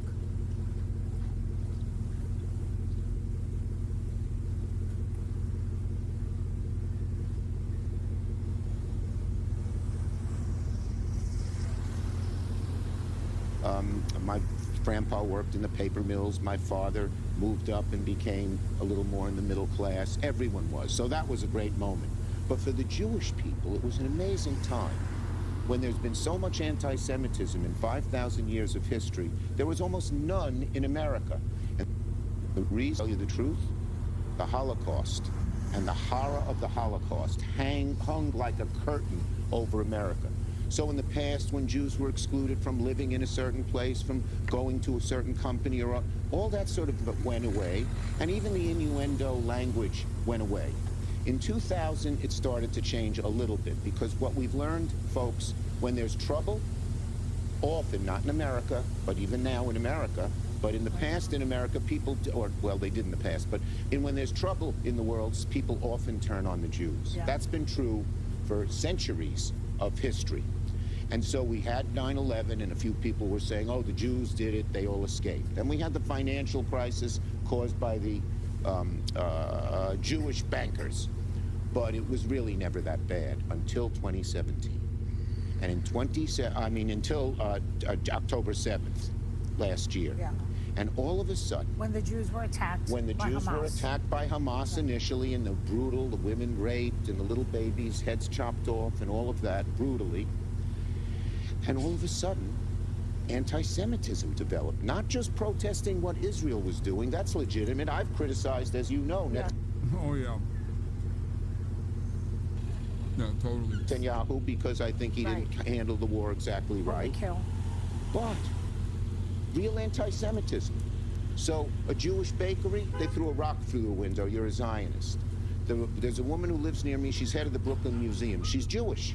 She has nothing to do with Israel. They painted red paint all over her house. People who were yarmulkes or Jewish stars were punched and vilified.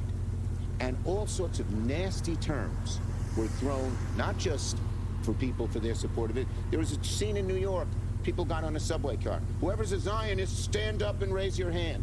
That didn't mean whoever's a Zionist. They didn't know what whoever's a Jew. Yeah. So for the first time, my generation, who had lived in such a... Yeah. This is why we should keep Israel, we should make it illegal to criticize Israel. You want to know why Chuck Schumer is a fucking charlatan and a fraud? Talking about anti-Semitism skyrocketing? Barely a fucking blip on the radar is Charlottesville, where neo-Nazis are fucking going through the streets. He basically says 2017 is when it skyrocketed, and then immediately moves on to talk about what he actually cares about, which is protesting Israel is actually being done by these like random fucking dickheads. Some of the stories that he's talking about are people who are actively doing shit at the behest of Israel and then getting protested. Others are like random anti-Semitic incidents that you're lopping up, that you're basically just compounding into criticisms of Israel. Those are not criticisms of Israel. If that was the case, why is the fucking Trump administration actively going after people who didn't do any of that shit? He said 2017, then corrected himself. He doesn't think it skyrocketed. He blamed October 7th. Yeah, he accidentally said Charlottesville, and then he moved on from Charlottesville. Yeah, he loves criticizing Benjamin Netanyahu. That's why he fucking welcomed him with open arms, the American Congress. Great time is wondering. Jewish people wonder always in the back of our heads, could it happen here? So first I gave a speech on the floor where I condemned anti-Semitism on the right and the left. It's in both places. It's like a pencil. But I kept thinking and thinking. I felt I had to write this book. And let me just say, I've written it for 5 audiences, okay? Quickly. First, my generation. So they know they don't feel alone. Here's me, you know, the majority leader, then majority leader, now minority leader. And we always feel alone. Here's how I felt. You're going to empathize. Second, for their children, Jewish people's children, who know the history, but not really the way we do. How, you know, we've been suffering through all the years. You know the funny joke about the 3 lines that describe every Jewish holiday? They tried to kill us. We survived. Let's eat. Okay, so that. It's aimed, third, it's aimed at non-Jewish people who have always been sympathetic to Jewish people and to Israel. And I know what people think because my friends talk to me. They say, why are you so sensitive? This is not so bad. But they don't carry the 5,000 years of Jewish history on their shoulder. When things begin to get bad, they could get worse. Everyone thought the Jews were in great shape in Germany in 1920, and look what happened. I lost relatives who were marched, machine gunned down from 85 years old to 3 months old on my great-grandmother's porch. And fourth, I wrote it about anti-Semitism, right, but I wrote it particularly to the left. Me being a progressive Democrat, I thought I ought to talk to people on the left that you can't be anti-Semitic and you're sliding into it. When you say by any means necessary, does that mean kill all the Jews? When you say genocide, a vicious term, that people may not feel Israel did it the right way, but it's not genocide. It's Hamas. Huh. He's like, that's our term. What the fuck? He's like, you can't do that. Excuse me? Like, what do you mean, dude? Yeah, the Holocaust happened. It was a genocide. And now Israel is genocide.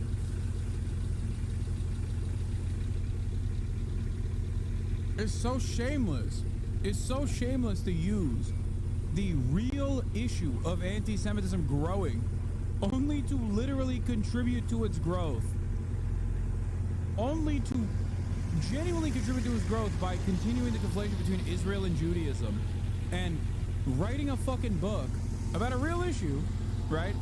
And then doing this book tour specifically to shit on pro-Palestinians by saying, oh, you're just not protesting the right way. There's a right way to do it. Say from the river to suck my dick. The fuck do you mean, don't say from the river to the sea?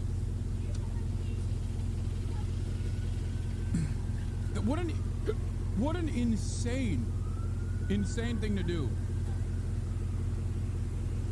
If you actually cared about anti-Semitism, like truly, you probably wouldn't be making these conflations. You'd be actually disparaging people who make these associations. The IHRA definition of anti-Semitism is so funny because, like, on the one hand, it correctly points out real instances of anti-Semitism. On the other hand, it then argues from the opposite position. It is an inherently hypocritical stance to make.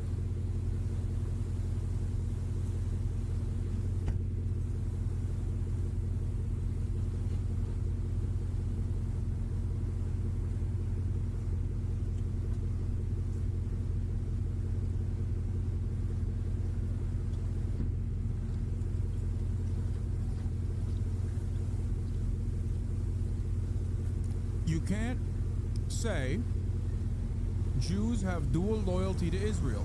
This is correct. This is correct. Can't say that. That is anti-Semitic. But also, if you criticize Israel, you're criticizing all Jews. Okay, what the fuck are you saying? What do you mean? So you can conflate Jews and Israel as long as you are pro-Israel. It doesn't make any fucking sense. It is inherently illogical. It does not make sense.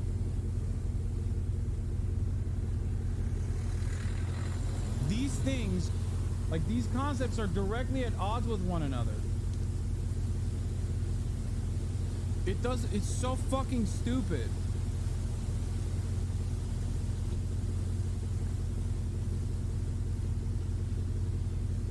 Hamas, who does genocide, who wanted to kill all the Jews wherever they are. Yeah, this part is also funny. So I wrote it for them, and like this is also hilarious. It's like, yeah, Hamas is actually genociders, not Israel, the people doing the genocide. Like, what can Israel do that Chuck Schumer would consider genocide? There were plenty of prominent Zionists, like the dude who founded the Human Rights Watch, who was a Zionist, or probably still is a Zionist, who said, initially post-October 7, I thought what Israel was doing was right. When I realized that Israel was denying humanitarian aid from going into Gaza, there was no other way to analyze the situation. This is a genocide.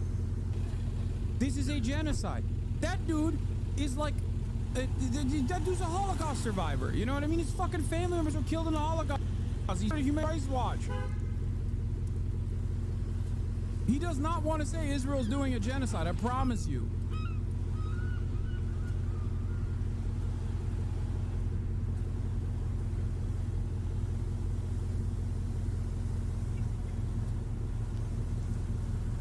Oh.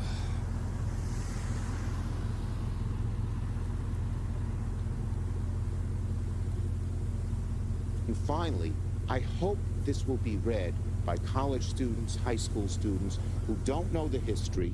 No, I know Human Rights Watch declared it a genocide. I'm saying the steps that Human Rights Watch took, even its like founder and he did not want to call it a genocide.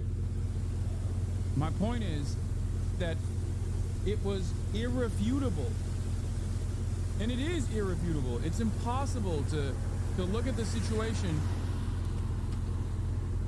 Look at the situation that Israel has put Palestinians through and not recognize it for what it is. It's a fucking genocide. That's why virtually every human rights organization has branded it as such. That's why other instruments of international justice have branded it as such.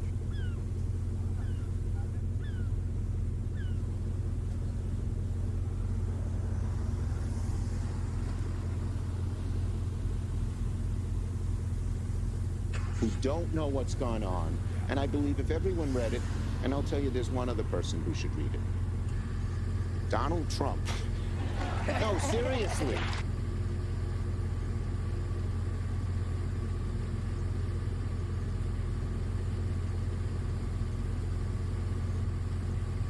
I've been watching you for some time.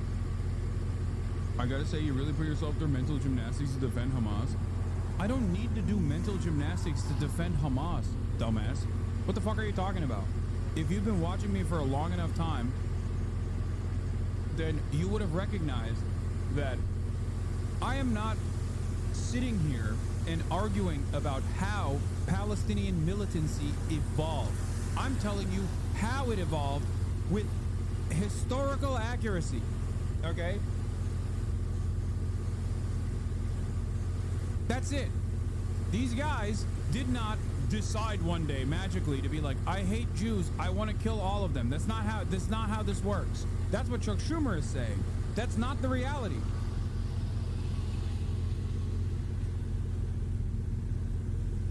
What?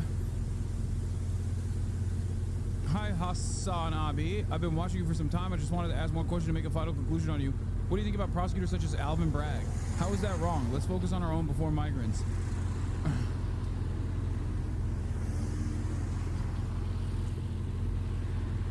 There is no mental gymnastics necessary. Hamas and every fucking Palestinian militancy group that is actively fighting against Israel inside of the Gaza Strip are literally doing something that is completely allowed by international human rights, okay? It's called a spontaneous militia. You can organize and fight against a belligerent occupier. It is not only legal, it is the moral imperative. Understand that.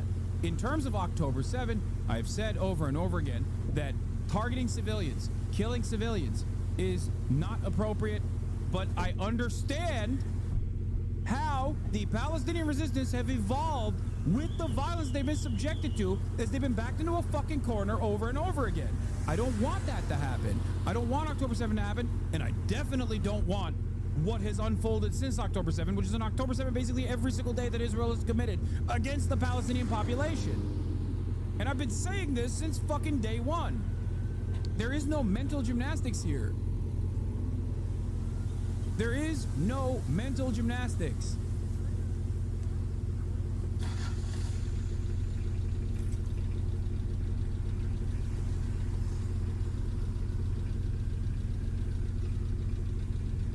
It's like saying, oh, dude, you're jumping through a lot of hoops to justify the Warsaw Ghetto Uprising, the Jewish resistance groups during the Warsaw Ghetto Uprising seems to me. No, motherfucker, I'm not jumping through hoops, and neither will you.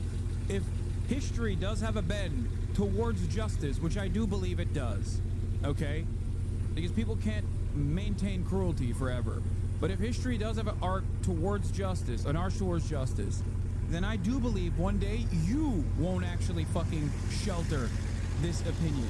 You will actually turn around and lie about the positions that you took back then.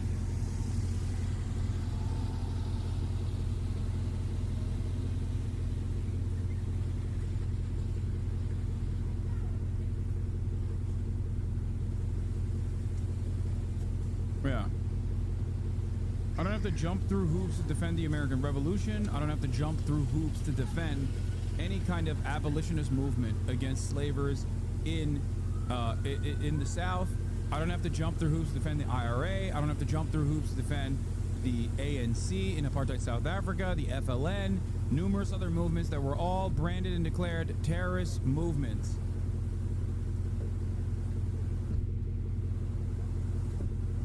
Motherfuckers would be like, Hasan, you're jumping through hoops. I literally have I had an entire merch line called John Brown Hunting Club.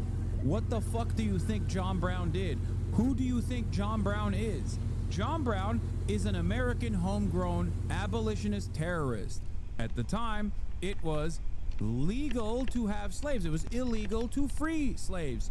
That's what John Brown was doing. He was doing something illegal. He was branded a fucking terrorist for it.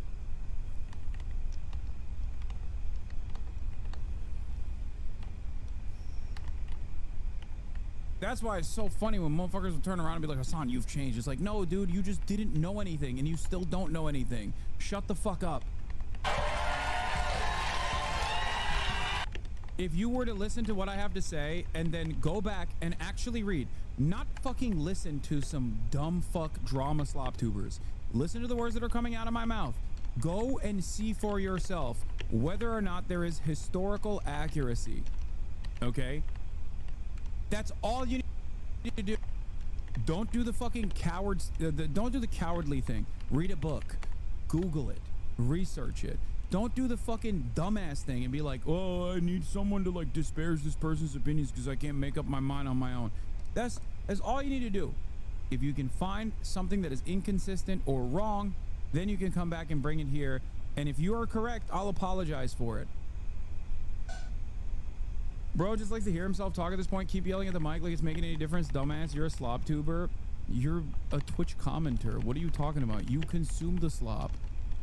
What the hell do you mean?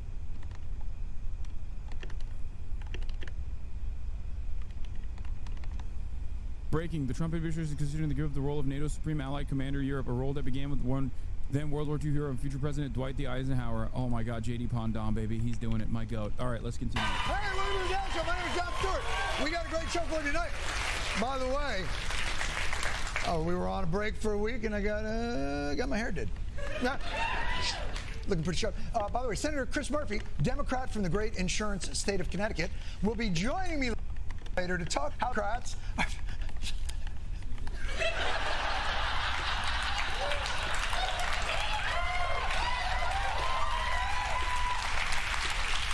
Ladies and gentlemen, I got to tell you something. It is Trump's world, and we're just cowering in it.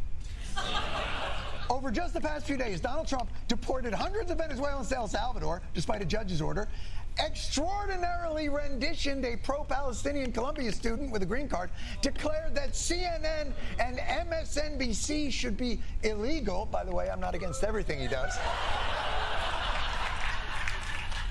No. Facts. But perhaps most impressively, yesterday, the president played in a golf tournament at Trump International Golf Club in Palm Beach County. He later took to social media to announce his championship win, calling the victory a, quote, great honor. Oh! Bro.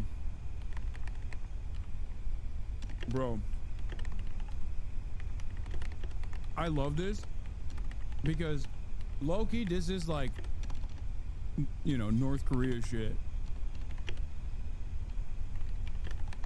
Hasan, has someone poisoned your mind against John? What? What are you talking about?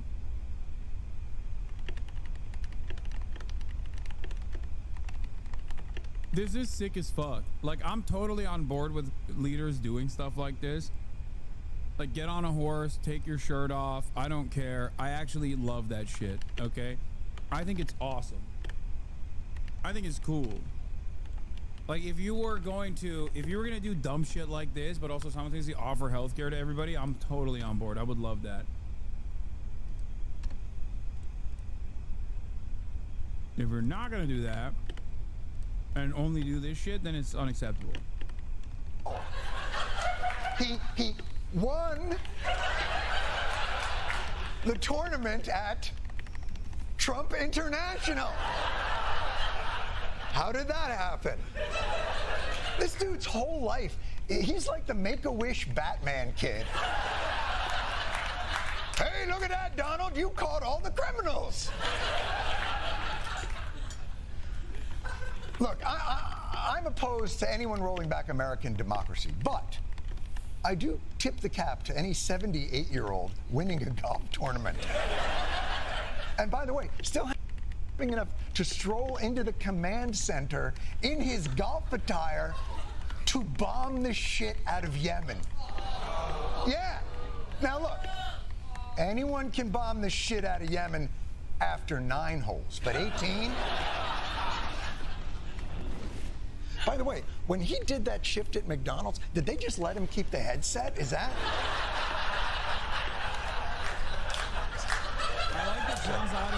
While they're bombing the shit out of Yemen, he's like, hold on, I got fries at the drive-thru window, hold on. By the way, by bombing Yemen, Donald Trump continued a presidential tradition dating back decades. Yeah, it's true.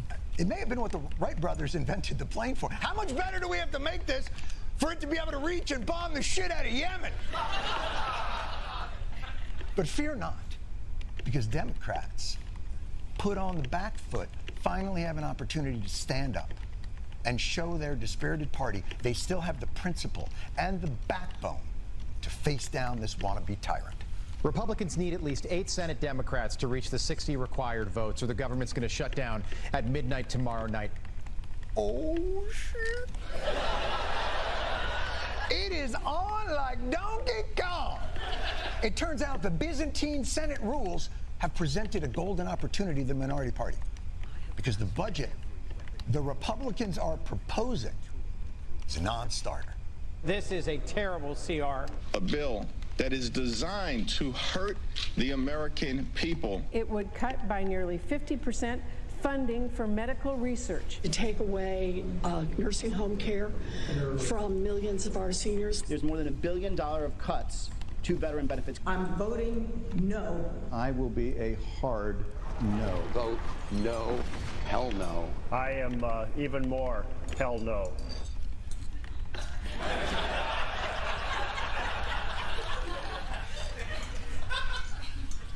Can you be more hell no? Is that like, hell no?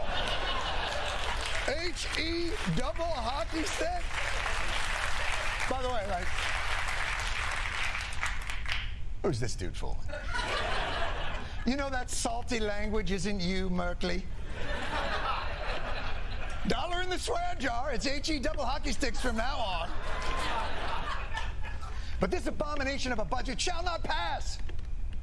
Because, Senator Schumer, please remind the people what is necessary. Republicans do not have the votes in the Senate. You don't have the votes. You need congressional approval because you don't have the votes. Because the filibuster requires... I only saw the play once. You see, Republicans, your little evil budget plan might have worked if you hadn't forgotten that one Senator Schumer is Charles in charge of the Democratic Party. Chatters, I know that the Republican Minnesota State Senator Republican who wanted to do the TDS bill is a pedophile. Okay? Fork found in the kitchen. Sky is blue. All right? I know. Oh my God. Another Republican who did a silly ass stupid messaging bill was outed as a pedophile. A major surprise to people that maybe were comatose under a rock. Not even comatose in a fucking hospital. You have to be comatose under a rock and come out of that coma and escape from underneath the rock to be like, what? Another Republican is a pedo? What? Color me surprised.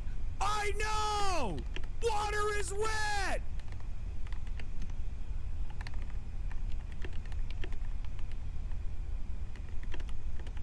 Give me something surprising for once. Show me a Republican who's not a pedophile. Okay? One. I know. I'll get to this incredibly important story in a little bit. Okay? I know. I'm afraid your diabolical scheme has been foiled. Senate Democratic leader Chuck Schumer set off a firestorm heading into this weekend when he changed course and it slop tuber moment. I like that the criticisms coming from like Sex Pestiny and all of these other people, like people who get their notes about politics from like Willie Mac show or just like Keemstar orbiters, right? Who just rehash shit that they see on fucking Reddit is to now basically turn around and go, no, you're a slop tuber. I'm on your side, brother. Yeah, I fucking doubt it. You are a bit of a drama slop tuber, though. Oh, Lamau also put out a reading list, dude. I've casually mentioned one here for years.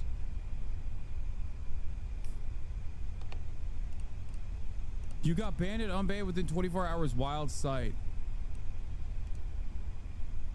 You know we can see your previous fucking takes in here, right? Casual chatter, here you're going to talk about the direction action viewers can take. I feel like I've been here a lot of the years and no direct call to action. Not a bait. Used to come here a lot. Never a direct call to action. Spent maybe like 5 hours here total over the last few months. Yeah, I've never seen you actually go to protests, urge people to go out and protest, urge people to unionize, fund unionization initiatives, talk to union leaders, talk to the fucking head of the FTC, talk to prominent activists. I've never seen any of that stuff. I've seen like 5 hours of your content, and I've already made up my mind, dude. I've already made up my mind about you. Why don't you ever call for direct action, dude? Please be better. I'm a big fan. I'm just laughing at your yelling. Brother, are you a baby? Do you not have object permanence? Just because you weren't here when those things that you're calling out were happening doesn't mean that they're not happening. It is on you to actually go out and maybe potentially research and see if I am doing those things. This is what's so frustrating to me about a lot of my naysayers. They'll be like, oh, well, I saw a clip. And let me tell you, this clip did not show you in a good light. Oh, have you actively argued against anti-Semitism? Educated Chatters on Dog Whistles directly combated it both on your stream and across the board for the past decade, very publicly. Are you getting death threats relentlessly from Nazis for doing that sort of thing? Okay, but I wasn't there when you were doing it. I didn't see it, and I certainly didn't want to fucking Google it. And when I cover my eyes, I think the world ends because I'm a fucking baby. Okay? I have a baby brain. And guess what? I live in the United States of America, so that's your problem now. I'm a fucking baby, and that's your fucking problem now. Guess what? I shit in my fucking diapers, and you have to clean it now. I'm throwing the shit at you. Goo goo fucking gaga. Shut the fuck up, dumbass. Announced he would vote to move forward on a Republican-backed funding bill.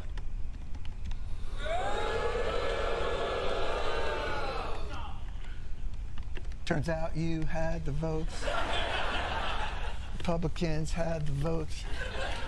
What the happened? I will vote to keep the government open. I believe it is my job to make the best choice for the country, to minimize the harms to the American people. But you had say it was terrible.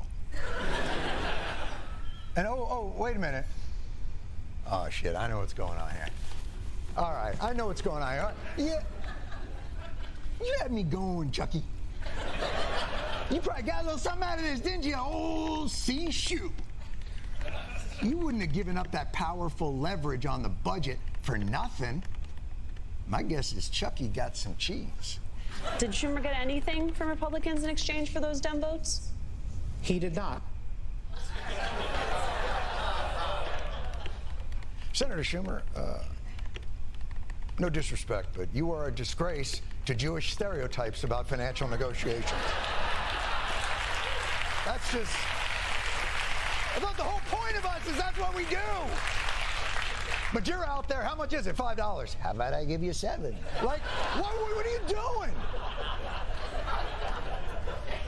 And for those of you who may have felt like this was a total capitulation, Senator Schumer just felt like this wasn't the moment for Democrats to press their case because Trump is still too strong.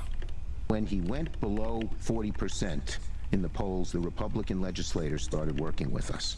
He was at 51, he's now at 48. We're going to keep at it until he goes below 40. When it happens, I am hopeful that our Republican colleagues will resume working with us. You're going to keep at it. Keep at it. At what? This was it. This was the it that you would have been keeping at. The keeping of the it. It's not the keeping of the it. That's the issue. It's what the it. Don't you have to start it to keep at it? If this... Yeah, the assumption that people are magically going to...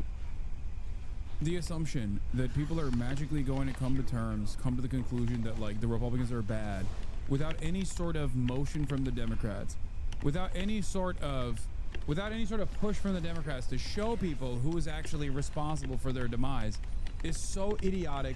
It feels like Democrats are literally living in space. They're not living in the United States of America. They're not even living on planet Earth, where they've ever encountered a normal human being, a coworker, if you will. Have you not talked to a single fucking coworker? Have you not had a coworker conversation? And by that, I don't mean coworkers in the House or the Senate. I mean, like, you know, what everyone thinks of when they say worker conversations. Because if you did, if you had like a normal coworker conversation with a normie, you would realize that they're dumb as fuck. They need to be positioned. They need to be pushed in the direction. They will never come to conclusions, or at least the correct ones, on their own. Fuck. Wasn't it? Then what? What is it if this not be it? But apparently the grand plan is Dems keep fecklessly complaining until the 48 approval comes down to 40, which is a plan. That's crazy because, like, they're not even doing that right. You understand? They're not even doing that right. There is a method to that. You have to actively undermine. It's the Republican method. You have to actively undermine the opposition party over and over again. You have to obstruct every step of the way. And then you have to call them stupid for not being able to get anything done. Okay? That's how you're supposed to do it. That's how the Republicans have done it historically and seen much success as a consequence of those actions.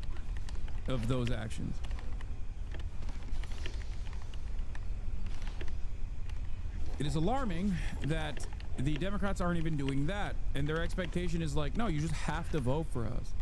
Are we going to do anything? No. You have to vote for us anyway, though. No one is going to. No one is going to vote for you. But it's forgetting one crucial piece of information in Schumer's popularity calculation.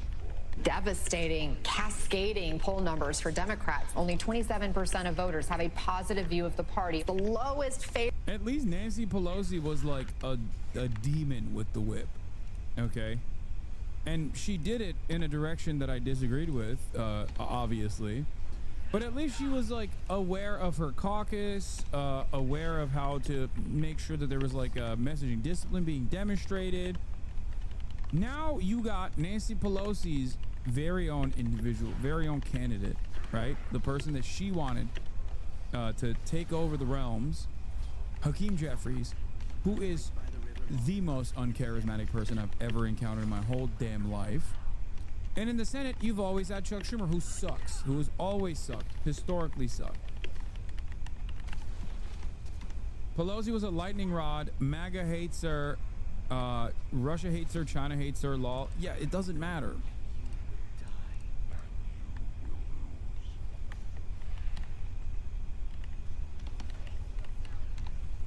Like, the worst part about Pelosi's situation was she was really old. She could not. You said Kamala has no charisma. Who's worse? Hakeem Jeffries is literally less charismatic than Kamala Harris. By the way, I said Kamala Harris has no charisma, and guess what people in this chat said? Hasan, you're racist. You don't understand it. This isn't for you, sweetie. As though like the American presidential election is not for every single American that is eligible to vote, and instead for whatever select few liberals who actually respond to the Brad Summer memes positively. Favorability rating in the history of NBC's polling. You're at 27%. You've got to get Trump to lose 8 points of popularity just for you to get to the point where you're 13 points below him.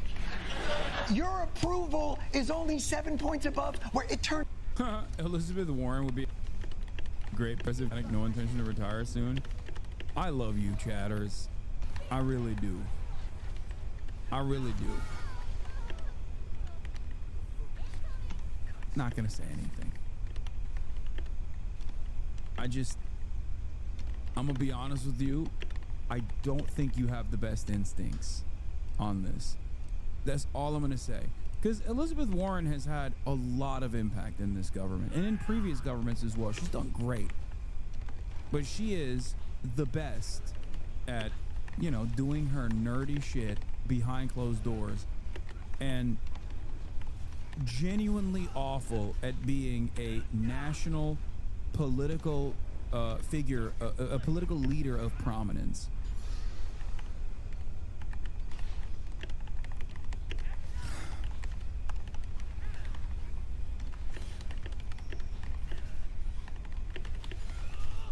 I think Timothy Waltz is a better choice than Elizabeth Warren. Turns red and goes into low power mode.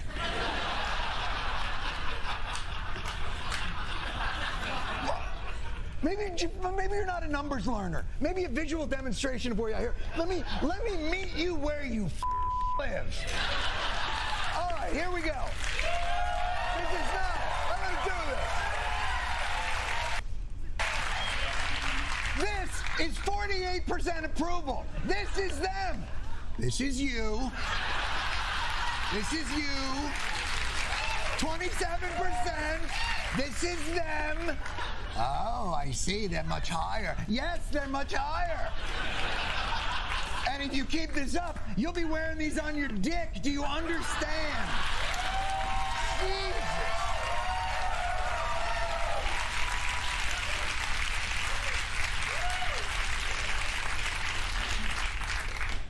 Perhaps I'm being too hard on the Senate. Although I am not. Perhaps she has insider knowledge of a quiet, smoldering Republican amenability to compromise. Perhaps underneath that hard shell of Republican intransigence is a soft, nougaty center of responsible legislative leadership to be freed. Bargains! Driven in the hallowed yet marbled halls of power. Or maybe someplace mustier. I talked to them. One of the places I told them to go in the gym, you know, when you're on that bike in your shorts, panting away next to a Republican, a lot of the inhibitions come off. I mean, when I said Republicans or Democrats want to fuck and suck Republicans, I didn't mean like literally. It is kind of crazy that they're just basically saying like, no, you misunderstood. Like, I do want to have sex with the Republicans. I'm jealous that they can just be honest about their worldview. You know, I wish I could also be honest about my worldview and then still be voted into office.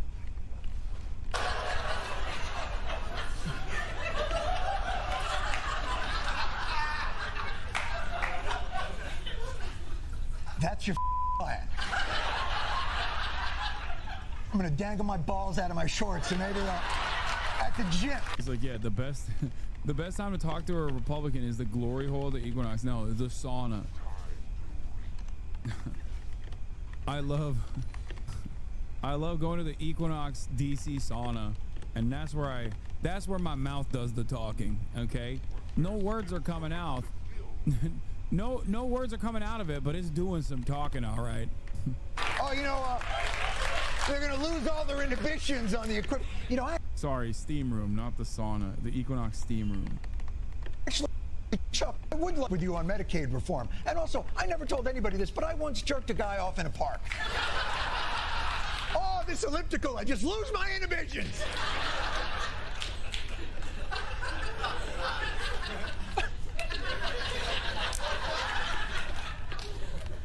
And you know, I would probably be just a skosh more receptive to Schumer's theory of gym-based negotiation strategies if it had worked the last time. We talk to our Republican colleagues all the time. I talk to them all in the gym. When you're a 60-year-old on a bike panting in your shorts, the inhibitions sort of fall away.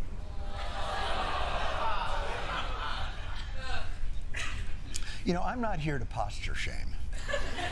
Why is your stand to power to speak into existence government official fucking suck downs? Because I speak truth to power. Okay? Because I'm honest. I'm not gonna shelter you from the truth. I'm gonna write gay fan fiction. I'm gonna write Wattpad. I'm gonna write Wattpad about Chuck Schumer doing sweet intercourse with other Republican senators. Okay? Because it's the truth. And I will not shelter you from the truth. Chuck Schumer, yowie. But for... Yeah. Suck and fuck Chuck. Also, I can't even say, like, I can't even do Wattpad beyond what Chuck is saying. He's apparently been saying this since 2019, where he's just like, yeah, when those shorts come off, yeah, that's where we get to talking. For a guy who seems to be spending most of his life in the gym. A little less talky talk, a little more core.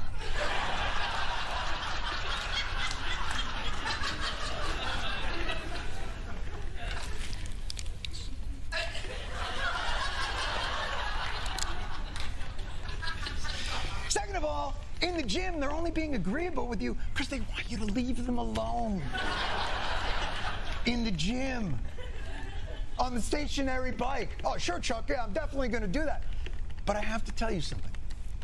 Pedaling really hard and not going anywhere, it's a great metaphor for the Democratic Party right now. Really.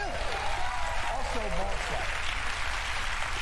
But for some reason, there is a persistent fiction within the Democratic Party that if they just hang out with Republicans in the gym or wait out Trump's popularity or give them concessions on a continuing resolution they said would harm the country, that Republicans will finally see the light.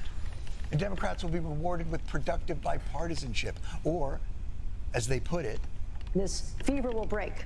All this excitement about Donald Trump, it's going to break. So it is like a cult. The fever will break. Any day now. Any day now, dude. Any day. Is this the night the fever will break? A chance to break the fever. I believe at some point soon the fever will break. I think you're going to see the fever break. President Obama saying, quote, "Now I believe when we're successful in this election that the fever may break."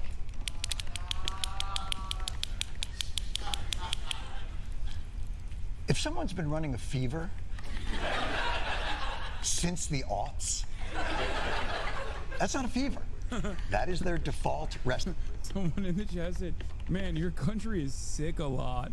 Yeah, it is. Okay, we're sick in the fucking head.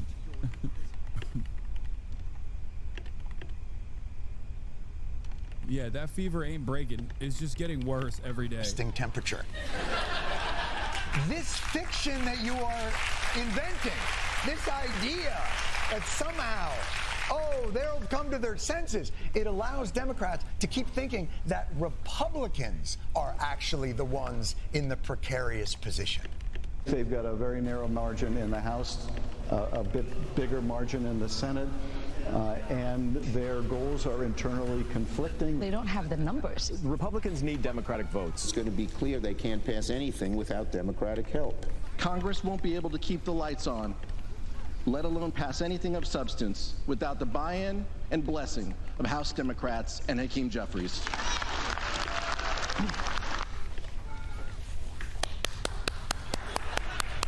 It's a great message, except Republicans have gotten everything through, every crazy appointment. The guy who wrote the children's book on Russiagate runs the FBI. Tulsi Gabbard, RFK, Weekend Fox and Friends guy. They all sailed through. Literally, the only one that has failed so far is picking a Chucky doll that runs on cocaine and Viagra for Attorney General. And that's just because the Republicans personally hated him. Probably for something he did at the gym. Look, you don't understand. These Republicans are committed to a plan born of ideological 50 to 60 year project to remake the United States. Yeah. I think all of that is also I saw a tweet the other day that said because Conor McGregor was invited to the fucking White House, they were like, this is like Wakanda for sex pests. And it's so fucking true. At this point, they're like, oh, have you done a sex crime? Well, come on in. It doesn't even matter what your background is. Doesn't matter what your political perspectives are. We just love that you did sex crimes. We are a fan of the fact that you're a sex criminal. Please step right up to the White House and deliver a speech. Okay? Fantastic. And classifying it as a fever excuses you from having to propose an alternative, coherent vision and allows you to pretend that this is just an issue of messaging and not merit. Boy, are Dems busy fixing the messaging. Ambitious Democrats have a new game plan. They're going to yak it up about sports and go on more podcasts or whatever the hell this is. Hi, I'm Congresswoman Sarah Jacobs. Get ready with me while I explain to you how House Republicans are trying to give away your health care to give tax breaks to big corporations. Last week, Republicans introduced their budget resolution.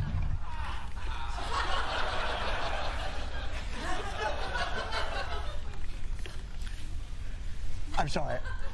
I'm having difficulty focusing on what you're saying because I'm terrified that you're a hard yellow light away from getting ready with Dan Crenshaw.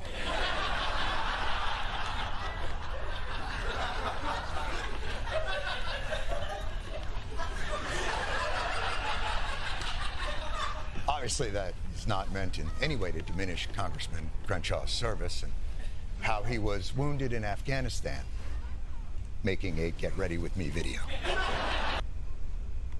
Yo, how is he allowed to make jokes like that? Okay, I feel like...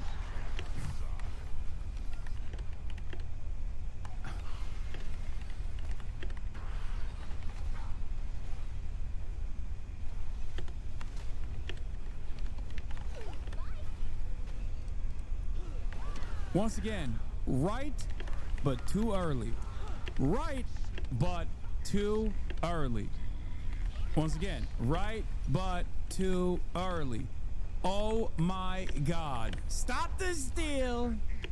Yeah, I walked so Jon Stewart could run. It's that meme of Mr. Miyagi? The rat with the Ninja Turtle babies, and then the Ninja Turtle babies have grown up and they're holding the rat. It's just like he taught me. He taught me so much when I was a baby. Or not Mr. Miyagi, Splinter. Yeah, Master Splinter. Oh, fucking, I don't know. I don't know the... Shut up. You got what I meant.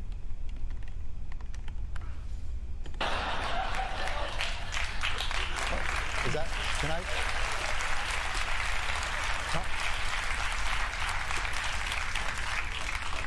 Comedy's legal again, right?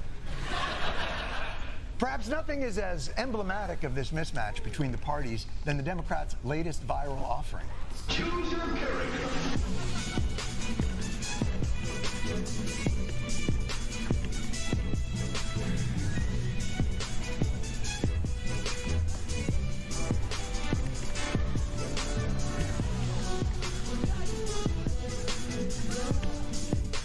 I am jealous that Jon Stewart doesn't have to deal with fucking annoying lip shits all the goddamn time, by the way. What is this? The script writers are straight up watching your stream. There's no way. Yeah, no, I mean, there are a lot of Daily Show writers that are Hasanabi heads. I know that for a fact. But it's, I mean, I don't give a fuck. Yo, get me on the show. What the hell are we doing? It's cowardly to not do that at this point.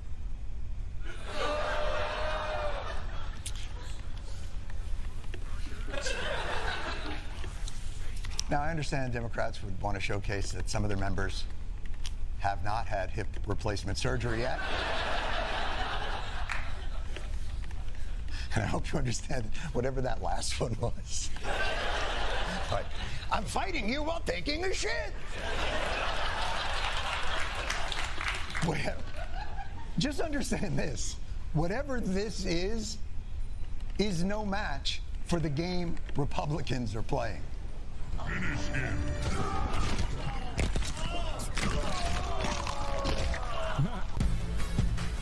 That was pretty good. Stealing your guest, stealing your biz. What's next? Gonna steal Will from you? Maybe. All right. I want to help you understand the fever pitch and why it's not gonna break. Sean Padrake McCarthy says, "Fat corn-fed loser, crying in his car because his hog followers don't want to die and get maimed for Israel. Your America First patriotism, sir." Here is the misfit patriot. Okay, I've made some. I don't usually get emotional, but this is one of the rare times I'm very fucking emotional. I'm ready to go to war with my own party over this shit, and it's time more people join me. If you're an enemy of Zionists, you're an enemy of mine. If you hate them, you hate me. I hate you right back. I don't give a fuck who you voted for. Several videos like this over the past year and a half, so let's do another one. If you're anti-Zionist, you can go fuck yourself.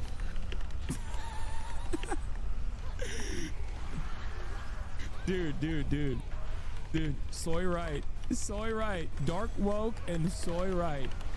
Dude, I love this. I love this. He's like, epic bacon time. I'm feeling not so great about this stuff, okay? Don't talk to me before I've had my morning coffee. If you're an anti-Zionist, get the fuck out of my face.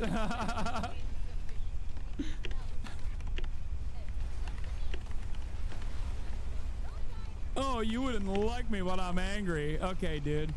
Yeah, that's right. If you say I'm not anti-Semitic, I'm not anti-Jew, I'm anti-Zionist, eat every dick until the end of time and... Oh! Yo! I love this. Why does he sound and look exactly like Keemstar? Yeah, this is this is white Keemstar, dude. This is Keemstar of Germanic origin. and then eat some more in hell. Because guess what? I'm a Zionist. I believe that the Jews have a right to live in peace in their ancestral homeland. Yo, what the fuck? Yo, Ethan Klein. I know you love Keemstar now, but you can get this guy on the stream and make it seem like you have Keemstar on without your fan base going, why the fuck do you have Keemstar on the broadcast? You know, best of both worlds. He has the exact same opinion as you anyway. Oh my God. Walmart brand elder millennial. Yeah. And that's what Zionism is. So when you say I'm anti-Zionist, you say I'm anti-misfit. And if you're anti-misfit, get fucked. Yeah.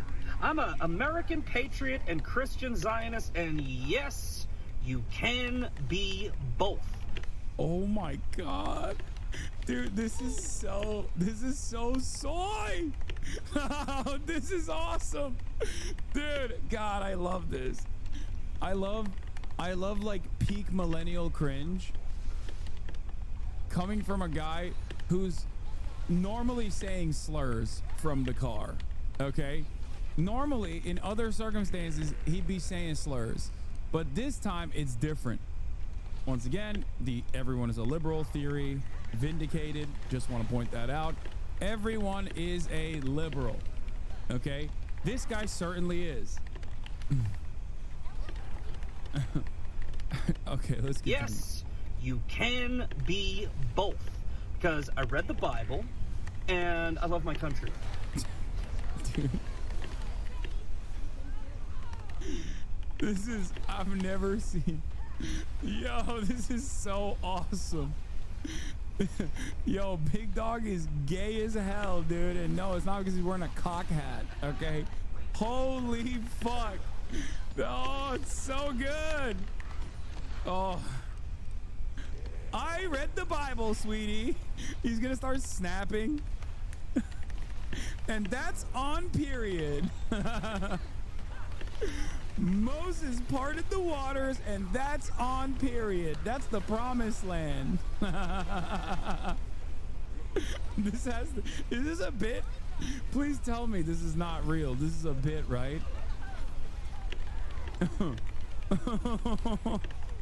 This is a Hamilton watcher, but now is a fucking hog. How did this happen? See, I'm not going to fucking sugarcoat this one bit. If we are friends, if we have mutuals, if we voted the same way, if you consider yourself on the same side, if you're MAGA, whatever, it doesn't fucking matter to me. You're a huge... Yeah, he's like, the only thing that matters to me is Israel. None of that matters, and that's on period. Slay the puss down boots, or whatever the fuck people say. I don't fucking know. I'm sorry. I'm sure he knows what the proper terminology is.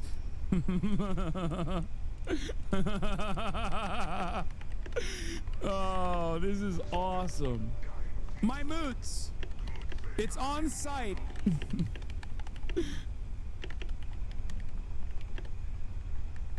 My moots. Huge piece of shit, and you can get fucked.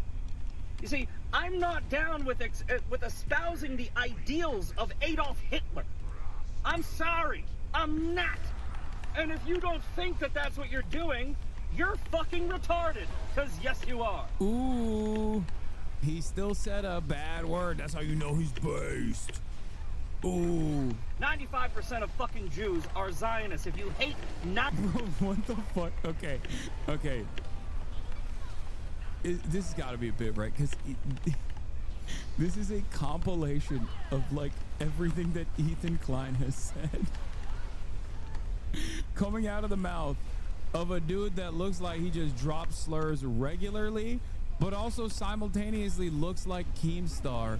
What is going on?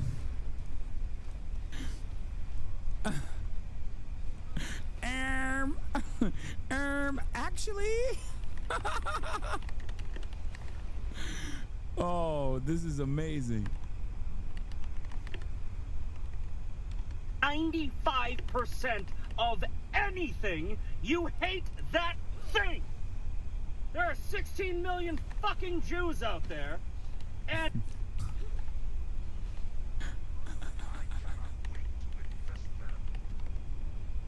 hell yeah. Let's say 800,000 of them agree with you. You might as well be saying, I'm not racist. I got a black friend. You're a... Wait, what? But you're... Wait. But that's all conservatives do.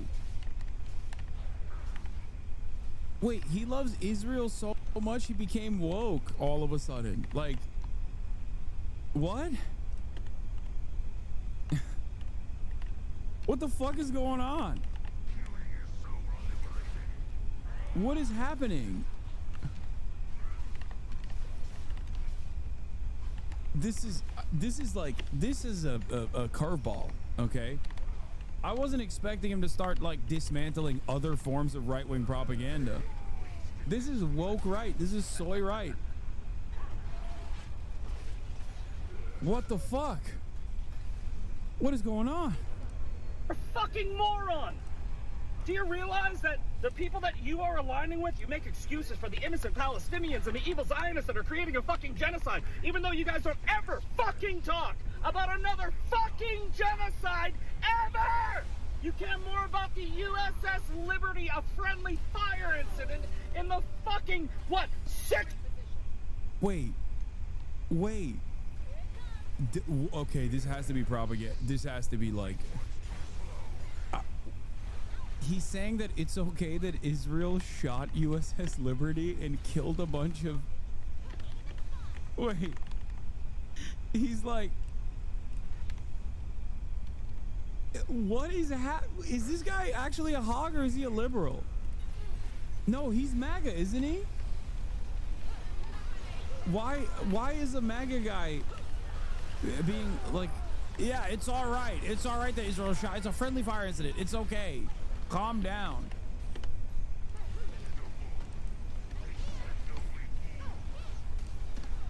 The countdown begins on how long it takes to blame the Jews. I'm so excited. What? Read my logs for explanation. It's former liberals who have gotten conservative with age.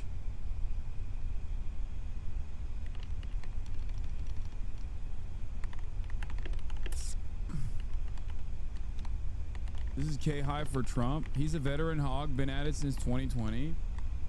But I just don't understand, like, I don't understand how, what? Fuck cancel culture. I do not comply. Violates community standards. Also, you know, but if you say anything mean about Israel, let me tell you, I'll come to your house and beat you up, okay? 60-something fucking years ago?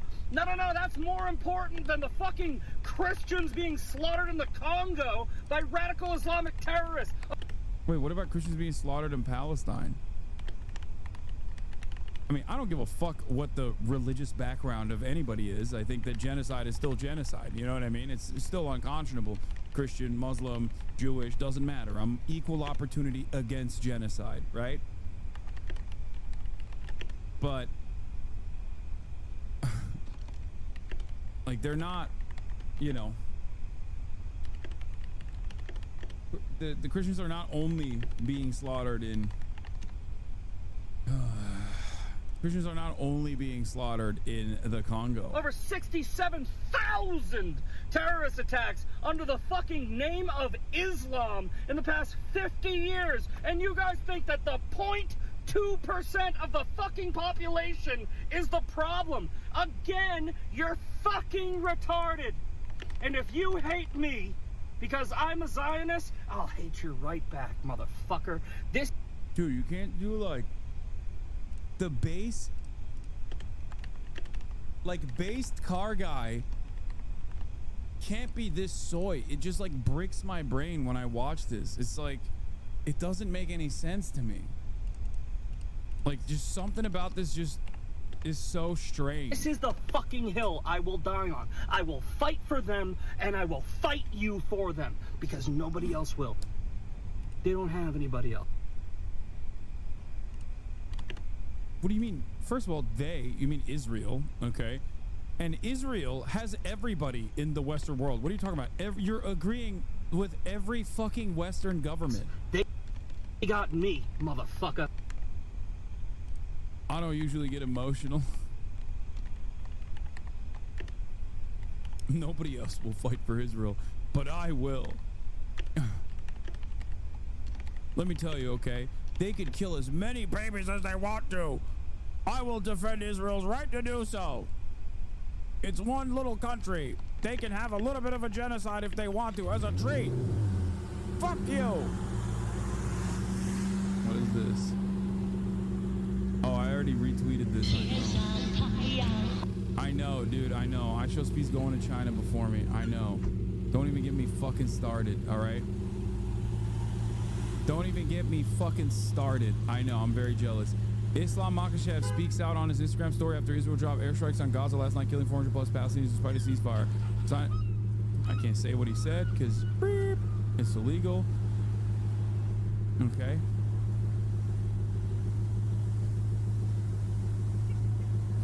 Unfollowed. Wait, why?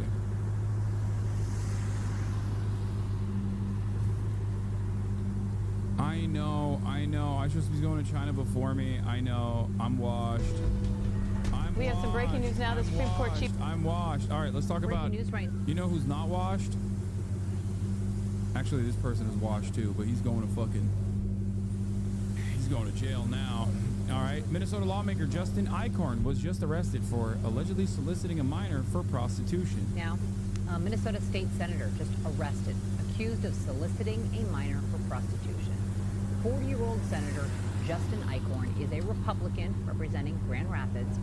Bloomington police say that detectives posed as a 16-year-old girl and arranged to meet with him in Bloomington.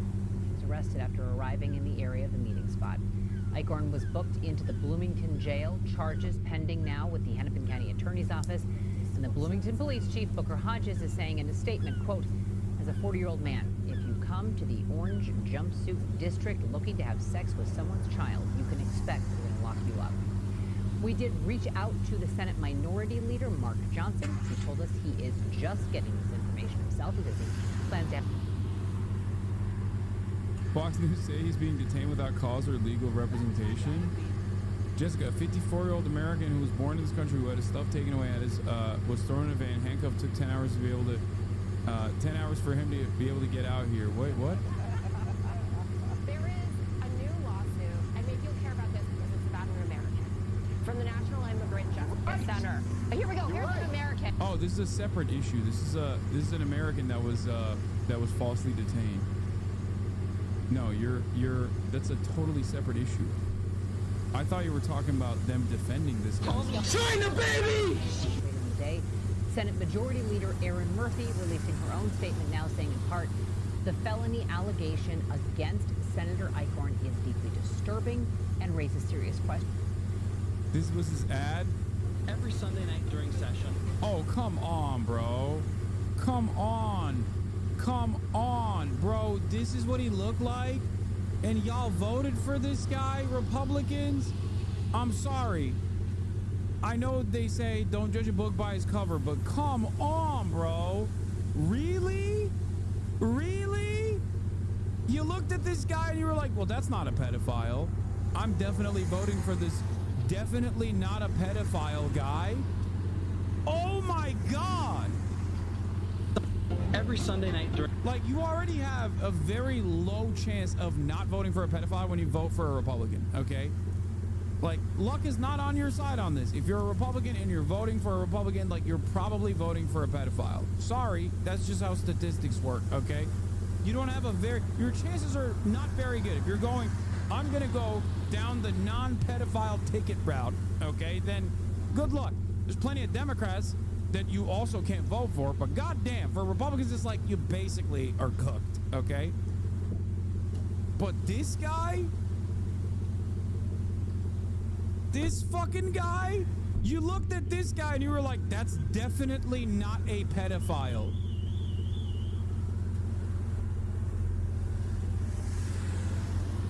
During session, I say goodbye to my wife and kids and make the 3-hour trek to St. Paul to fight for our way of life because to abolish the arbitrary age of consent laws. That's right. I'm there to do the bidding of Minnesotans, all right? I'm there to do your bidding. Because day after day, I guess you're gonna have to get on a long car ride, never to return home again. This time to county jail, baby.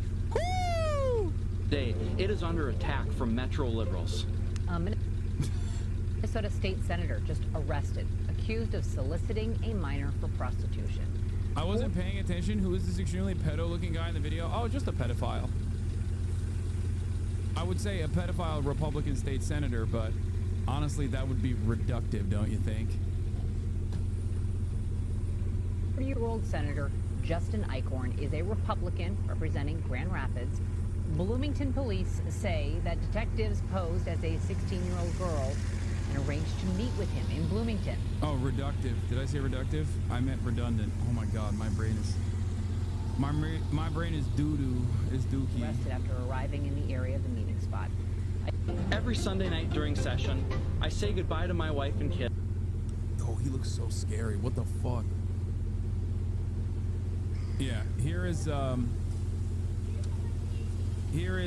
American citizen that was falsely detained and jailed under suspicion that he was not an American citizen, but instead a I guess like criminal gang member who's an undocumented migrant or whatever the fuck they're saying nowadays to grab people off the streets. Let's hear what Fox 5 had to say about this incident. Gaslighting. No, that was me. I had beans for lunch. There is a new lawsuit, and maybe you'll care about this because it's about an American, from the National Immigrant Justice Center. Here we go. Here's an American. There are 22 people that they're saying in the state of Illinois who have had their rights violated since Trump came into office, including a 54-year-old American who was born in this country, who had his stuff taken away, was thrown in a van, handcuffed. Took 10 hours for him to be able to get out of there. Now, they had no reason to got out. Isn't that the point? You know what? Then I'm going to throw you in jail for 10 hours and see how you feel about it. You know what? Who are you fighting for? Yeah, you're being woke, Jessica. What do you mean? This doesn't spell trouble that the American Gestapo is like arresting people without any suspicion other than the fact that they look a certain way, and in the process sometimes accidentally nabbing American citizens. Who cares? Are you fighting for the criminals? I'm fighting for an American. Actually, if they, why can't you accept that if mistake? But he got out? What are you talking about? What do you mean, but he got out? The fuck? That's not a defense of this.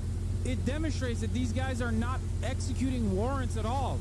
They're just nabbing people that look fucking Venezuelan. How does that not shock people?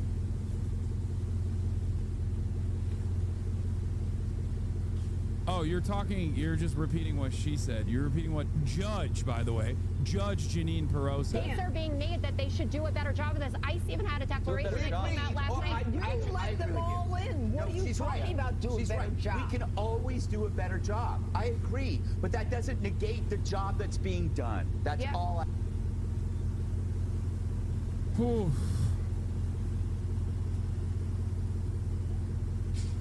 This is some really interesting times that we are in at the moment. Some real fucking interesting times. What is this? Is this Power of Abuse or still comedy? Kind of want to watch this. What happens when a content creator, someone with millions of followers, decides to use their platform as a weapon? Not only against... Damn, this account has 1,000 subs, 50K views on this video. Holy shit. Trolls or content creators he doesn't like, but also against regular people who dare to criticize them. At this point, you're totally... Here's the thing. We're going to get your IP address. We're going to find out your information. We have forensic, digital... Ethan Klein has an interesting life. You know, go to work and hit the live button in your studio decked out with thousands of dollars worth of film production equipment. Producers left and right to chime in sometimes and hit the technical difficulty screen to save your ass when you say a few things you shouldn't say. I don't know why I thought that. Apparently she did not have sex with Destiny, although it... Maybe recklessly throw around a few claims here and there without anything to back it up. They literally talk about doing psyops, faking posts, brigading, and all this. And I have 4 years of all of his chats. There's stuff in there that will put him in prison. I'm not even fucking kidding. Okay, so apparently he has something to back it up. But I mean, it is kind of hard to trust his interpretation of what he sees, considering that he has proven in the past that he is incapable of interpreting things. He's not exactly the beacon of credibility. I mean, because, like, it's not right. Like, you want to... You think you're being the good guy, and like, you're just being a fucking bigot, bro. The person he was claiming had sex with Epstein was Denims, by the way. Oh, God. Oh, gross. Oh, and also spread misinformation. Yeah, I have his logs that'll land him in prison. I think is about Bad Empanada. Information to your massive platform as you please, because you don't like something. That's what bad Hezbollah is. It's like a meme. Hezbollah in Hebrew means propaganda. And it's like a weird slur that people started picking up, calling just like Hezbollah means like a lying Jew, essentially. It's funny. In this live stream from last night, he mischaracterizes the podcast, proving his interesting imagination. Apparently, Hezbollah means lying Jew, which clearly indicates anti-Semitic implications. Oh, but just so you know, guys, Ethan's telling a lie here. It's just a card Ethan loves to pull at every chance. Something to critique about me? You're an anti-Semite. Hezbollah actually comes from the Hebrew word for explaining. Matt Lieb, a Jewish man himself, by the way, clarified this on his Twitter. You can also just find this out through any Wikipedia or dictionary. And after that, maybe also... It's also the terminology that the Israeli government has landed on in terms of doing information warfare. That's the crazy part about it, is that it's not about like intentionally lying or whatever the fuck Ethan is saying, but it is precisely what like it is what the Israeli government hands out to organizations that go and give it out to, you know, campus protesters that are protesting for Israel. It's documented and delivered. It's not like even sheltered or hidden. It's not like some secret conspiracy. It's just like openly what the Israeli government wants young Americans to do, specifically young American Jews. Also drop a few bits of information to kind of suggest to your audience that you should go and tell a company, sponsor, or community that you come from the H3 podcast, if you know what I mean. This guy, Matt Lieb, he works for Good Mythical Morning. This guy is... Well, yeah, the craziest part about this is that, like, Ethan would be like, I'm not a Zionist. Or then we'll turn around and be like, but all Jews are Zionists, and if you were talking about Zionists, you mean all Jews. But then literally we'll do the exact same thing that the fucking Canary Mission does. Okay? Straight up fascist groups immediately be like, this guy works here, this guy works there. I'm gonna dox random fucking Redditors. I'm gonna try to do fake lawsuits, like ridiculous, frivolous lawsuits, with the hopes of getting your background information so I can fucking dox you and then keep telling all of your friends and family that you're a fucking anti-Semite. It's insane. Yeah, it's mental illness. No, the mental illness in this circumstance is Zionism. That's what it is. That's the real mental illness here. It's not like an additional different kind of mental illness. I'm sure, you know, there might be extra problems there as well. But yeah, this is when you are hopped up, when your brain just gets broken by fascist ideology such as Zionism, you start behaving in this way. It fucking rots your brain, and you think that you're wokely on a conquest against anti-Semitism. This guy works for Good Mythical Morning, acting like he's wholesome. He's evil. I mean, he's just a disgusting fucking piece of shit. And I think it's... I will not stop until everyone that has hurt Israel's feelings is fired from their jobs. Okay? I will not stop. Insane that... I mean, this is a guy who also actively petitioned to deplatform me, and when it didn't work, he fucking lost his mind even further. Good Mythical Morning and hire somebody. I mean, it works. Your fans show up to the brigade. They just aren't the sharpest. Please watch the latest HT video and do your own research on your employees and who they're platforming and endorsing the views of. I hope Good Mythical Morning isn't condoning this behavior. Dude, seriously? After everything he has been doing to you put him on the show today? Bad Empanada fan club council meeting. Maybe get Bad Empanada on tomorrow. His tools in the shed, though. You fool. He said that he works at Good Mythical Morning. He's not a guest. He's been working there since 2019. Ah, you've blown our cover now. I mean, look at this. They're brigading the video now. These are how many dislikes they got on a normal video. Yeah, always. It's always so suspicious. Whoever Ethan has in his fucking crosshairs, they always, those videos, as soon as he talks about it, get mass disliked and mass comments. It's just everyone else is evil, okay? The guy who's operating a snark podcast, not evil. Everyone else actually that says, hey man, why don't you fucking do that? Why don't you stop doing that? Please stop doing this. This seems insane. Nope, those are the people that are evil. And here is the episode that came out after Ethan said he works for Good Mythical Morning. This guy works for Good Mythical Morning. I mean, he is pro-terrorism. He's evil. He is just a disgusting fucking piece of shit. Look at how many dislikes they have now. And the comments. And then, for good measure, I'm sad to say it, but I don't think I can continue supporting Good Mythical Morning with what has happened regarding ML, Matt Leap. I don't think Red and Link are bad people, but this seems like a very unwise choice to continue their work with someone who's willing to platform harassment and lies. Why is your employee platforming pro-terror content on his podcast? Yeah, dude. Good Mythical Morning is gonna fucking fire their Jewish producer for being an anti-Zionist. This is how we're combating anti-Semitism, okay? Not a single Jew will maintain their job as long as they are not unconditionally pro-Israel. This is how I will fight against anti-Semitism. It's psychotic. It's so insane. Recklessly throw another comment. When she comes out, what are they just watching an Israeli showing clothing and shitting on her? Like, is that what they're actually doing? Even though they're...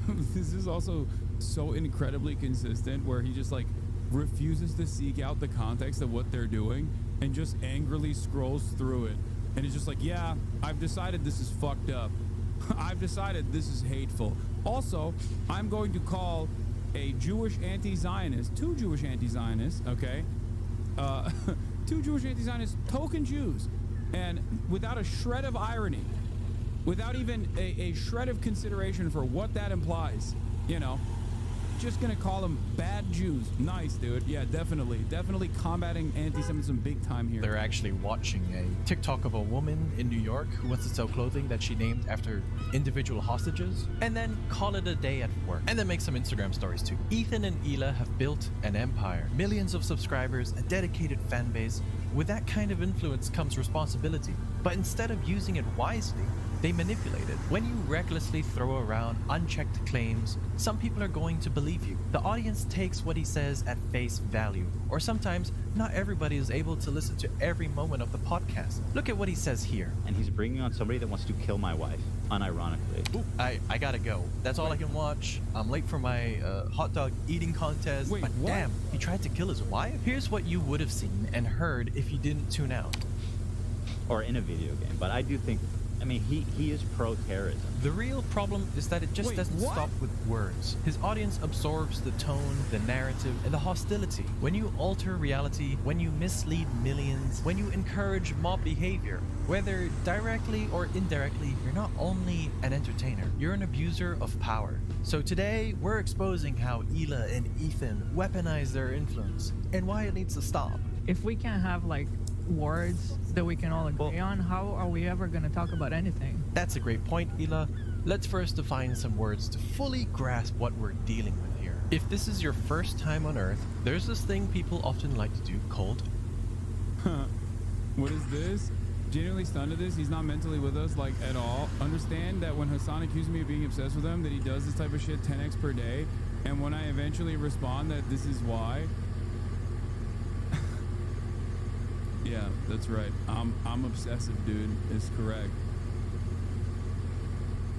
He got me. Man. Me obsessively defending myself against a rapacious, relentless stream of smears and demands for deplatforming. Really fucked up.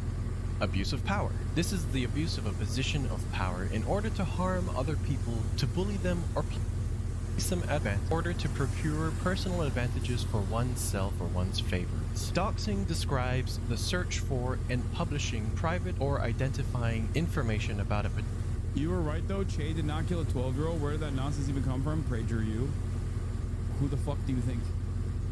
Some fucking insane right-wing garbage platform that Ethan is consuming that he didn't even actively consume, he just saw on the corner of his eye somewhere. Particular individual on the internet, typically with malicious intent. Doxing is a common tool used by dictatorships and authoritarian regimes to silence dissent, intimidate opponents, and control the population. Yeah, if you're not obsessive, then why is your name all over his Insta stories for the last months? You're right. I want to apologize to Ethan Klein.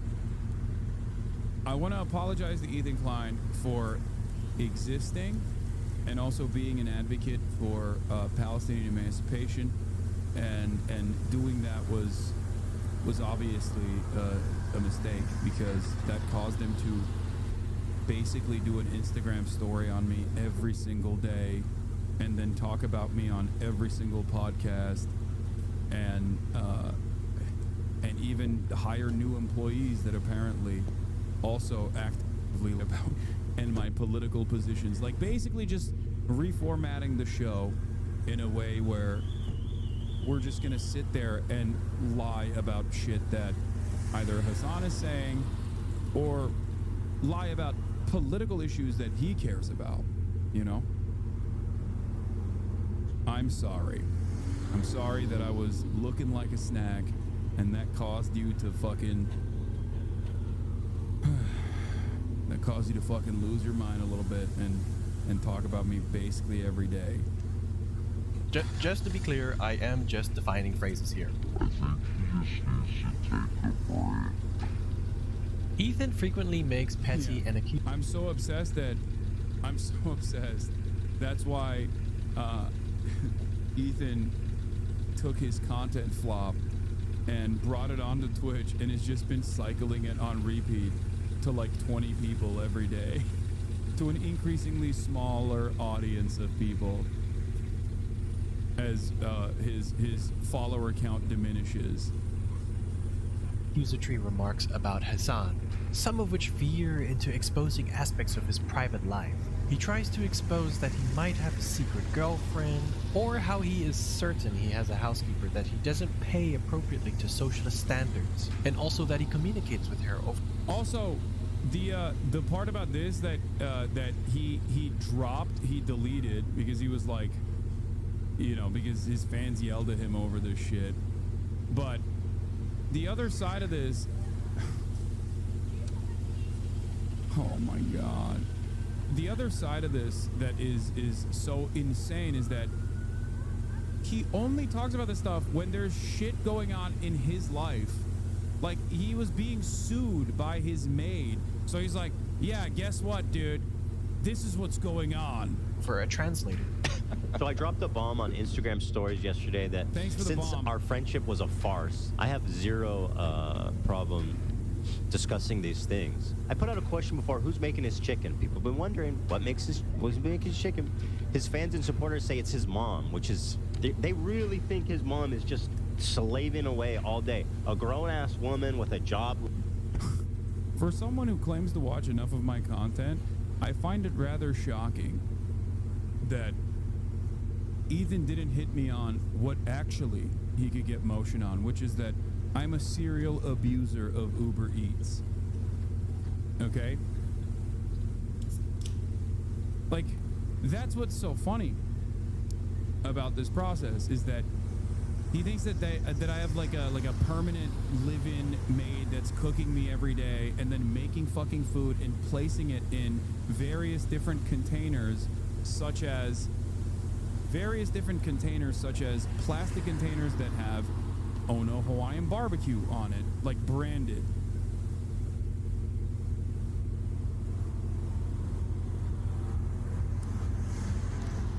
Good stuff.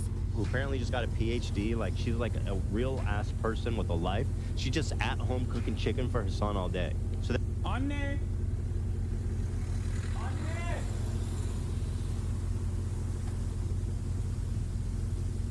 Gel bir gelsene.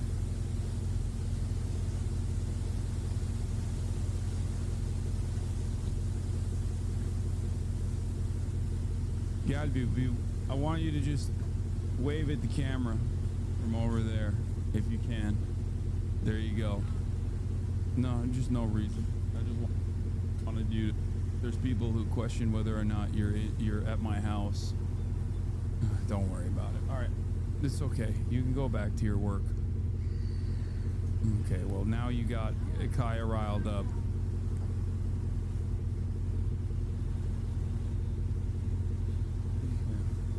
Okay. Kaya, please.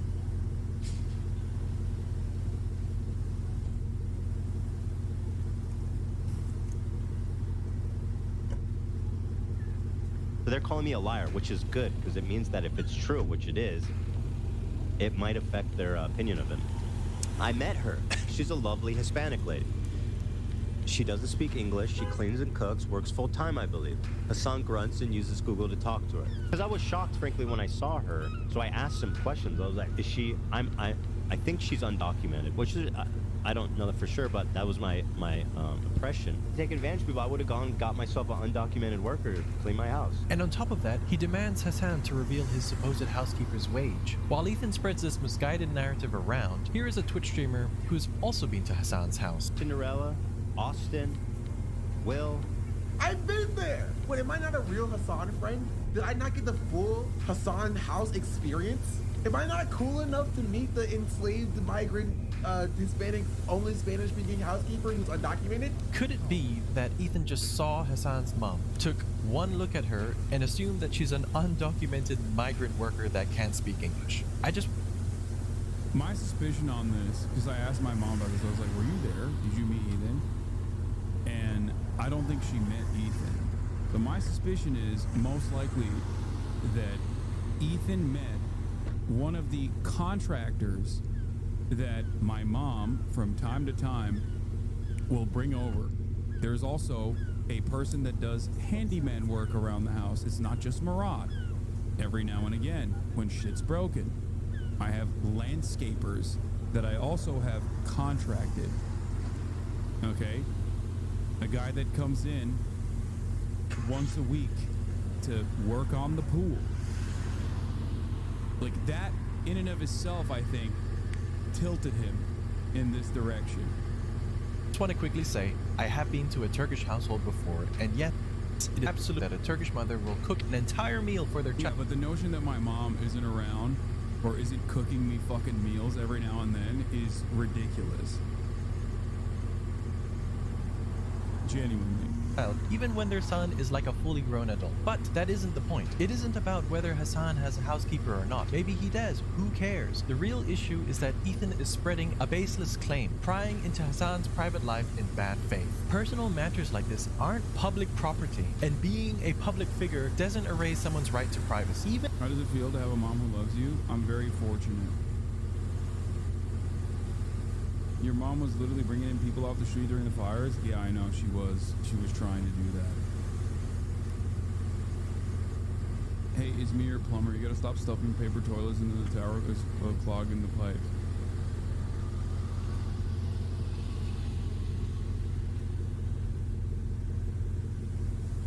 It's also crazy.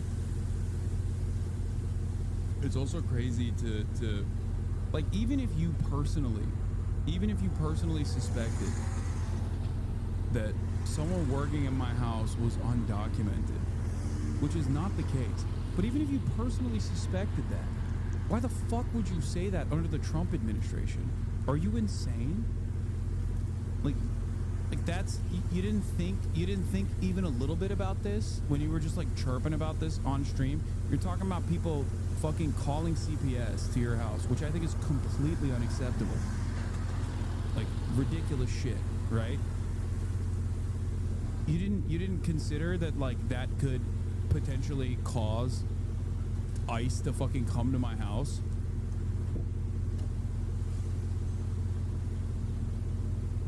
Yeah, they're gonna lock up my fucking mom or the landscaper or anyone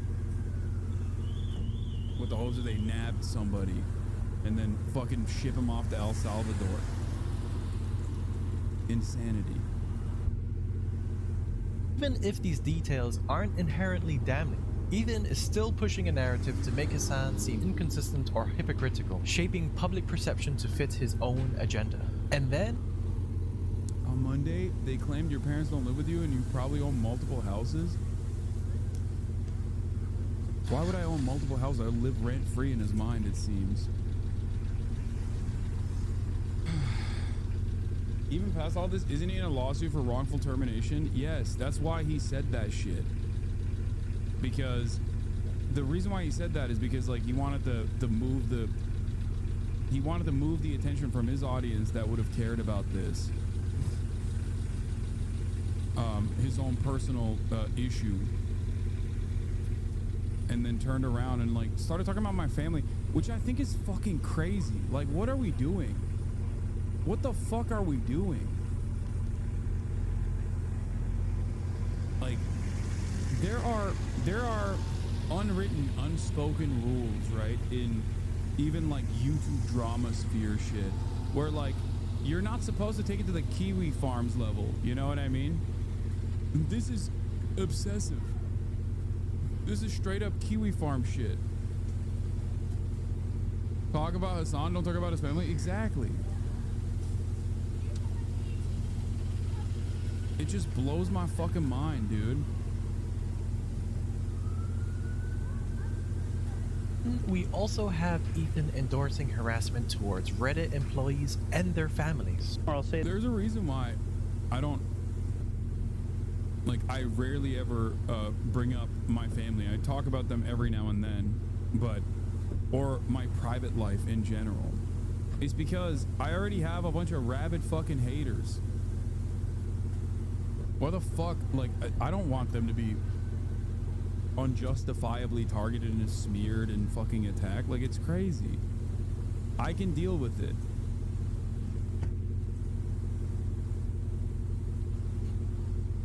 Remember when they tried to say your father was a billionaire? They still do. Grok says it too. It's really funny. Someone was like, at Grok, what is Hasan's father's net worth? And Grok was like, Hasan's father has $5 billion. It's so stupid. Say this. I do want to say Steve Huffman, Jen Wong, Drew Valero, do you think that is? Yeah. Christopher Slow.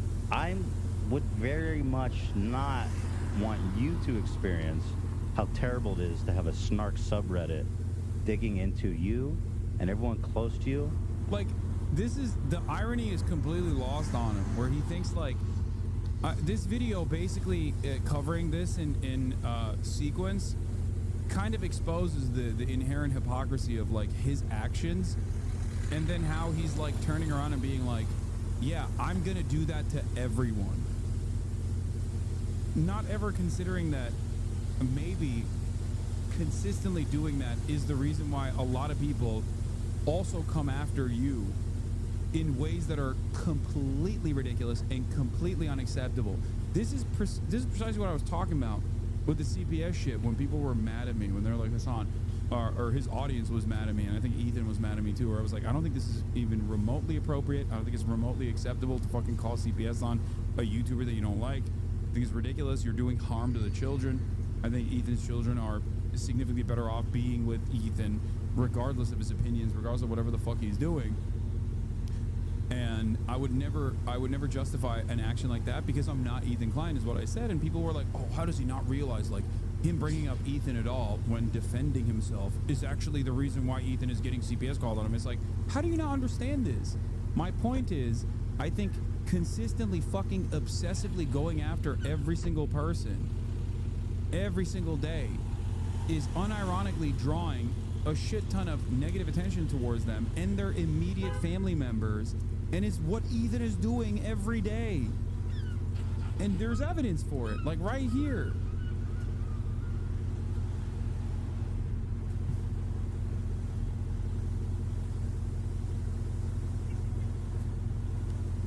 And organizing harassment in real life and online everywhere you go, because that, I just don't want that for anybody. It would suck to make a snark subreddit about the leadership of Reddit. That probably exists the way that you think so? I mean, well, let's there's go nothing join. Redditors love more than complaining about Reddit. I don't think so. I think we might be starting a movement. But if there is one, then God bless, let's join. You know what I mean? Let's join the movement. I won't be joining. If you can't beat them, join them. Considering Ethan has a massive platform, he is playing with fire by pointing out specific individuals and entertaining the idea of targeting them. Yeah, he does. He does encourage harassment. I don't want people to harass Ethan Klein. I've said this time and time again. I don't. I think it's fucking ridiculous.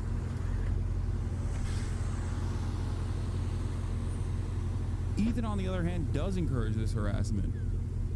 Like, there was a dude that rolled up on fucking, what's his face? The Twitch CEO, Dan Clancy. And he posted the clip on his fucking Instagram. You're rewarding people for going out in the real world and just, like, targeting your enemies, dude.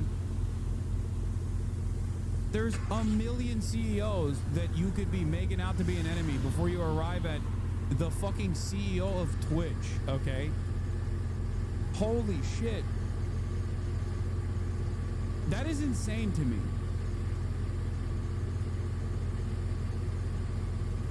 Like, there are, the words of Bill Burr, there's dudes who, you know, own, there's dudes who privatize water, okay? There's healthcare CEOs out there, and his gripe is with fucking the CEO of Twitch. The passive It was a lady, sir? Oh, I didn't watch the video. I just saw it. aggressive justification of saying would very much not want you to experience is an indirect encouragement of scrutiny and potential harassment. With his audience influence, even a vague suggestion can inspire people to take action. Whether there's like actually anti-Semitic CEOs that own social media platforms. Fucking Elon Musk.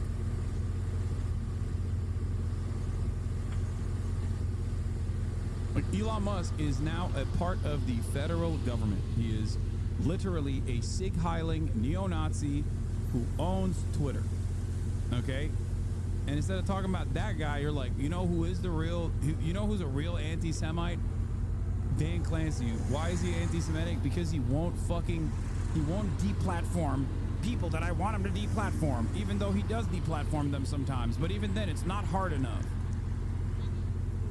whether he explicitly commands it or not. This was sent to my sister today. She's 16 years old. They haven't slowed down. This is the type of shit my family receives every single day. This is a form of intimidation rather than constructive criticism. Encouraging a mob mentality can incite people to actively directly targeting individuals. While Ethan and his fans may argue that this isn't doxing because the names were already public, the issue is how he framed it, which is problematic and falls into a gray area of targeted exposure, a form of soft doxing.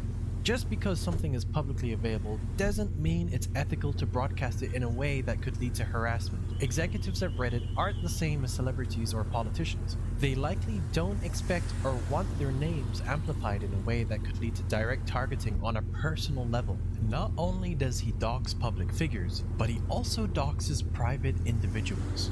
On the 27th of February, Ela Klein posted a picture of the David Starr tattoo. One person wrote, "I used to watch you when you had only 15k subs. Glad that's behind me. Enjoy hell." Ethan then went live on his podcast the next day and scrolled through her comment section as content. Obsessed with you guys when you only had 15k subs. Glad that's behind me. Enjoy hell. This guy's for real. Look this guy up. Enjoy hell. He said enjoy hell. That's halfway there. He's not. Oh yeah.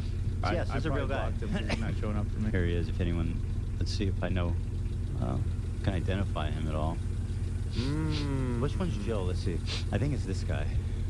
No, it is. Here, let me show you. That's him. Oh. That's him right there. Ethan then calls him an anti-Semite. Trust me, when I see an anti-Semite, I know I can spot him. Wow. And indirectly. Yeah. Well, he says I'm anti-Semitic as well, so. He tells his community to find out where he works and tell his boss and family about him. I don't know if any of you guys know him, but certainly anyone who would employ him, or probably even his parents, would be pretty disappointed to see that, although who knows. This is a clear abuse of power because Ethan is leveraging his massive platform to dox, humiliate, and potentially endanger the private individual over a social media comment. Now, even when the last two words of his comment are not the friendliest of messages, does it justify Ethan's reaction? Ethan knows that showing someone's Instagram profile on a live stream with thousands of viewers invites harassment. Saying, "Let's see if anyone can identify him," is asking your fans to investigate and expose him. And because his audience has a history of dogpiling people he calls out, this makes it an intentional act of incitement. This is a thinly veiled call for his audience to dig up personal information. I mean, it's not even thinly veiled. If you ever did something like this, you'd lose 90% of your audience and be banned immediately. Yes, and the very same drama slop tubers that refuse to ever fucking talk about Ethan, or only talk about Ethan and defend him because he's coming after people like myself that they hate more than they even hate Ethan, would be writing an endless torrent of articles about how I am the worst villain that the internet has ever seen. Now, of course, I wouldn't do that because I think that's fucked up. Okay? Because I think it's fucked up. I think it's wrong. It's wrong to do that. Okay?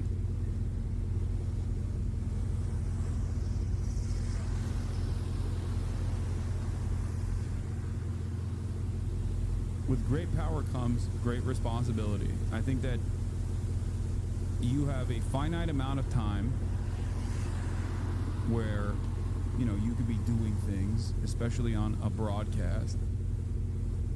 They try to compare you pulling up logs, but whenever you do that, you always... Yeah, when I pull up logs, one, I tell people not to fucking dogpile, and secondly, they're anonymous. There is no equivalence here. I don't actively go like, oh, I wonder where he lives. Let me go find his fucking place of employment. And also, on top of that, the people whose logs I'm pulling up are people half the time being like, I'm going to shoot you in the fucking head.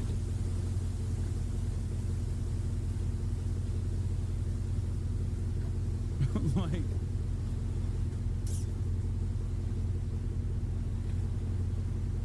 the fuck?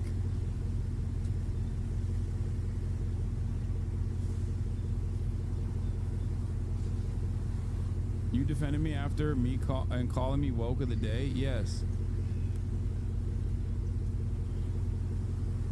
I don't go after fucking personal details, try to figure out where this person lives, and then actively choose to find their place of gainful employment to get them fired from their job. I think it's very dangerous, regardless of your political perspective, to just like serialize this kind of content, to normalize this kind of thing, to serialize this kind of content, and I don't know, I wish that I wish that they would stop. I wish that he would stop. That's what I've been begging for from the jump. And not because I'm like terrified of his worldview or his opinions, or I'm sheltering my audience from his perspective or whatever. It's something that you guys have heard a million times over. I've also openly stated that I would go and I would debate him in person, so we can't fucking clip context in person. And he doesn't want to do that because he knows that if he were to do that, he would look very stupid because, like it or not, aside from this kind of shit that he's doing, he also is not very knowledgeable on the issues he speaks of. And it's not just me. He can have Bad Empanada on. He can shit on Bad Empanada if he wants to. He can have Matt Lieb on. Shit on Matt Lieb if he wants to. There are plenty of people he could talk to that are still significantly more knowledgeable on the issues that he tries to speak out on than himself. Encouraging his fans to contact his boss and family is a direct attempt to ruin his life over an edgy comment. And what makes this... The other side of this, of course, is that, like, I don't need to do much to make him look silly. He's doing that all on his own. All the more unsettling to a personal level, he begins to look at his mom's pictures, dragging innocent family members into the situation. Here's his mom. I'm not gonna click that for her. No, you know what? Kim, this is what you... Here's your mom. I wonder if she knows what you do on social media on your free time. You love your mama. Good thing she's not Jewish, eh, Joe? I love it. I love it. So anyway, best of luck to you out there, Joe. I don't know who you are, but you're an ass. And shame on you. Yeah. And look at his eyes at this moment. I mean, this is quite irrelevant, but look at how he is hyper-focused in, with vacant eyes glazed over this guy's mom menacingly. The silent moments are deafening, and that occasional... I love it. I love it. It's just unsettling. You could submit that clip for an audition to be an antagonist in a movie like No Country for Old Men, and you would get the role. The original comment, while harsh, is still just an Instagram comment from a random person. Ethan, a multi-millionaire with millions of followers, is punching down hard on someone who most likely has zero power or influence. So this makes Ethan's behavior even more blatantly abusive because he publicly defamed a random person, dragged innocent people into it, incited career and social consequences, and potentially endangered someone's life. This is doxing, and for those that believe it isn't, because once again his profile isn't private or wasn't private at this moment, you have to understand that Ethan's intent was 100% to expose. Actively highlighting his profile and images, zooming into faces, and identifying persons brings attention to personal details that wouldn't normally be so widely seen. It turns a private individual into a public target. He is actively digging for anything that could identify the person. His crew member managed to identify something recognizable and the location that particular thing is in. That he's in front of, that's in... Is that right? Yeah, it's at that. This shifts it from casual browsing to an invasive search for personal details, and Ethan is indirectly suggesting to his audience to investigate further. Even without explicitly telling them to harass the person, it often leads to harassment or threats, which is just what happened. Here is a lovely DM he received from somebody. So shout out to Ethan Klein, that my mom, who is an art teacher at an impoverished public school, has to deal with this shit. You are truly the morally superior YouTuber. See, the power imbalance here also creates a culture of fear. The person he just doxed has below 200 followers, just an average person. Ethan has millions of followers on a variety of platforms. When someone like Ethan calls attention to a regular person like him, the regular person faces unprecedented levels of harassment they're completely unprepared for. At the end of the day, criticism, especially from a random person online, does not justify exposing their identity or opening them up to mass harassment. Ethan has countless ways to respond that don't involve punching down on someone who lacks the same platform, protection, and influence. Harassment that me and Eli are receiving is just genuinely unfucking comparable. Ethan constantly fights for silencing his critics and for the removal of free speech. One incident took place when Ethan Klein decided that he had enough of the H3 Snark subreddit. r/H3Snark is a community on Reddit dedicated to criticizing and discussing Ethan Klein and the H3H3 podcast. It focuses on calling out hypocrisy, controversies, and questionable behavior by Klein and his podcast crew. Members of the subreddit often analyze his statements, business practices, and legal disputes, sometimes with a critical or sarcastic tone. Can you find hateful comments on there? Probably. But you know where I found tons of hateful comments without even having to scroll down much? This place. This freedom of discussing such topics would soon come to an end when Ethan posted this on his Instagram story. I can't wait till I find out who the snarkers are, because I'm gonna sue them. He threatened to sue the mods of the subreddit, claiming defamation and harassment. Listen, guys, at this point, you're totally fucked. Here's the thing. There's a subpoena that's going to come. You can't erase your data. Even if you didn't log in, we're going to get your IP address. We're going to find out your information. We have forensic, digital. It's all part of a lawsuit. Saying this was a happy birthday cone on is crazy work. It's like, it's cartoonish. Like, we're gonna do forensic data analysis to figure out who has ever said a mean word about me is a crazy thing. Suit that's gonna drop in about 3 weeks. What is this? I saw a clip that made me feel really sad about the path Ethan decided to go down instead of following what he says in the clip. I don't want to talk about this whole conflict anymore, really, at all, ever. And I'm frankly also thinking about putting something that I need to discuss with Hasan, but I do feel like I'm probably going to pause leftovers for the time being. You know what I mean? Okay, Ethan. Because you know what I mean? It's just, I don't want to talk about it anymore. That's it. And it sounds like a lot of y'all don't want me to talk about it either.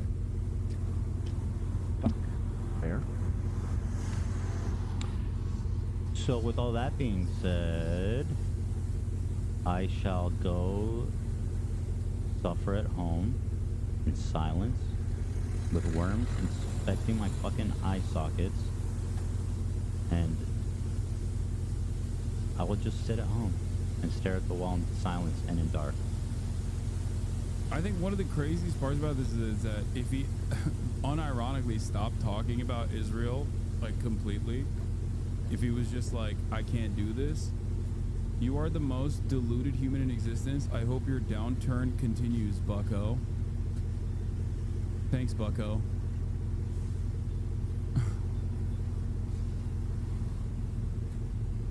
If a perfect victim confronted him, would it be enough to break through? No, I don't think so. My man said bucko, dude. That's crazy. Up yours, woke moralist. Anyway, if he had unironically stopped talking about Israel and like tuned that shit out and just went back to goofs and gaffs, I'm sure that he wouldn't have like kept getting pushback from his audience that were like obviously at odds with what he was saying, and were tuning in expecting him to basically like change his trajectory and his commentary on the matter, but instead he just kept doubling down, KFC double down style every day, you know. And now it's just like look at this, look. What happened? Did Asmongold just sign off or something? Is that what's going on? Or the rape apologist who thinks America deserved 9/11, how's your boyfriend Luffy doing? It's like awesome. That you guys are gonna fucking love. I cannot wait. I am so excited. I am giddy to share this with you guys. But let's be real. This isn't about justice. It's about control. Legal intimidation isn't a new tactic for... Wait, we're getting a bunch of fucking silly comments. Hold on. Let's go to YouTube.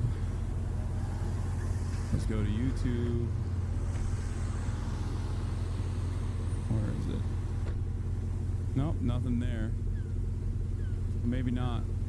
Usually when I get a new flow of comments coming in from a place, like it's either Asmongold or Ethan Klein, but it doesn't seem like he's made a video. Oh, what in the actual oh, he did. Never mind. 109,000 views 47 minutes ago. Obsessed. What is this here? Sue him, really. I mean it. Hasan is just angry that Luffy is no longer in One Piece. Just sue him. Problem solved. Yeah, okay. There it is. Never mind. Clocked it.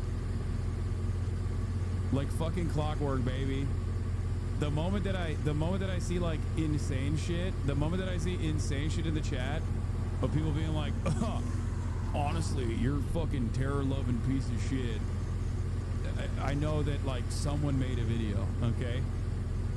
Someone made a video. Might have been Asmongold, might have been Ethan, but somebody out there made a video and uploaded it, and then those guys watched the 2-minute video and immediately came in to be like, I'll show you. I'll show you, sir. Let me tell you, okay? I'll freaking show you what's what, bucko.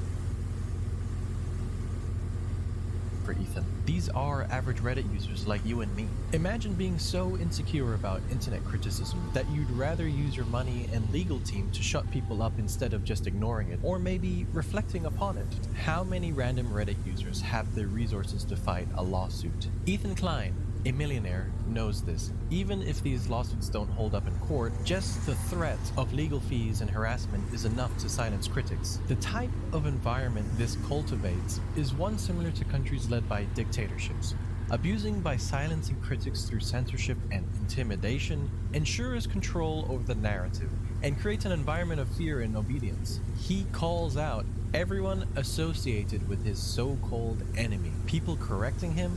That's a no-go in Ethan's world. How dare Ludwig make a correction on a sloppy mistake in Ethan's content nuke video? Ethan posted a meme screenshot and reversed the order of events. Fucking Destiny fan confirmed. What a fucking lapdog you are. How pathetic can you be? This shit's crazy, dude.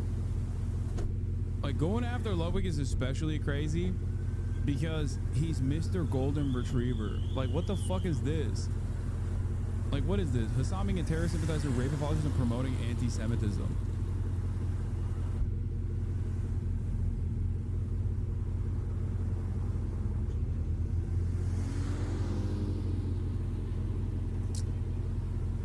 Yeah, that would be crazy if Ludwig was on board with this shit.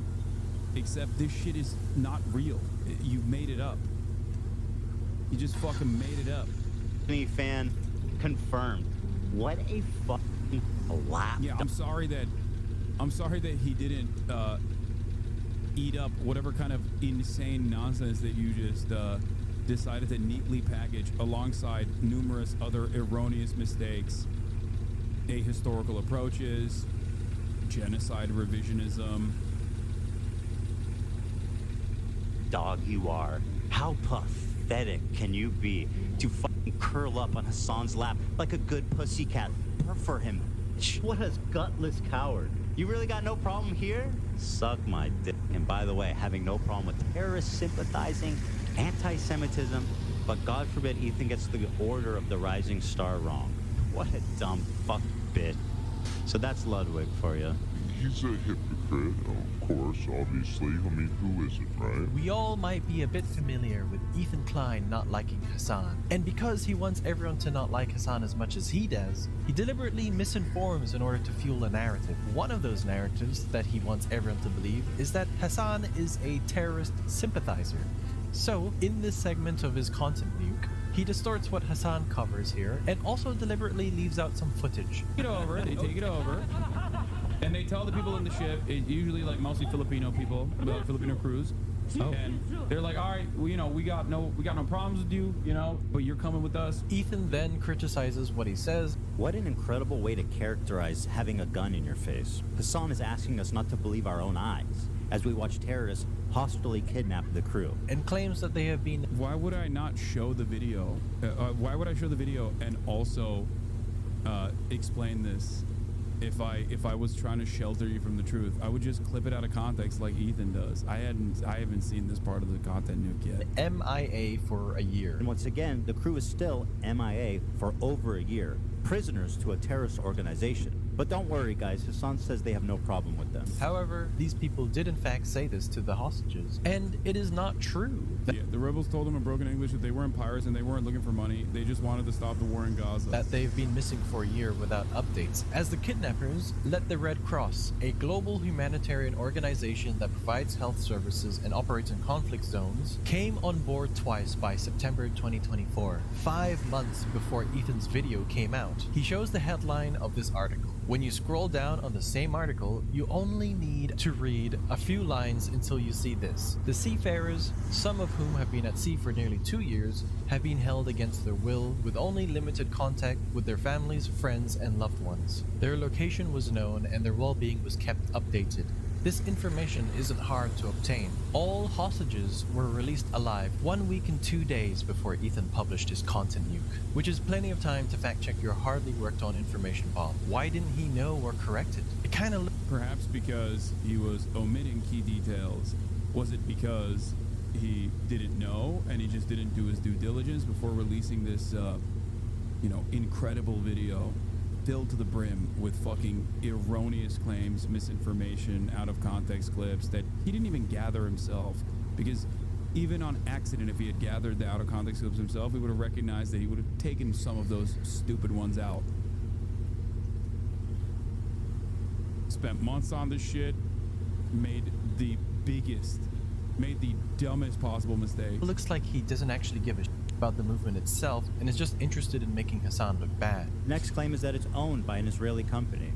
It's not. It's being chartered by a Japanese company, and the boat's owners...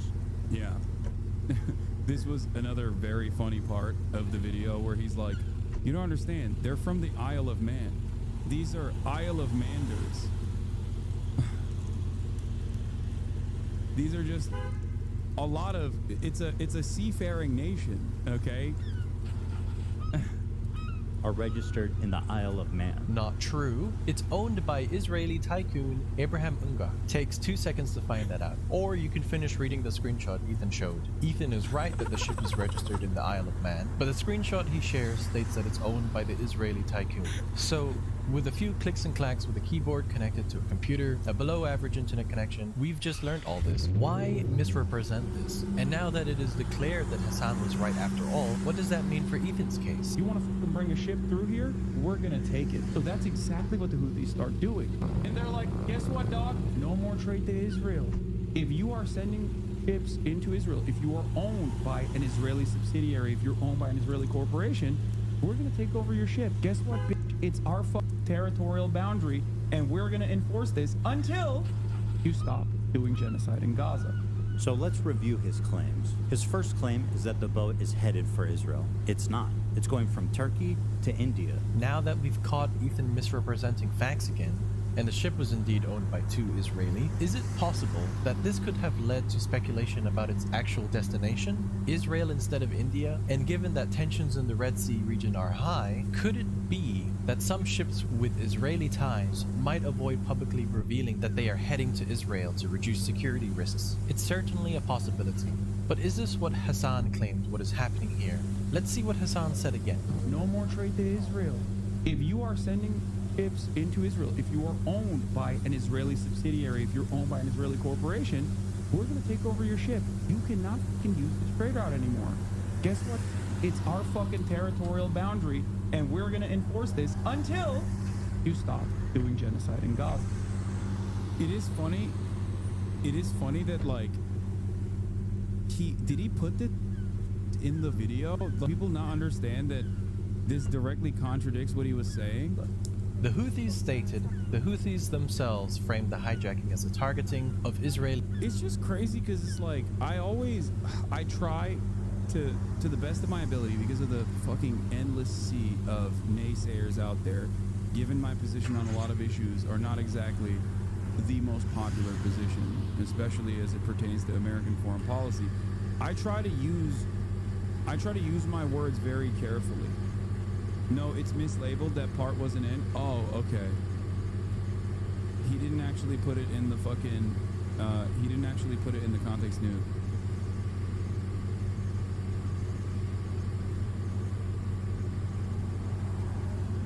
That makes sense, because I was gonna say if that's in it, then obviously people will understand what the context is.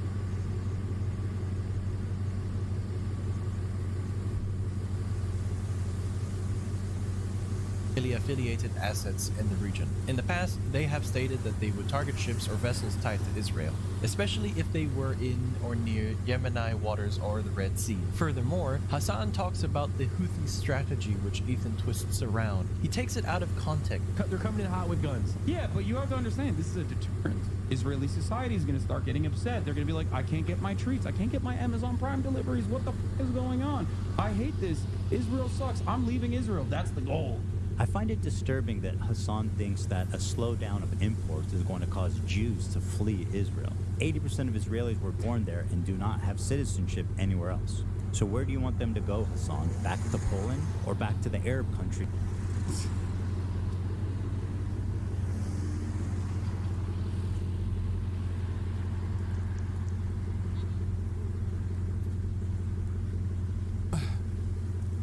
Just a thing that I didn't say at all, but I'm glad that, you know, he's like, oh, I guess you want all the Jews that die in the Holocaust again, I guess. Like, the fuck? No.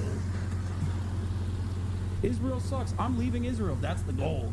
By telling the Jews of Israel to go back where they came from, Hasan attempts to deny Jewish heritage in the Middle East. It characterizes them not as Jewish heritage in the Middle East, genocidal apartheid state. That is single-handedly a more anti-Semitic statement than anything that I could have ever said. Okay? Yeah, the Jewish heritage in the Middle East is just like doing fucking genocide of the Palestinians. Like, what an insane thing. Yeah, I think he got you good, bro. You didn't even say or hint towards the word Jew, but he still picked out you saying Jew. He's just that good. He's just imagining me doing that. And it's funny because, like, if only Ethan knew what my perspective was on the matter. Let's think. Oh, that's right. He knows I'm a one-stater. He knows that I want a secular state there. He knows that I want to afford all rights to the Palestinians that live there, and also a right to return to the Palestinians. These are all perfectly moral, perfectly justifiable positions. Except the problem is, if he were to reveal that that is my position, he would have to also reveal to his audience that he has said that that would mean genociding all Jews in his mind. He thinks that giving Palestinians rights is the equivalent of genociding all Jews in Israel. That's what he thinks. He has literally said it. It's not like Mr. I'm pro-Palestine hasn't said these things. He has openly said these things. Indigenous, but as white colonizers. This is despite the fact that 60% of Jews in Israel are actually native to the Middle East. The part where Hasan talks... Yeah, native to the Middle East. Not even native to the Middle East, okay? The MENA region. All the way, that spans all the way to fucking the Levant.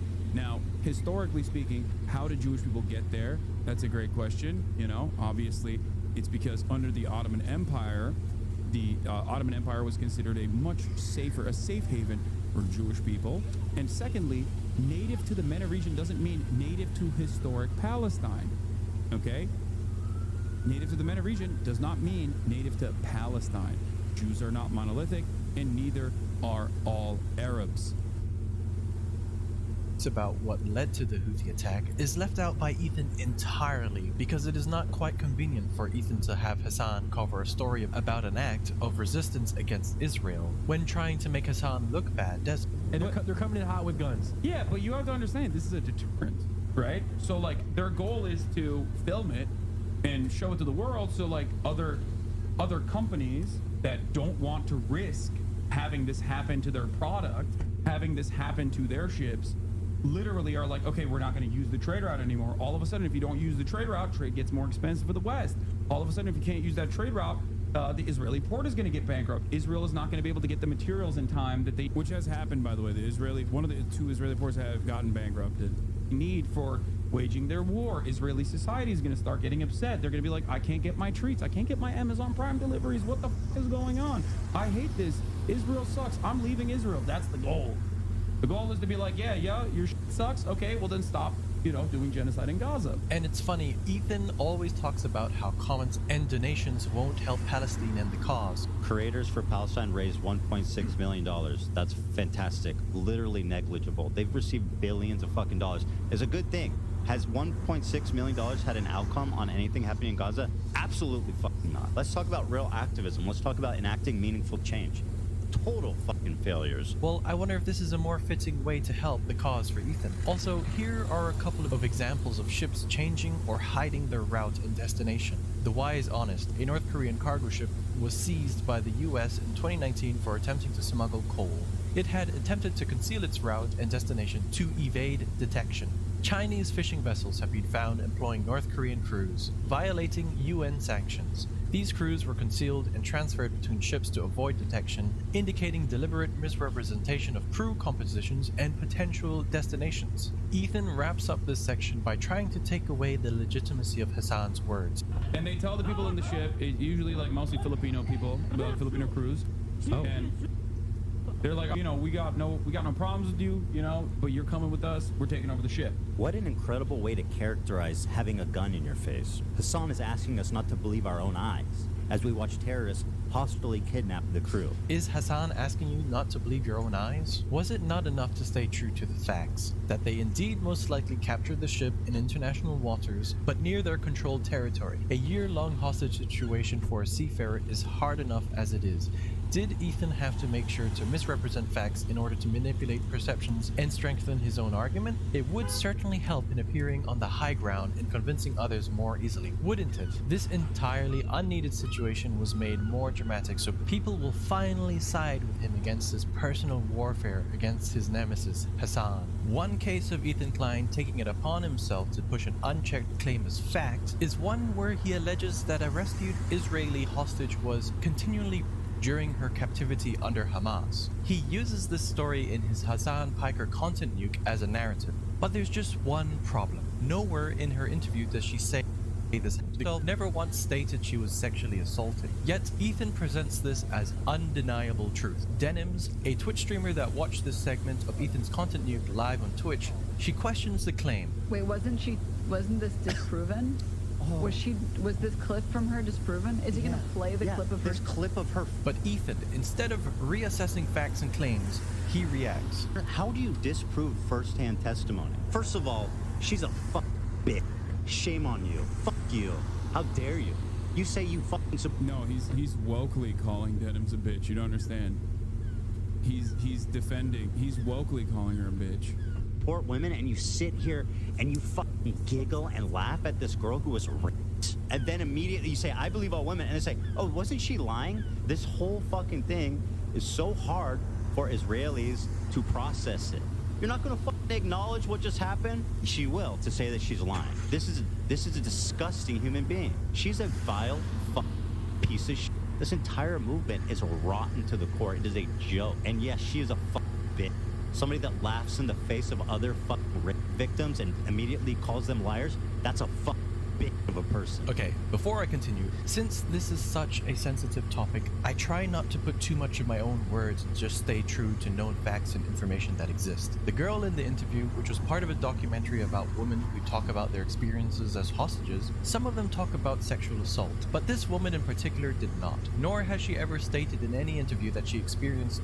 So Denims is not incorrect here. Ethan saying she was a victim of being continually is just wrong. Ethan does not and cannot have any proof for those statements because there is no proof. And by the way, this woman experienced harassment after her release as a hostage. Some Israelis seem to have found her to talk too kindly about her experience as a hostage and became a target on her own social media platforms. Yeah, that's the other side of the story.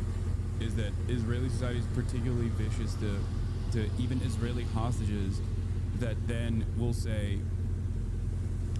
turn around and say like, yeah, I mean, I was more so victimized by the Israeli government when they were blowing up the house that I was in. Like, this has been a consistent testimony from a lot of the hostages, is that because this was, the leverage point that the Palestinian resistance groups had, that they would try to do everything in their fucking power to basically defend the hostages, not because they love Israelis or anything, just because like this is a bargaining chip for them. Ethan is not only re-traumatizing a former hostage by falsely claiming she was a victim of sexual assault, but he's also using a hostile rhetoric to silence anyone who challenges him. He paints Denims as a villain. First of all, she's a bitch. Shame on you.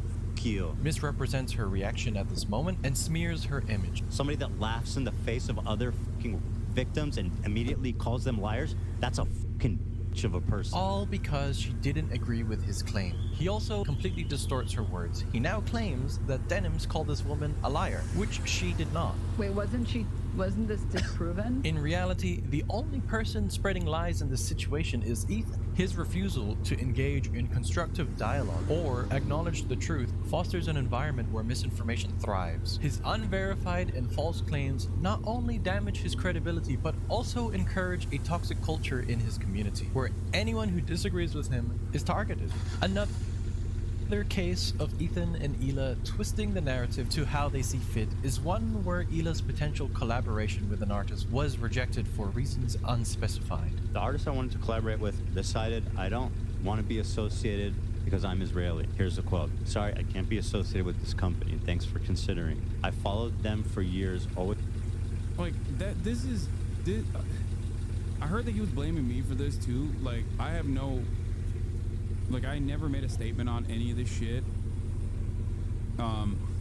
And apparently it was an artist that worked with them before, no? Always supported them, and I have an ongoing painting of his at my house. And this is the result of Hasan's type of activism. Should I out him, Hila? I don't know is it morally okay to say who he is. Whatever you guys think, I don't care. What an asshole response to, like, it's almost like he's, yeah, and by the way, like, he doesn't even dignify you with the response of, like, it's like, no, I can't fucking be associated with this company. I'm just annoyed because it's not the first one. There's another person right now that is doing the same thing to me, somebody that I'm already working with. This is a result of Hasan's activism. This is what it resounds to. Alienation, hate, racism, and zero. Oh my God, bro. Oh, bro. I didn't get you to fucking spend every waking moment shitting on every vocal advocate for Palestinians, dude. That's crazy. As a matter of fact, I did the exact opposite thing, where I tried to fucking pull you off this ledge over and over again, both in private and in public correspondences. Those clips you used in the fucking context nuke, which is wild. Like, how do you clip something out of context in a conversation that you had with the person that you had a podcast with? This obsession with besmirching and smearing the reputation of every single person that has spoken out, that is in your orbit, or at least like in my orbit, you know, is probably the reason why a lot of people were just like, damn, dude, you fucking really love Israel. All right, I don't want to fucking work with you.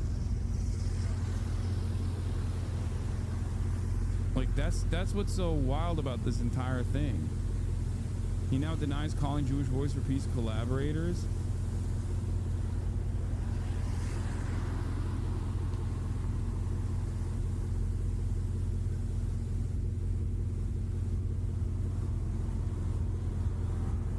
Progress for people in Gaza. Zero. I'm gonna think about if I want to blast him or not. I mean, because like it's not right. Like you think you're being the good guy, and like you're just being a fucking bigot, bro. You're nothing more than a bigot. And also, like, dude. Oh, people have a personal distaste for me even after liking me for years. People have a personal distaste for me. Must be anti-Semitism. You know? No, dude. It's what you're doing with your platform. If what you're doing with your platform is entirely negative against pro-Palestinian voices, yeah, of course people are going to think you're fucking anti-Palestine. And I personally think that too. I do think that. I didn't used to think that, but I do now, after a year of torrent of relentless fucking smears.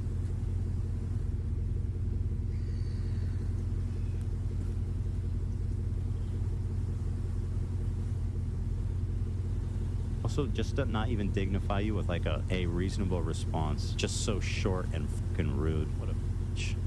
scumbag. Why would you blame someone for something because of where they were born? This is what racism is, but apparently it's totally fine all of a sudden.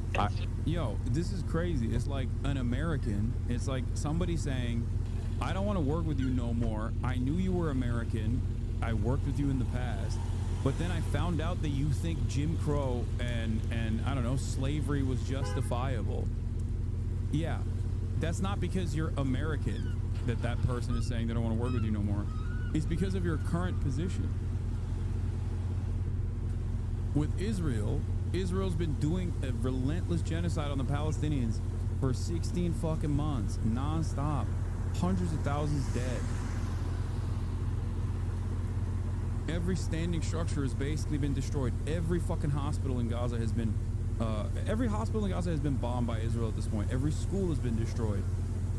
And in that process, if you're like still defending any of those actions, or if your only commentary on the issue is to constantly smear people who do attack Israel, understandably, justifiably, and terror jacketing them, constantly claiming that they're terrorists and claiming that they're anti-Semitic, then yeah, people are gonna understandably go, okay, fuck this. I don't want to be around you. I don't want to work with you. Like this is ridiculous. It's not because you're Israeli or Jewish. It's because of your opinions. It's because of your perspective. It's because of your advocacy. And that is if that person said, I don't want to work with you no more because of your opinions on Israel. Because the reality of the matter is that person didn't say anything, it seems. I don't know the private correspondence, but it's wild. They're so delusional that if they think if I'm not the person that you want to associate with, then good luck in the world. Because like I am as progressive, you know. I left Israel. I don't even live there anymore. I should be your model Jewish person. Like, why are you I should be your best friend. Instead of addressing any potential reasons or questioning why this response was received, Ethan and Hila spun the entire situation into an attack against Hila for being Israeli, straight into playing the victim card when a situation doesn't suit them. Let's read what exactly the message said again. I'm sorry, I can't be associated with this company. Thanks for the consideration. Is it maybe possible the brand's rejection had nothing to do with Hila's nationality? Instead, it had everything to do with the growing controversy surrounding the H3 podcast and its declining reputation. Ethan has stirred up multiple public scandals. Companies are simply less interested in associating with that kind of baggage. Ethan and Hila have reframed themselves as victims, immediately jumping to the conclusion that this was purely because of discrimination of her Israeli... As someone who's new here, why did Ethan Klein suddenly go down the anti-Palestine route? How hardcore? I don't know, dude. I don't know. I don't fucking know. I can only speculate, and my speculation is that he was at a moment of crisis where, as someone who had become more progressive over the years, he had cultivated an audience of very progressive people that also like to listen to goofs and gaffs and drama and shit, and they did not like what he was saying. They did not like what he was saying about Israel and his own personal fans, like people like Morgan, right? Like Frogan is a massive, used to be a fucking massive H3 stan. Do you understand? A fucking stan. It's probably embarrassing for me to reveal this about her now, and I'm sure she won't appreciate me saying this, but like literally a fucking H3 fucking stan. And when you're an H3 stan, and the person that you actually enjoy the content of is just like putting the crosshairs on you and fucking beaming you into oblivion over and over again, and just like and calling you a fucking terrorist, and you're seeing a torrent of Islamophobic nonsense in your replies over and over again. In that process, like, yeah, other people are gonna see that and be like, what the fuck are you doing? What the fuck are you doing? Like, why are you doing this? So many of these people that are constantly attacking Ethan are people that were in his fan base. Damn near the entirety. He is one of the OGs. He is one of the OGs of YouTube. And I think when all these people basically turned around and were like, yo, I don't fuck with this anymore. I think you're like super pro-Israel. This is you're being like weirdly defensive over Israel, and you're constantly shitting on people who are pro-Palestine while simultaneously saying you're pro-Palestine. That just like caused him to lose his mind a little bit, and he was looking for a reason. Like, it can't be that people came to this conclusion on their own, responding to what his output was on this issue. It must have been someone else that was moving the scales, tilting the scales against him. That's why he kept saying, like, oh, dude, why don't you control your chat? Why don't you control your chat? Your chat is, like, coming after me. Your chat is coming after me. Your chat is coming after me. And I told him, personally, you're a clown, and Asman owns you. Say goodbye to your Houthi friends. Thanks, chatter. Clockwork, baby. Not bots. These guys are not NPCs, okay? Anyway, the point I was making is that I told this to him straight up. I told this to him in private. I told this to him in public. I was like, if you keep saying stuff like this, that, you know, Michael fucking Rappaport and many other, like, ultra-Zionists at the time were saying, then of course people are going to think that you're pro-Israel. And that's what happened. But instead of taking ownership over what he was saying, maybe going back and like reconsidering the way that he was Asmongold is a pedophile. He should be in jail. What the fuck? First of all, don't fucking say that. I never said that. You're baiting in here so you can get me to fucking say, yeah, that's true, so you can clip it, post it on Asmongold subreddit, and continue the fucking drama. Get the fuck out of here. Okay? I never said that, bitch. So smart, this guy. Ooh, he got me. Okay? Yeah. God forbid I post a meme after Asmongold fucking calls me a terrorist 1,000,000 times over who deserves to be deplatformed. And then the one joke that I make, because he watches that fucking lolly YouTuber from the state of Texas, where lolly might be illegal soon. You know?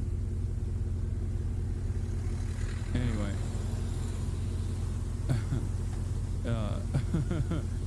God forbid I make a joke about that and all hell breaks loose. Comedy I thought was legal. What happened?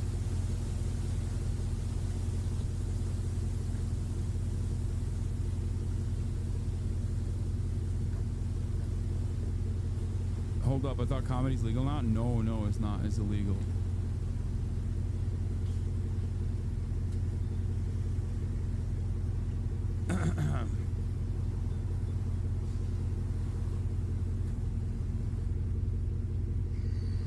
Yeah, every time we respond with 1% of the energy, they get so mad, be it Ethan or Asman.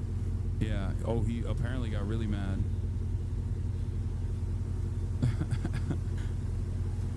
Anyway, going back to what I was saying.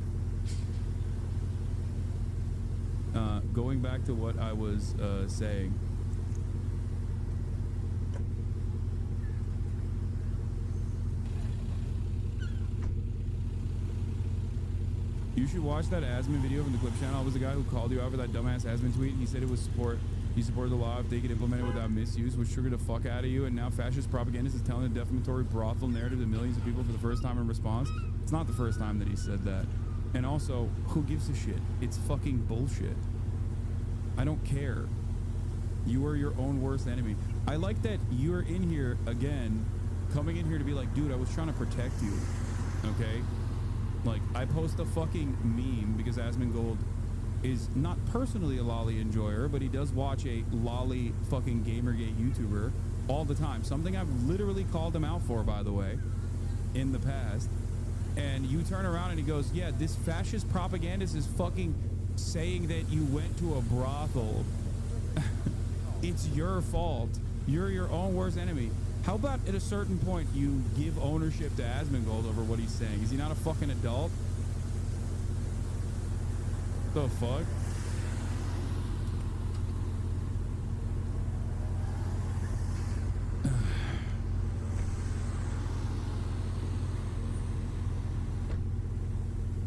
2009 account. Goddamn, I didn't even know this website existed in 2009. That's crazy.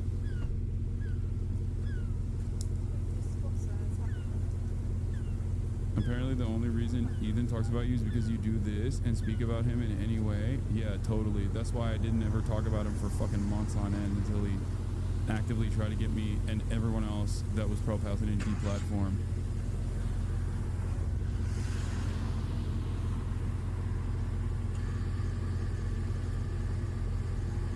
Identity, redirecting the audience's outrage into the abyss towards the unknown entity.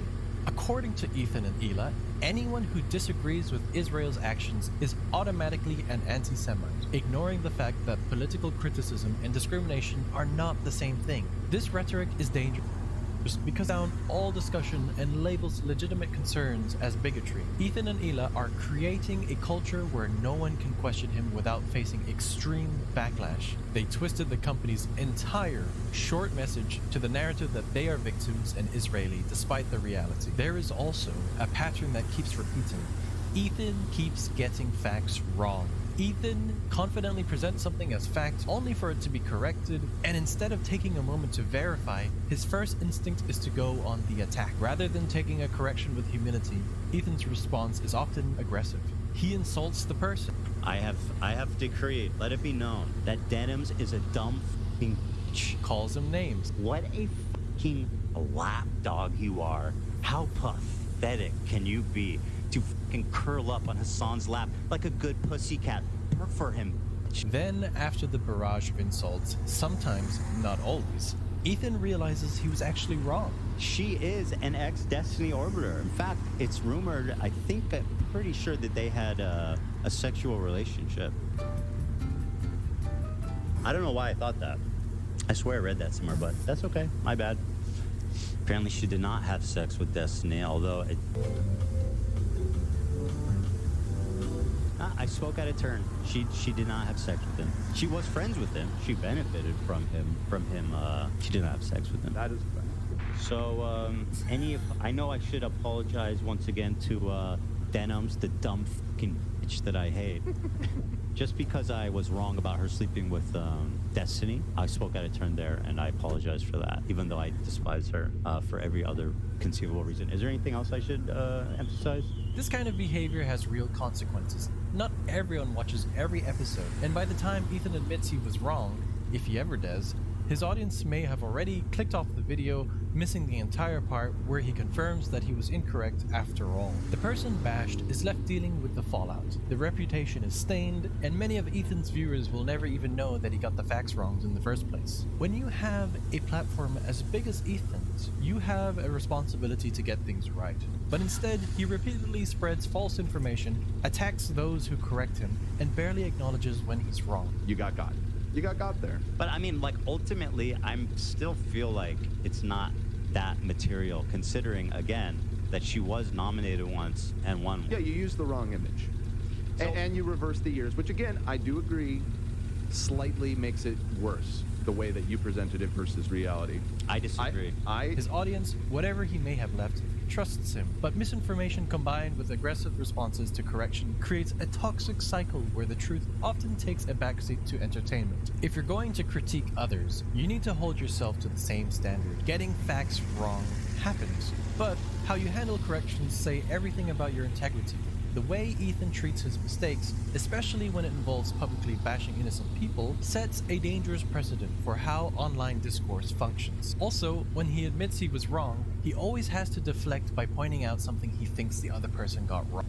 She was the victim of the crime of Atriarch and the recipient of my inappropriate joke, okay? My problem is with Ludwig being a spineless coward of a human being. He can't just take accountability and leave it at that. And on top of that, he usually downplays the significance of his mistakes. Do you think that's a meaningful distinction? And what happens when someone responds to his Instagram stories and livestream content? He downplays what the person on the other end receives.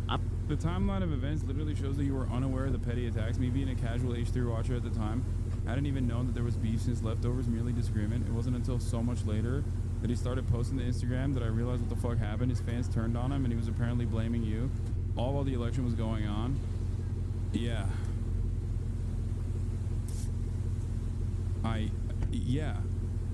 The point is, everyone else is at fault. It's ironic because it reminds me of that Tim Pool clip.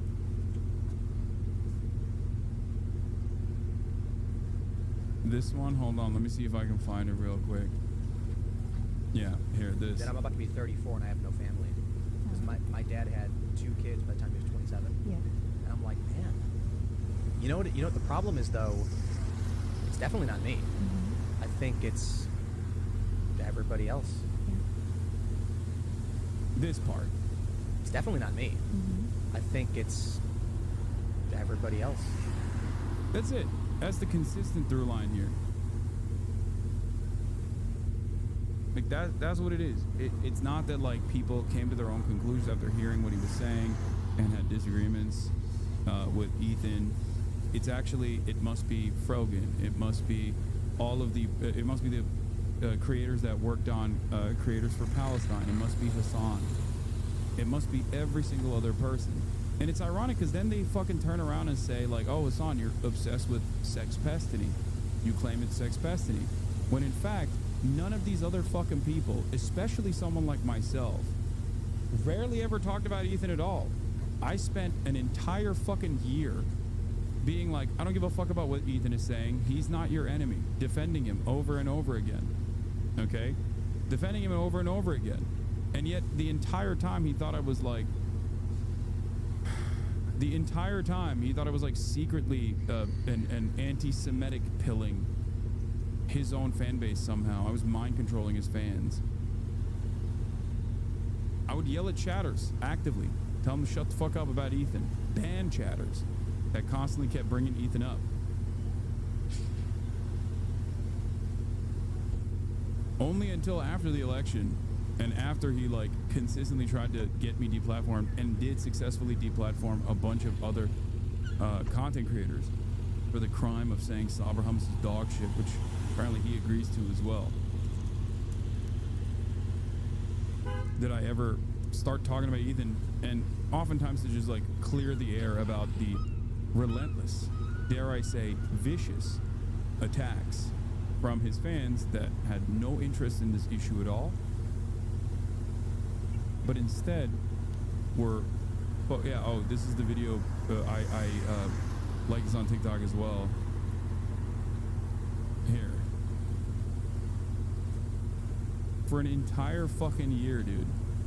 Ethan is a mega Zionist. You are wrong, okay? Trust me. I don't think you know many Zionists if you think Ethan is a mega Zionist. Not even close, dude. Time and time again, I've spoken about how Ethan is not your enemy. A person who cries when a Palestinian child dies is not your enemy. Okay? He's not. I've said these exact words over and over again. I told people in this community and people everywhere that will listen to what I have to say that you have to choose who you're actually angry at. There are people who are so loud and so proud about the ethnic cleansing campaign that Palestinians are experiencing currently. Go yell at them. He's been shitting on you on his members-only streams. I don't care. I don't care. Bro literally shot on you yesterday and his co-worker for saying from the river to the sea, sorry, dog. I don't care. I do not care. This is petty drama, okay?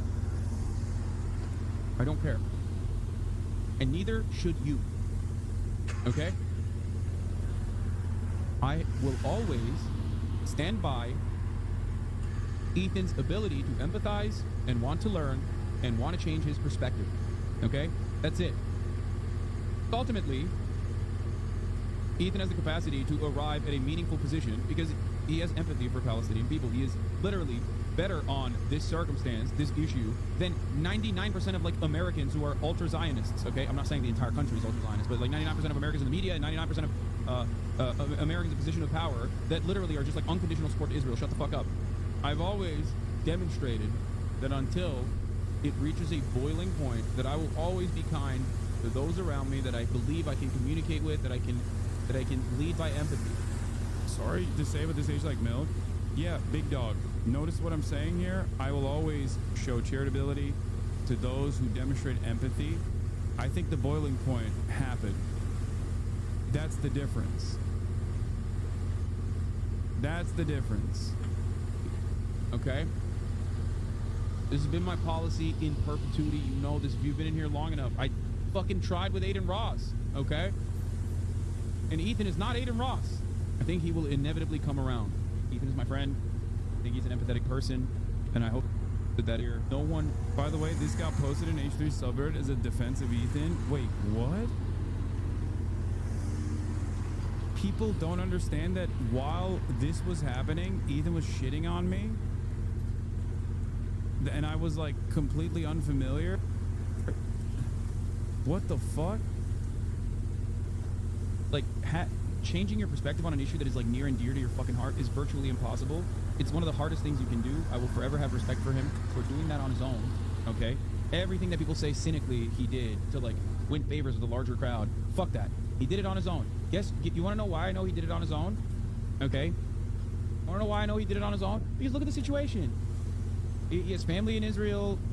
He is like he's absolutely shaped. Like his worldview is shaped by this experience. And instead of just like writing off every single thing that people have said and very comfortably finding himself in the bosom of like Zionist sentiment, which he could have just as easily done. He could have just turned around and been like, yeah, fuck this shit. I'm scared. These people are being anti-Semitic. And there is a lot of anti-Semitism that increases in times like this. That much is absolutely true. Instead of fucking turning around and being like, fuck that, he's like trying to tackle it head on and go through the internal conflict, the internal struggle that he feels with his own personal experience, with his own personal worldview and his morality and the way that he sees it from what he perceives as a completely hostile audience. And you need to, as a community, also stop fucking ripping into Ethan non-stop. As I've said it over and over again, leading up to the conversation that we had on this broadcast. You guys are so fucking stupid for doing that. You are. And it frustrates me to no fucking end. I've told you this time and time again in this time frame. Just like I kept telling you, Ethan is not your enemy over and over again. How does it feel to be wrong? No, I'm never gonna stop doing this, for the record. Like, this is a consistent position I've held for every single person. As long as they're like, I always think it's not okay. It doesn't give you brownie points or bonus points when you're fucking right ahead of time, okay?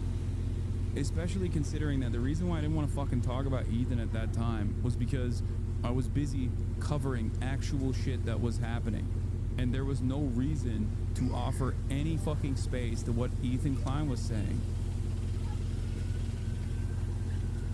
Also, I think you guys misunderstand, but like, his perspective did shift over this past year.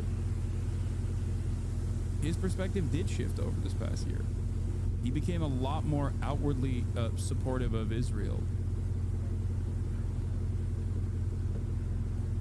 I don't think you recognize that.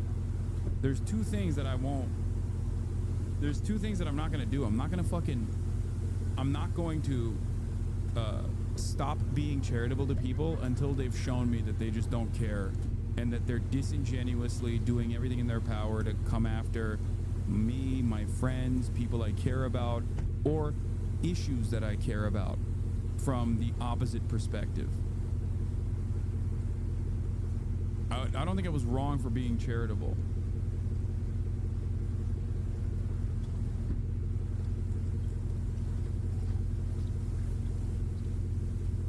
You know?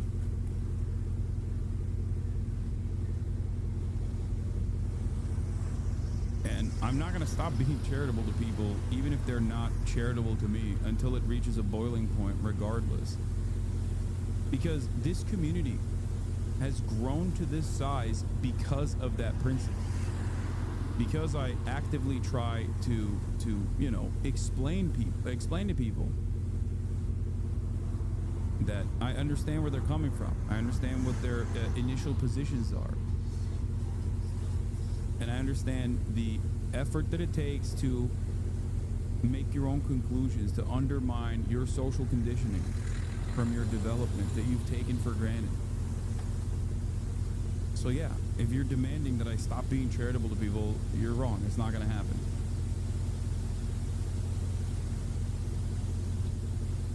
That's why I love iDubbbz, Ethan as well. People that have actually changed course, recognize their mistakes in the past. and now advocate against those sorts of things, I think are very valuable, because every single person has a reactionary perspective deep down inside on one issue. We are all totally susceptible to the intersectionality of privilege. Privilege causes us to have blind spots.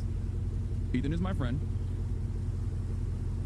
We may have disagreements every now and then, but I have maintained the position that his heart is always in the right place, and he's on a journey of learning. Every single day I went live in the beginning, every single day I would spend at least 5 minutes to 30 minutes talking about how Ethan is not your enemy. You should not yell at Ethan. Ethan is a good person. Be more charitable to those who are open and susceptible to your opinions. Every single day. I'm still friends with Ethan, by the way. I still talk to Ethan every day. Every single day. Throughout the stream.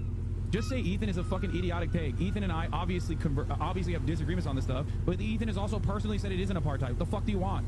As a dude who did go on birthright, he is infinitely more progressive than, you know, a lot of these people that are writing these fucking, a lot of these people that are writing these letters and Ethan fans will watch this clip and not understand what changed without a shred of irony.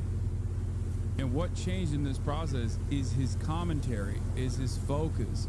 If the only thing that you have to say about Israel is how mean pro-Palestinians are, then you're not fucking pro-Palestine. That's it.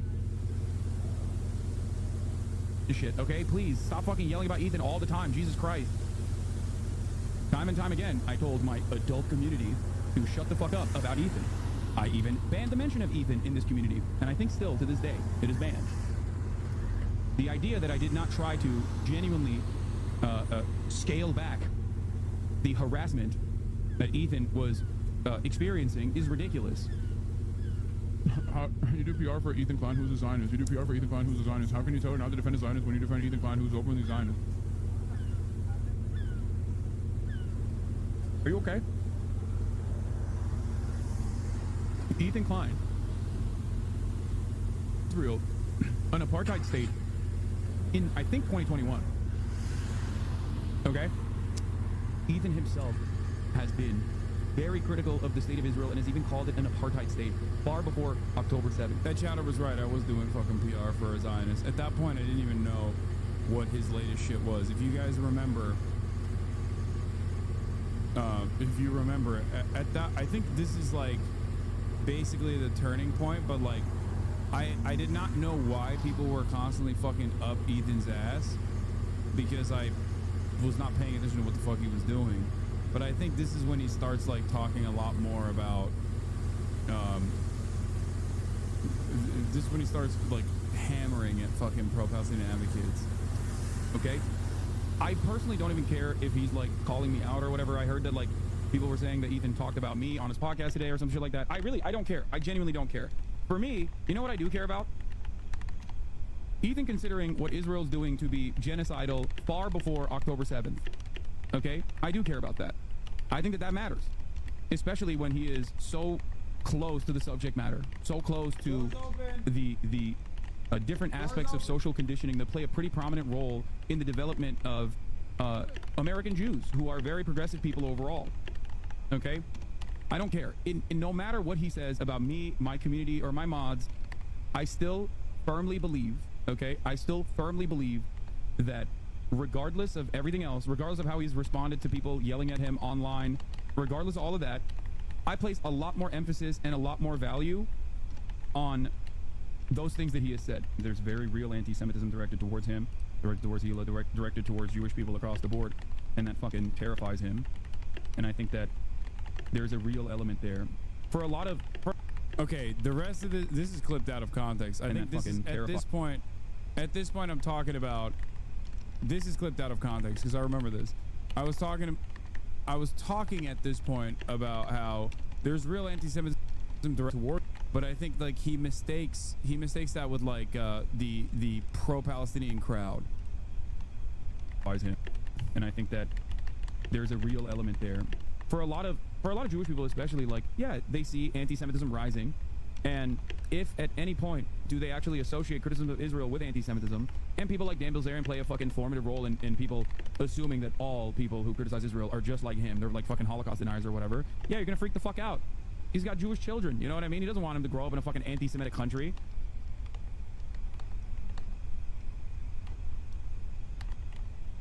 Yeah, I think this is where the last couple of ones where it's like, I'm figured out. What do you think it would take for Ethan to reform his perspective? It's just self-reflection.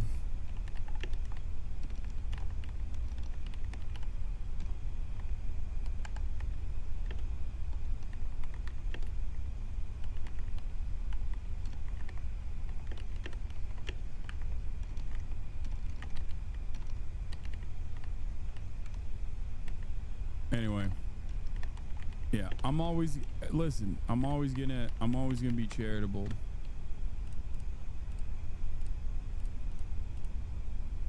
Oh, here it is. They actually cut so many parts out of it. Wait, this is a fucking, how long is this video? Fucking Holocaust deniers or whatever. This is a 7-minute video. They took the 7-minute video and clipped certain parts of it and posted it in here in case H3 snarkers continue to call Ethan Zionist here. The few times Hasan even says Ethan is not a Zionist and is supportive of Palestine. Why wasn't this in the nuke? I see things every day that could easily debunk all the snark lies. Sorry for not getting passionate, law. I'm just sick of the BS. Oh my God. Hasan now calls Ethan a Zionist, but the funny thing is that Ethan hasn't changed his position at all since he multiple times said Hasan said he's not a Zionist. Was Hasan lying at one point, or does Hasan only hold whatever position that will benefit him at that particular time? Hasan calls him a Zionist now that it suits his narrative while defaming Ethan. Classy dude. These guys will literally never understand. They won't understand it. They're done, I think. See the November 1st, 2025 part? He cut the part where you say you'll be charitable until it reaches a boiling point. Dude, he denied the fucking Nakba.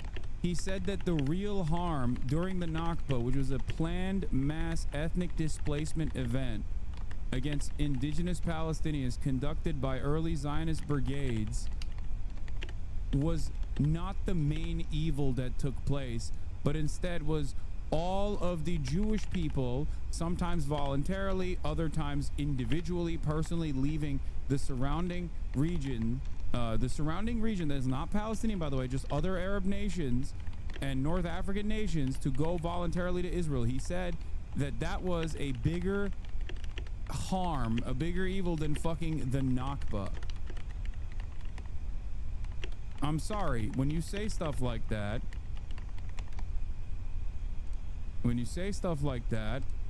you're obviously not fucking pro-Palestine. You're doing genocide revisionism. To me, it's like no different than being a Holocaust revisionist while it's currently ongoing. I'm 100% against anyone calling CPS on YouTubers they don't like 48 hours after being harassed by Ethan Klein. Bitch, it's not harassment. Grow up. These people are so pathetic. And as usual, expect twisting things around to make the other person look bad. You choose to participate in a snark Reddit page with your name on it, and then it's a problem that Ethan points it out. I'm sorry, it's the interview Bad Empanada, bro. It's disgraceful to participate in a snark. It is, and I think it's Ethan is allowed to point it out. And also, and if that's too much for you, maybe get off the internet. Right. And maybe don't work for a reputable company like Red and Link. Okay. You don't deserve to work there. But Ela knows. Ethan did not only point out a Reddit post that speaks critical of Matt, he also posted this, and this, and this, and this, called him evil and a piece, and went on, making sure everyone and their mum has heard of where Matt works. Why did Ethan do this? Well, Ethan says it himself. And I think he should be fired, frankly. And I hope he is fired, because he's pathetic. She would tell her friends to back off. Isn't the whole point that you are saying difficult things, that you're taking the difficult stance? You're not it's not about going along with the crowd and being like, I hate racists, guys, aren't we all the best? It's about actually fucking doing the right thing when it's difficult. Yeah, no, you're right. Doing the right thing when it's difficult, as in join my mass harassment campaign against all of these creators that I want deplatformed for, one, being pro-Palestine, and then two, actively saying I'm out of my fucking mind when I claim that those people are all anti-Semitic and successfully deplatform them. It's wild. Why won't anybody else also join in on the fun here, guys? After all, this is all to combat anti-Semitism, which is why I'm going after people who are not anti-Semitic.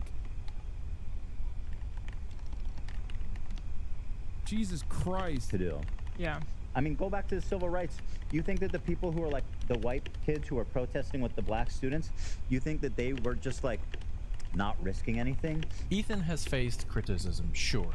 But let's not confuse criticism with actual systemic oppression. To equate someone disagreeing with your podcast to the struggles of a marginalized group fighting for basic human rights shows... Yeah, the least protected identity in America is not like, we're not even talking about Judaism or Jewish people who are marginalized, okay, who are a minority. There's a different kind of marginalization that takes place for sure in comparison to like black people, obviously. But having said that, no, the only group of people in America that are actively marginalized are people who are pro-Israel. Famous people who are pro-Israel are under attack, and we have to put a stop to this, please.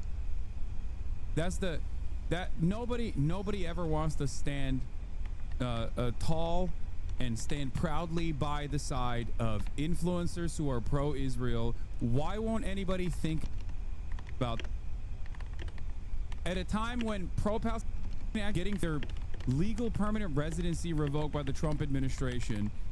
You know who's the real victim? Unimaginably wealthy fucking podcasters who are pro-Israel. That's who. Those are the people.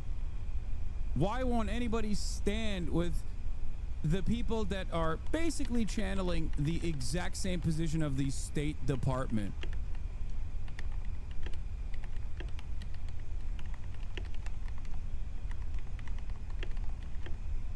It's like, you got everything. You got everything you want. If I was winning so hard in terms of, if I had free healthcare for all, unconditionally, if I was able to put a dent in American foreign policy,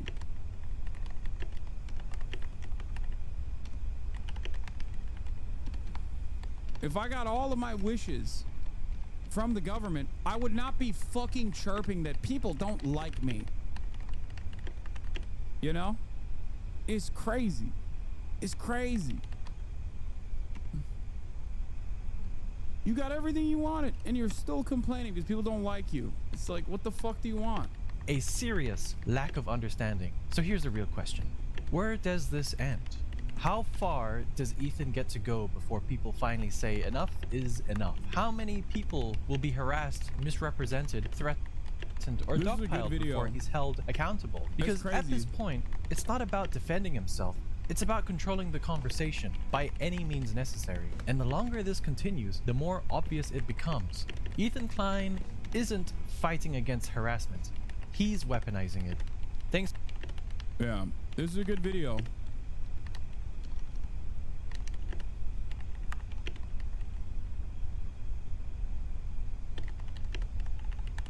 Tommy Robinson is a well-known far-rightist in the USA and UK. Is extremely pro-Israel. They've been embraced by, and Jewishness too. What the fuck is extremely pro-Jewishness? What the fuck does that mean? They've been embraced by those who in the past would have been prejudiced against them. Tommy Robinson is super pro-Israel, and he's a fucking massive rabid Islamophobe. And a straightforward neo-Nazi. There are many people like Tommy Robinson. You know? Anyway, we're done with this bullshit. Hopefully. What? I can't believe you're in attendance for your best friend's attorney right now. What the fuck? Will Neff can't stream tonight. He's playing point guard at High Point.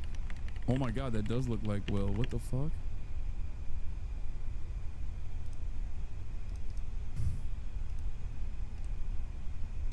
Mahmoud Khalil made a statement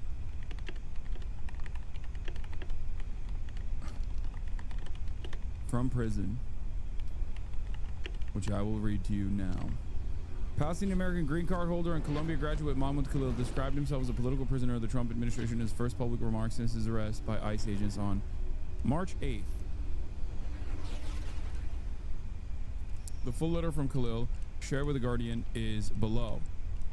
Letter from a Palestinian political prisoner in Louisiana, dictated over the phone from ICE detention. March 18th, 2025. My name is Mahmoud Khalil, and I am a political prisoner. I'm writing to you from a detention facility in Louisiana, where I wake to cold mornings and spend long days bearing witness to the quiet injustices underway against a great many people precluded from the protections of the law.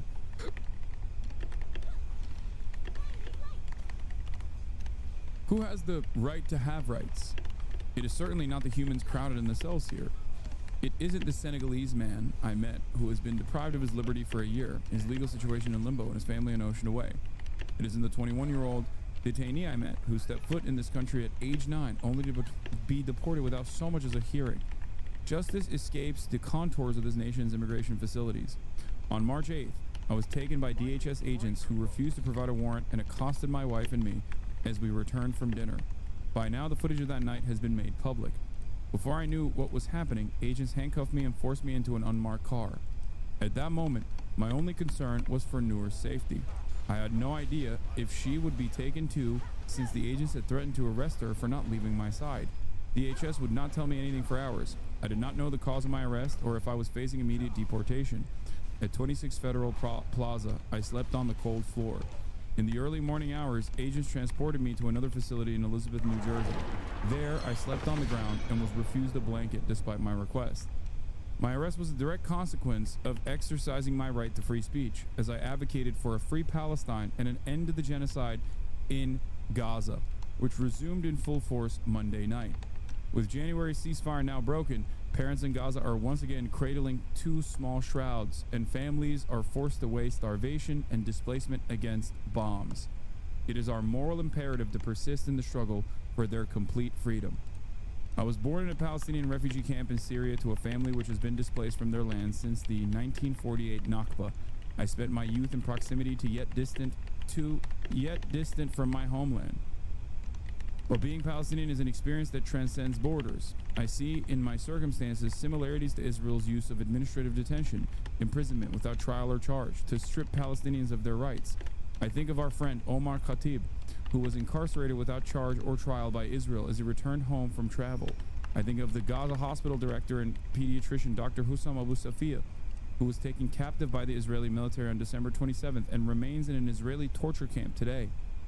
For Palestinians, imprisonment without due process is commonplace. I've always believed that my duty is not only to liberate myself from the oppressor, but also to liberate my oppressors from their hatred and fear. My unjust detention is indicative of the anti-Palestinian racism that both the Biden and Trump administrations have demonstrated over the past 16 months as the U.S. has continued to supply Israel with weapons to kill Palestinians and prevent international intervention. For decades, anti-Palestinian racism has driven efforts to expand U.S. laws and practices that are used to violently repress Palestinians, Arab Americans, and other communities. That is precisely why I'm being targeted. While I await legal decisions that hold futures of my wife and child in the balance, those who enabled my targeting remain comfortably at Columbia University.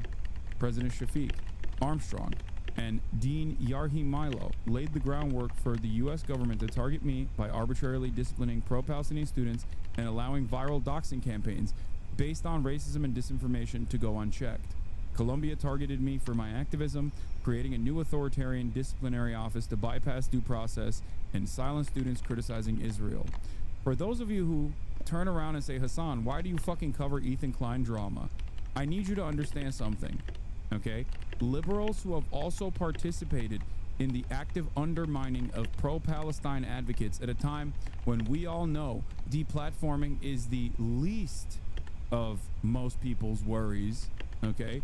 And now there are some various legal repercussions that pro-Palestinian advocates might have to worry about, especially with this idiotic fascist administration. It's not just fucking drama. It's complicity, and it should be called out. Okay? That's it. It's petty, irrelevant fucking drama.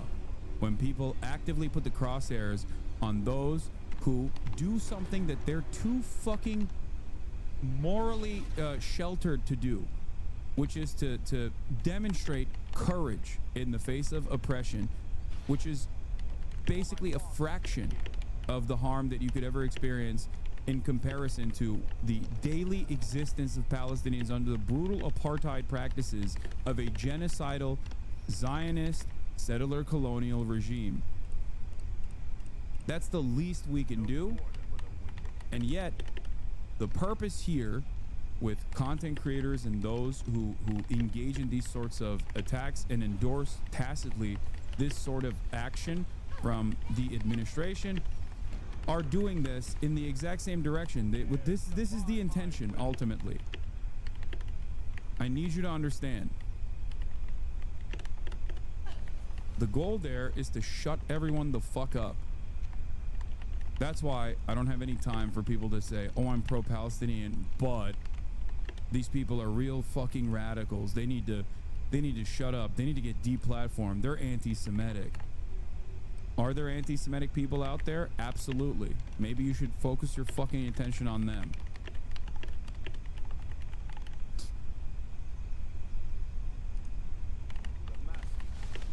Colombia surrendered to federal pressure by disclosing student records to Congress and yielding to the Trump administration's latest threats.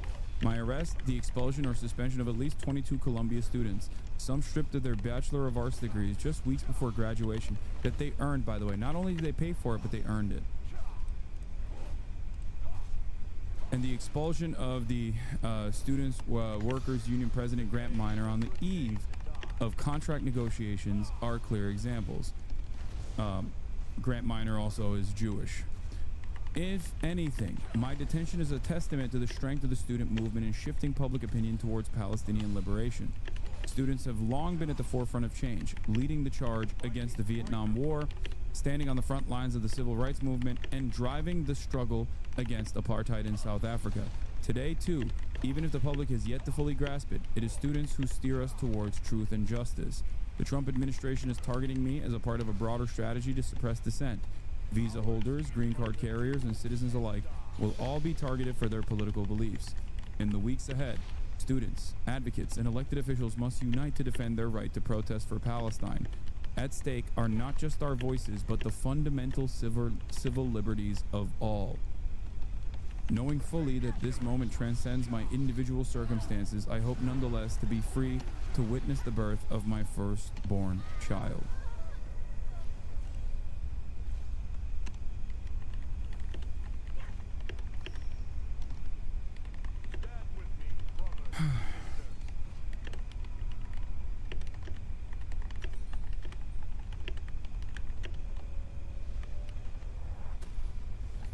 It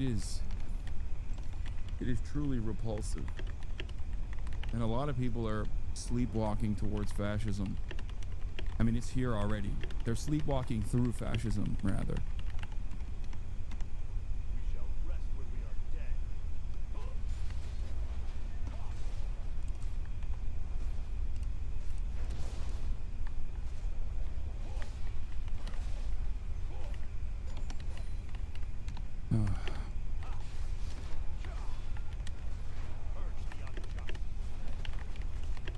If you were grifting to the right, this is the last stop before you're not just complicit but taking part. Yeah.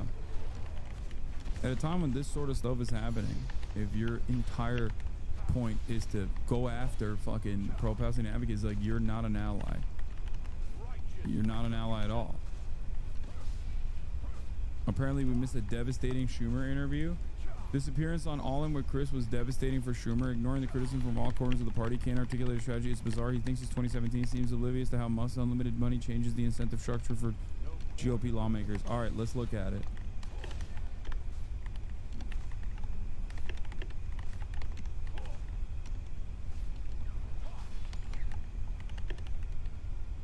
Chris Hayes. It's good to have you here, Senator. He's got some smoke. Book, which I read over the last 24 hours, and I enjoyed. Oh my God, 37 minutes long. Oh no, did Chris ambush Schumer by claiming he was gonna fucking make him talk about the book, and then the entire purpose of this was to actually to actually address the understandable criticisms. Holy moly, that's the base. That right there is the strongest fedayeen of the Hasanabi heads out there. Okay, right now. He's leveled up. He's one of the best. Quite a bit. The last time I had you on Friday was on the day of the shutdown being averted, and you came on the program. You said why you thought it was important, and since then we've had this enormous backlash. And obviously, you're in politics a long time. You understand this comes to the territory. Has it made you rethink anything? No. Look, I knew when I made this decision I'd get a lot of flack. I'm a smart politician. I can read what people want. But I thought even though the CR was a terrible, terrible bill and would allow... Dude, I can't get over the glasses, dude. It's like everyone jokes about it now, but it's just like, I guess I never noticed it, but it is kind of funny that they're just like not ever on his eyes.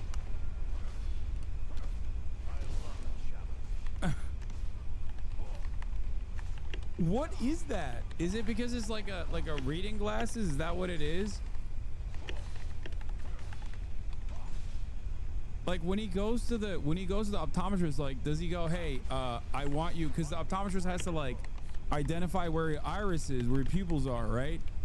So that they can frame your optics to make sure that you're, you know, using the glasses.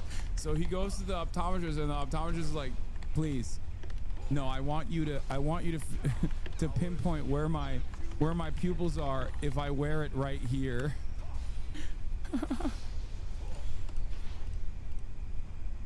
It's called being an old man. That's his steez, bro. Shut the fuck up. It's called being an old man, Hasan. You should know. Bro has plus 25 vision. We can't even comprehend what he sees. Yeah.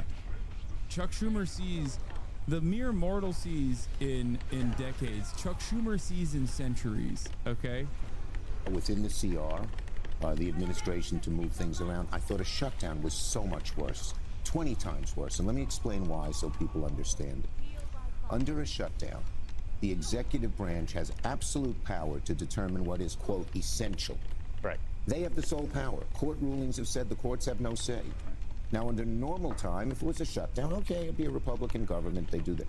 You have these fanatics, these anti-government, vicious nihilists in charge. They can say anything. Anything is not essential. So it could have been today if we were in the shutdown, they said, feeding hungry children, not essential, eliminate SNAP.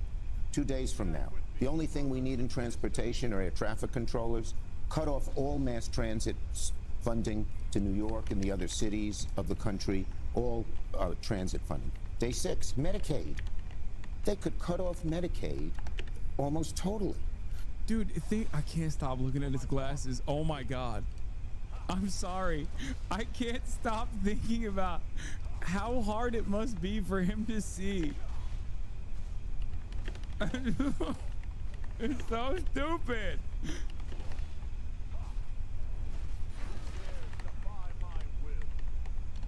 Is there a point where he uses his fingers to push him up? They slid down his.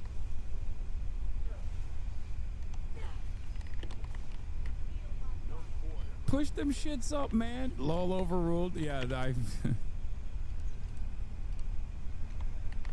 POV, you just told 74-year-old Senate Minority Leader Chuck Schumer, who's been in Congress for 27 years, that President Trump just suspended habeas corpus and is mass arresting political enemies. What did he do? You better not do that, Mr. President. He did what? Oh, God. He can't do that. Somebody's got to stop him. Mr. President, you can't do that.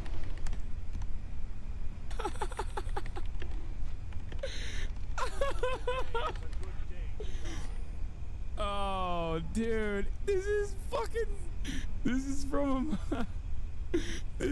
a month ago, dude. This is from 1 month ago. No.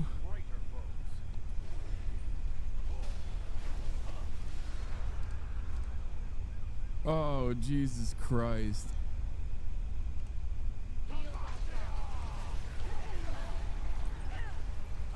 So within 2 weeks, they could just so decimate the federal government, almost throwing a bomb at it, that we could never recover. And wait, one more thing that's worse. There's no exit ramp.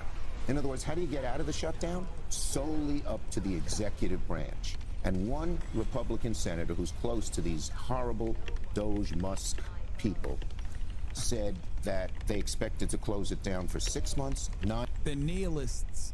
9 months, till the whole federal government was obliterated. Musk's dream to get $2 trillion out of the federal government. I love his argument so much because it's so fucking stupid, where he's like, no, you see, you don't understand. Trump actually really wanted a government shutdown. It would have been his dream. It's like, so why did he actively threaten congresspersons that weren't voting for the CR? Oh, he really wanted the shutdown. We're actually hurting him by giving him more legal power with the legislative body to do the things that he wants to do, which you would do in the shutdown. You see, it was a 5D chess move. Okay, you don't understand. That's why the Republicans all voted for it collectively, with the exception of one, who Trump said he was going to primary. That's what happened. Could happen under a shutdown. So I felt the very people who are upset now. Yeah, we must pass the Enabling Act, otherwise Hitler might declare martial law-ass argument. Yes. If we went through with the shutdown and all these things happened, would be coming 2-3 weeks later and saying, get it open, get it snap open, get mass transit open. I'd say, well, it's a shutdown, we can't. They say, well, why'd you let that happen? So one more thing. Yeah. I knew I'd take a lot of flack. But you know, when you're a leader, sometimes you have to do things that you know are right, despite the consequences. I've always said to people in politics, the higher up you climb, the more fierce the winds blow. The only thing that keeps you from being blown off course is your internal gyroscope. I cannot, dude. The Democrats certainly do have a crisis of good leadership. Okay, they have a crisis of good leadership, right? They had Joe Biden, who was a carcass. They had Kamala Harris, who was a charisma suck. And that is a problem, especially if you're going against a very charismatic person like Donald Trump, a very telegenic person like Donald Trump. And it's doubly, triply, quadruply a problem when you don't have any fucking policies. Like, Bernie isn't the most charismatic person of all time, but he has policies that he earnestly defends and is consistent on, right? So you can identify exactly what Bernie Sanders is about. You can have disagreements with him on it, but at least you can, like, you know exactly what the fuck he wants. He says it all the time. Right? So these guys are devoid of policies that you can associate them with, which means that they're very malleable, which means that you can just basically say, therefore this, if you're a Republican, and everyone will believe it because they're like, well, I haven't heard them say anything else, right? Like, if they were all collectively in favor of Medicare for all, for example, and actively were trying to change that at the legislative level, then at least, like, people could be like, well, you know, yeah, they like the gay stuff, but they also want health care. I don't know. That seems like a good idea, right? But they don't do that. So now, all that remains is whatever the fuck the Republicans decided the Democrats stand for, which is, I guess, like giving transgender undocumented migrants like bottom surgery or whatever the fuck they were saying, right? As though that's the only position that the Democrats maintain that they care about. Chuck Schumer also doesn't stand for anything except, obviously, he is, you know, he's a lot of choice words for people who protest against Israel. There's that. But outside of that, he also has no fucking charisma. I can't believe that the Democrats looked at this last election cycle and were like, we're devoid of policy, we're devoid of charisma, we're devoid of leadership. So who is our, lo and behold, who is the guy that's going to be responsible for the Democratic Party? Who's going to be the guy that we use as our North Star? Fucking Chuck Schumer. Fucking Chuck Schumer. Just like one of the worst politicians. Just so bad. So fucking bad. Like, I've consistently railed against Chuck Schumer for years. I don't like Nancy Pelosi. I hate Nancy Pelosi, but what did I always say? In the interest of fairness, I always told you she is a vicious whip, okay? She knows her caucuses. She knows how to move people around in the House of Representatives. That's why she was considered the true leader of the Democratic Party in perpetuity. Chuck can't even do that. Chuck has never been able to do that. He didn't even use Dick Durbin appropriately. Dick Durbin is his whip, right? He didn't whip votes appropriately ever. The expectation was that, you know, Senate is just an eclectic group of Democrats that do whatever the fuck they want to do. And there's not really much you can say about it. You know, it is what it is. That's just how the Senate is, right? There's always a spoiler. It blew my mind. So this incompetent geriatric monster is now the leading figure at the Democratic Party. It's over. It's done. You're cooked. That's what I used. So I take that seriously, that sort of catastrophic nature. I thought so long and hard about it. Well, let me just, I want to sort of pivot it a little to more of a tactical decision, because there was something that happened here that doesn't normally happen, which is they knew they needed Democratic votes and they cut you out entirely. Entirely. Now, when that has happened before, Republicans have filibustered successfully and forced Democrats to the table. And so just purely at the level of how the tactics brought us to this point, I want to play some of the criticism, again, not from like backseat drivers or not from me on cable news, but people like Hakeem Jeffries or Nancy Pelosi. Take a listen. Look, Chuck and I disagree as it relates to the approach and outcome. I think there is a deep sense of outrage and betrayal. And this is not just about progressive Democrats. This is across the board, the entire party. I still support Senator Schumer as leader, but I think the only way that we are going to be effective as a caucus is... Bro, he didn't even cut away from his face. They're making him fucking watch this while he's licking his lips, and you get to see it. You get to see him watch this humiliating compy of members of his own party being like, yeah, he kind of sucks dick. What are you going to do about it? He's like, come on, Chuck, react to it. That's awesome. I mean, he deserves significantly worse than this. If we change our tactics, I would have liked... Yeah, this is the reading bit about the imaginary family that he has, right? That he uses as his North Star whenever he's making decisions about legislation. I know. He has a fake family that he's created in his mind that he like goes to for advice. I know. We'll look at that in a little bit. Let's just keep going. He's in the cuck chair right now. To see when Chuck Schumer had leverage here to say... I like that his reaction is slowly getting worse. Bro, put the glasses on. You can't see. You can't see who's saying it. Hey, we need A, B, C, and D for the Democratic Party, and force the Republicans to meet him halfway on those issues. I myself don't keep giving away anything for nothing. And I think that's what happened the other day. They said, okay, he said leverage, I think it was the governor. And Nancy Pelosi said, I myself don't give away anything for nothing. Yeah, read it back. Read it back, Chris. Read it back to him. What did Nancy say, Chris? I think that's what the only leverage we had. They weren't going to negotiate with us. So there were two choices. That's not true. Trump said he would negotiate. Choices only.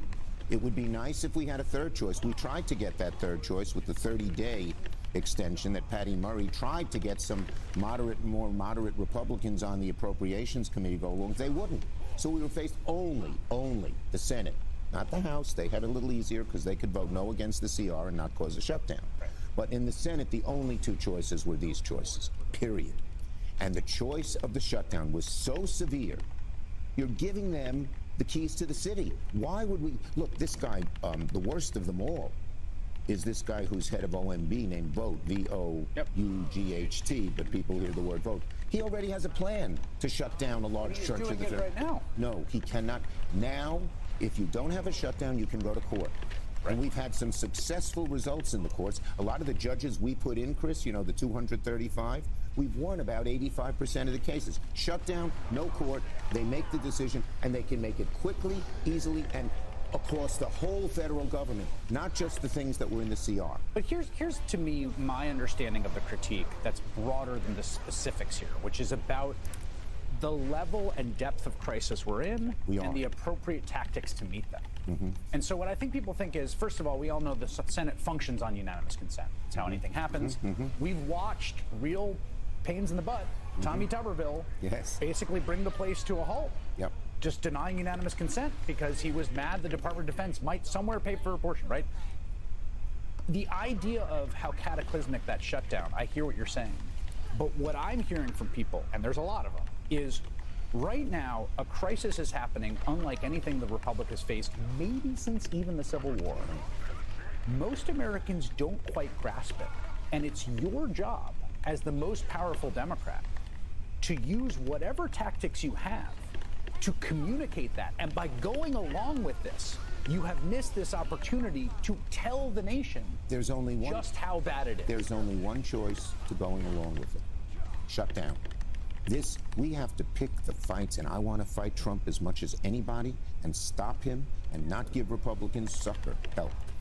But in this situation, but doesn't it call the question? But doesn't it call the question? Doesn't the crisis create the attentional vortex that is necessary? Because right now, people have no idea that they're going to basically get rid of all of American universities and all of American science funding. We try to communicate it every night, but there's nothing like a crisis to drive that home. But the drama of the shutdown, eliminating all of these things would do such damage, substantively, that I couldn't tolerate it. I couldn't live with it. You know, I know there's the idea that, okay, people will sit and negotiate with us because they're doing bad things. That ain't these Republicans. They wouldn't sit with us for nothing because their overall goal. Look, the Republican Party is a new party. It's controlled. It's controlled by these MAGA right billionaires. They want two things. They want to pay no taxes, so get rid of all the spending, even if it's. I mean, I was up today. You know, we had a Medicare Day of Action, Hakeem and I, and senators and congressmen went and talked about. Thank God he's doing a Medicare Day of Action, because goddamn, he's just using that as a talking point non-fucking stop now. My goat. Thankfully, he did a Medicare Day of Action, guys. You should have been doing this since fucking day one. Like, every damn day, every damn moment where these guys were like, we will fight, we will win, all this shit that he was saying.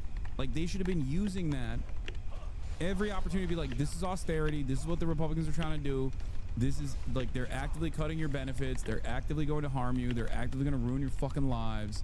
And instead of doing all that, he's just like, now finally they got they got their shit in order, I guess. Medicaid. I went up to Montefiore Hospital, which covers all the Bronx. It's the only cancer center in the whole Bronx. 80%. I grew up a block from Montefiore Hospital. There you go. Well, 80% of the people there are Medicare and Medicaid, and they're the only cancer treatment.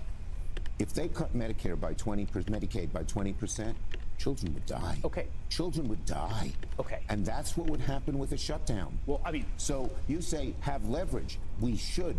But in this case, the choice given to us, because they couldn't, and I don't blame them, they wouldn't negotiate with the Democrats because they had all the votes, because Trump is such a hammer, gave us only two choices. So if there was not a third choice. Okay, so the question is, okay, these people won't negotiate. This was the one opportunity for leverage because of the need for a filibusterable-proof majority. They're not going to have that on reconciliation, right? They're going to have it, right? There are going to be other opportunities. But then because what people hear is like, we're going to lie in the cut while they self-destruct. Like, what's the plan? That.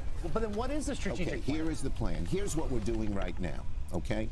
There are two things I want to say. One, every day we are hammering away at Trump. And we have a simple thought that unites the Democratic Party from one end to the other. He's asking the middle class to pay for tax cuts for the billionaires. It unites us all. Bernie Sanders likes it, and my most conservative members like it. We're hammering away at that. Today it was Medicaid. Tomorrow it's going to be, or in the next few days, it's going to be tariffs. He's raising those tariffs, raising your costs, Mr. and Mrs. American, by $2,000 a year if he raises all these tariffs, so that he can use that money for tax cuts for the billionaires. He's cutting your education funds, and so your kids don't get a great education, and Schumer isn't stupid. He's doing exactly what he thinks will get the most damn donations down the line. He's taking the sword for the party. I believe that he tanked this deliberately because he was worried that if the Republicans didn't play ball and didn't concede to any demands that the Democrats were making, which would have been moderate as fuck, by the way, because that's just how the Democrats are, that it would have nosedived the stock market further at a time when Trump's will they, won't they attitude towards tariffs is already creating too much volatility, too much instability, in a way where even the super wealthy are not enjoying the benefits because it's crashing the stock market. And I think big donors were like, dude, shut this down, eat it, make sure that this passes. And that's precisely the reason why he initially said that he was going to fight this, and then quickly, almost overnight, him and Kirsten Gillibrand overnight turned around and were like, yeah, we're actually gonna push this. And they were yelling at their own, they were caucusing, they were whipping votes in favor of cloture so that this bill would not have to go through a filibuster, so that the Republicans could pass it with their simple majority.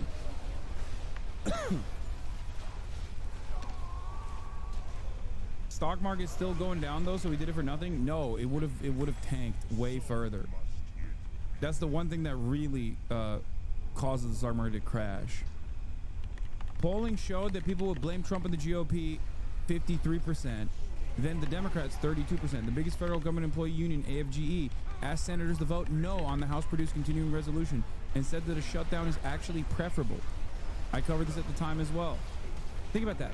The biggest federal government employee union, people who would be furloughed in a government shutdown, people who would lose their fucking jobs in a government shutdown, were saying no, force there to be a shutdown, because the repercussions of not doing that and allowing Trump to legally defund federal agencies will cause worse instability in the long term.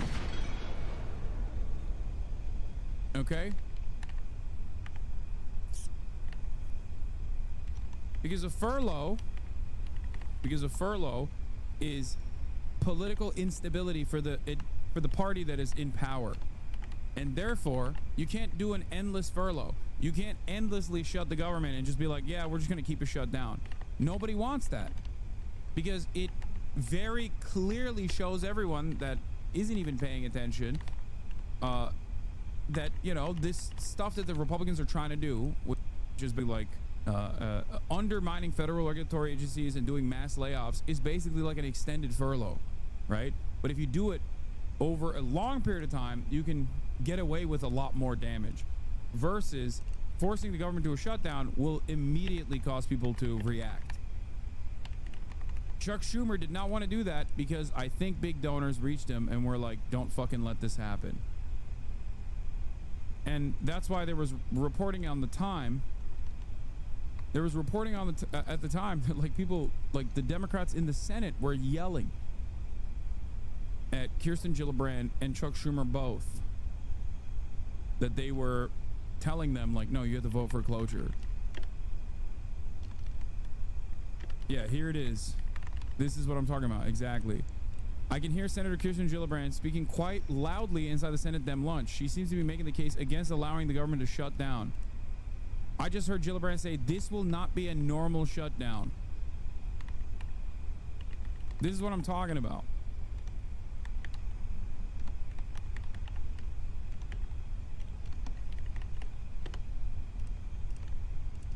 They're so cooked. School taxes will go up for that.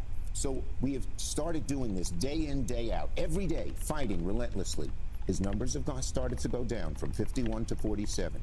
If we keep at it and keep at it and keep at it, his numbers will be much lower. He will not only be less popular, but less effective. Second, we will find the moments where we shouldn't give them votes. Hakeem and I met yesterday. We're exploring that right now. And there will be times, just like this instance, where people will say, don't give them the votes because you have the leverage. There will be instances, not like this, where a shutdown would ensue, but where we will have the higher ground. And we're going to do it. Watch us. Okay, but here's what I would say in response to that. And again, I'm channeling people Yes, as much as hey, this is a democracy still. Let's hope it stays. Well, here's what I'm saying is that all of those things you enumerated, which all sound like good politics to me, are the kinds of things that you'd be doing if Mitt Romney were president. That, like, there's this weird asymmetry right now, which is that they are acting in this totally new way. Yes. In which they are ambitiously trying to seize all power and create a presidential dictatorship in the United States of America. And the Democratic opposition is acting like, well, if we can get their approval rate down a few points, then what? Then what happens? Well, what happens is, look, first, we get it way down, he's going to have much less. This worked in 2017. You say, now it's a different government. It's different, though. Oh, it is different, My God. but health care, we beat him. Taxes, we beat him. And guess what we did? Guess what we did, Chris? We took back the House and won in the Senate, and then we were allowed to do all those good things. This is not the only tactic. We have to stand strong in certain instances and not give them the votes at all. But there are instances with this, the two work together. Okay. Again, I don't disagree with any of that, but the difference to me between 2017 and now, and I've been at this desk for both of them. It's different.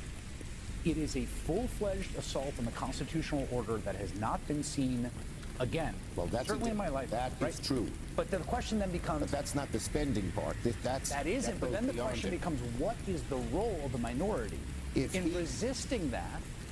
That's distinct from, we're going to beat them on health care, we're going to beat them on spending Medicaid. Look, if our democracy is at risk... It is at risk, yes. Sorry, it is certainly at risk. Well, do you believe it is? But if I don't want to put words in your mouth. Do you believe it's a... Trump doesn't obey the Supreme Court, which may happen, you led up to it here, then we will have two courts. We will have the federal courts, which hopefully John Roberts will stand up and make it happen.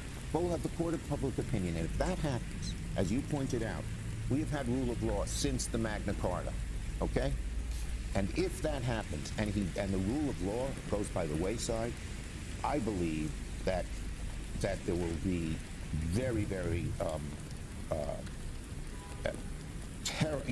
there will be immediate and strong reaction from one end of the country to the other. You know what's crazy? This would be wish casting for a random individual with no proximity to power. It's insane to hear this from the minority leader of the Democratic Party in the Senate, the Senate Minority Leader, Chuck Schumer. The notion that people are going to magically come to the conclusion that Donald Trump is doing wrong and then decide that the Democrats are actually going to be the solution to this problem is idiotic. Let me tell you why it's idiotic. He thinks it's 2017, except it's not 2017, it's 2025. And one thing that's really important to understand is that in 2016, when Trump became president, it was considered an aberration. It was considered weird. That's why there was tremendous media focus on Donald Trump and all of the awful shit that he was doing. Donald Trump also was less competent in 2017. And you want to know what the key factor is here in 2017 versus 2025? The Democrats were actively egging Trump on. They were pushing him. They were pushing his buttons. They were resisting everything that he was doing every step of the way. Now, that resistance was obviously still very liberal focused. But none of that exists in 2025. If you sit back and expect the public opinion to shift away from Donald Trump and then lean back into the hands of the Democratic Party, you are out of your fucking mind. The only thing that will happen is as material conditions worsen, people will get more and more upset at the Democrats or whoever Trump has decided is the enemy. Trump is more popular than the party. Trump is more popular than you. Part of the reason why is because you guys never fight. Efendim. What? What do you... Oh, I thought you were talking to me. Other in ways that we have never seen. And that's what will happen. And it's not just up to us. The people will have to rise up. Not just Democrats, not just Republicans, not just, people, everybody. But our democracy will be at stake then. And if the people make their voices heard and are strong and stand up, and we join them, I believe we can try to beat that back. We can beat that back. But it's on that one, if democracy is at risk, that's a little different than what we're talking about now, even a shutdown, as horrible as it is. We'll all have to stand up and fight back in every way. I think actually this is useful because I do think, like, just in a genuine sort of good faith way, that there's a lot of people, and I think I probably count myself among them, who think that that's where we are right now. That the plan being deployed right now. You may be right. I don't think so. We're there. I think you think we're not there yet. Well, I think we're getting there, and we have to be really vigilant. I just had a meeting today with the Judiciary Committee to decide how we're working through this as it goes further. It hasn't been up to the Supreme Court yet, which would be the classic if they disobey the Supreme Court. We're on our way there. God forbid, but I think we are, and we'll have to go at it and at it and at it. And that is different than anything else. Different than anything else. It's a quantum leap different because our democracy is then 248 years of American democracy. The Magna Carta is out the window, and we will all have to take extraordinary action. You have a new book. Yes. And I would like to talk about it. Good. So I'm going to take a quick break, Senator. We're going to talk about anti-Semitism in America, a warning, right after this quick break. Great. Thank you. I'm back with Democratic leader Chuck Schumer, who is the highest elected Jewish official in America and the author ever, by the way, of the brand new book, Anti. God, you're saying ever. Oh. If only Bernard won the presidency, you know what I'm saying? Let's see what. We've already heard this spiel on this 3 times today, so I don't think we need to hear it again. All right.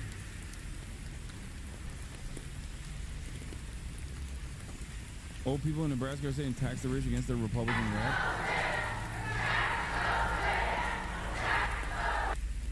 Wait, was this the one where Mike Flood was like, my town hall was overtaken by the radical lefties, and then he posted a photo and like the average age there is 73. Is this that town hall? Because that was really funny. Like, not even a shred of irony. He didn't even realize what the fuck he was doing. He just posted a... Yeah, oh, here. This is amazing, yeah. Another great... Oh, this is Michael Baumgartner. Another great town hall at Whitworth University, even though I knew going in that 99% of the audience was from our far left and there would be frequent interruptions and chants. It was a really fun night. 99% far left. Look at these far leftists, dog. Do you see these radical far leftists in the fucking crowd, dude? I can't believe it. Look at all these card-carrying DSA members, dude. This dude was alive when communism was invented. What the fuck are you talking about?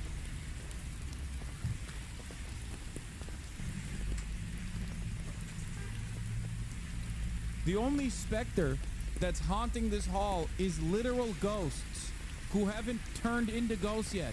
They are on the verge of becoming a ghost tomorrow.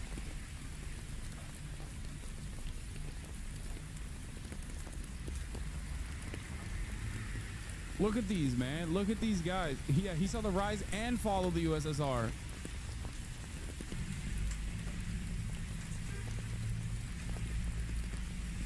I don't.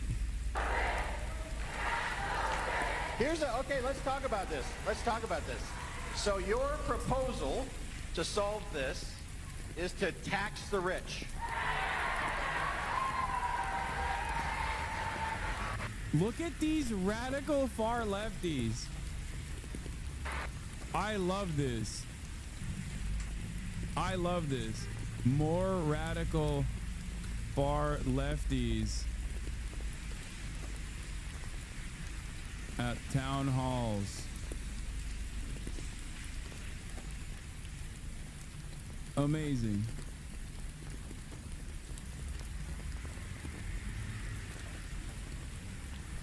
All right. They're living off the spoils of when we tax the rich. Of course, they want to go back to it.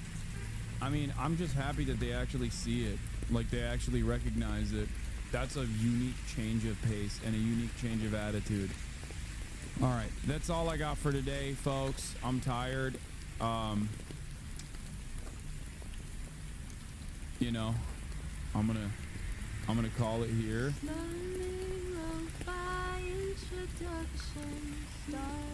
Love you guys, and I will see you tomorrow. Hopefully tomorrow will be drama free. Some gaming tomorrow. Who knows? Love you all and see you. Bye bye.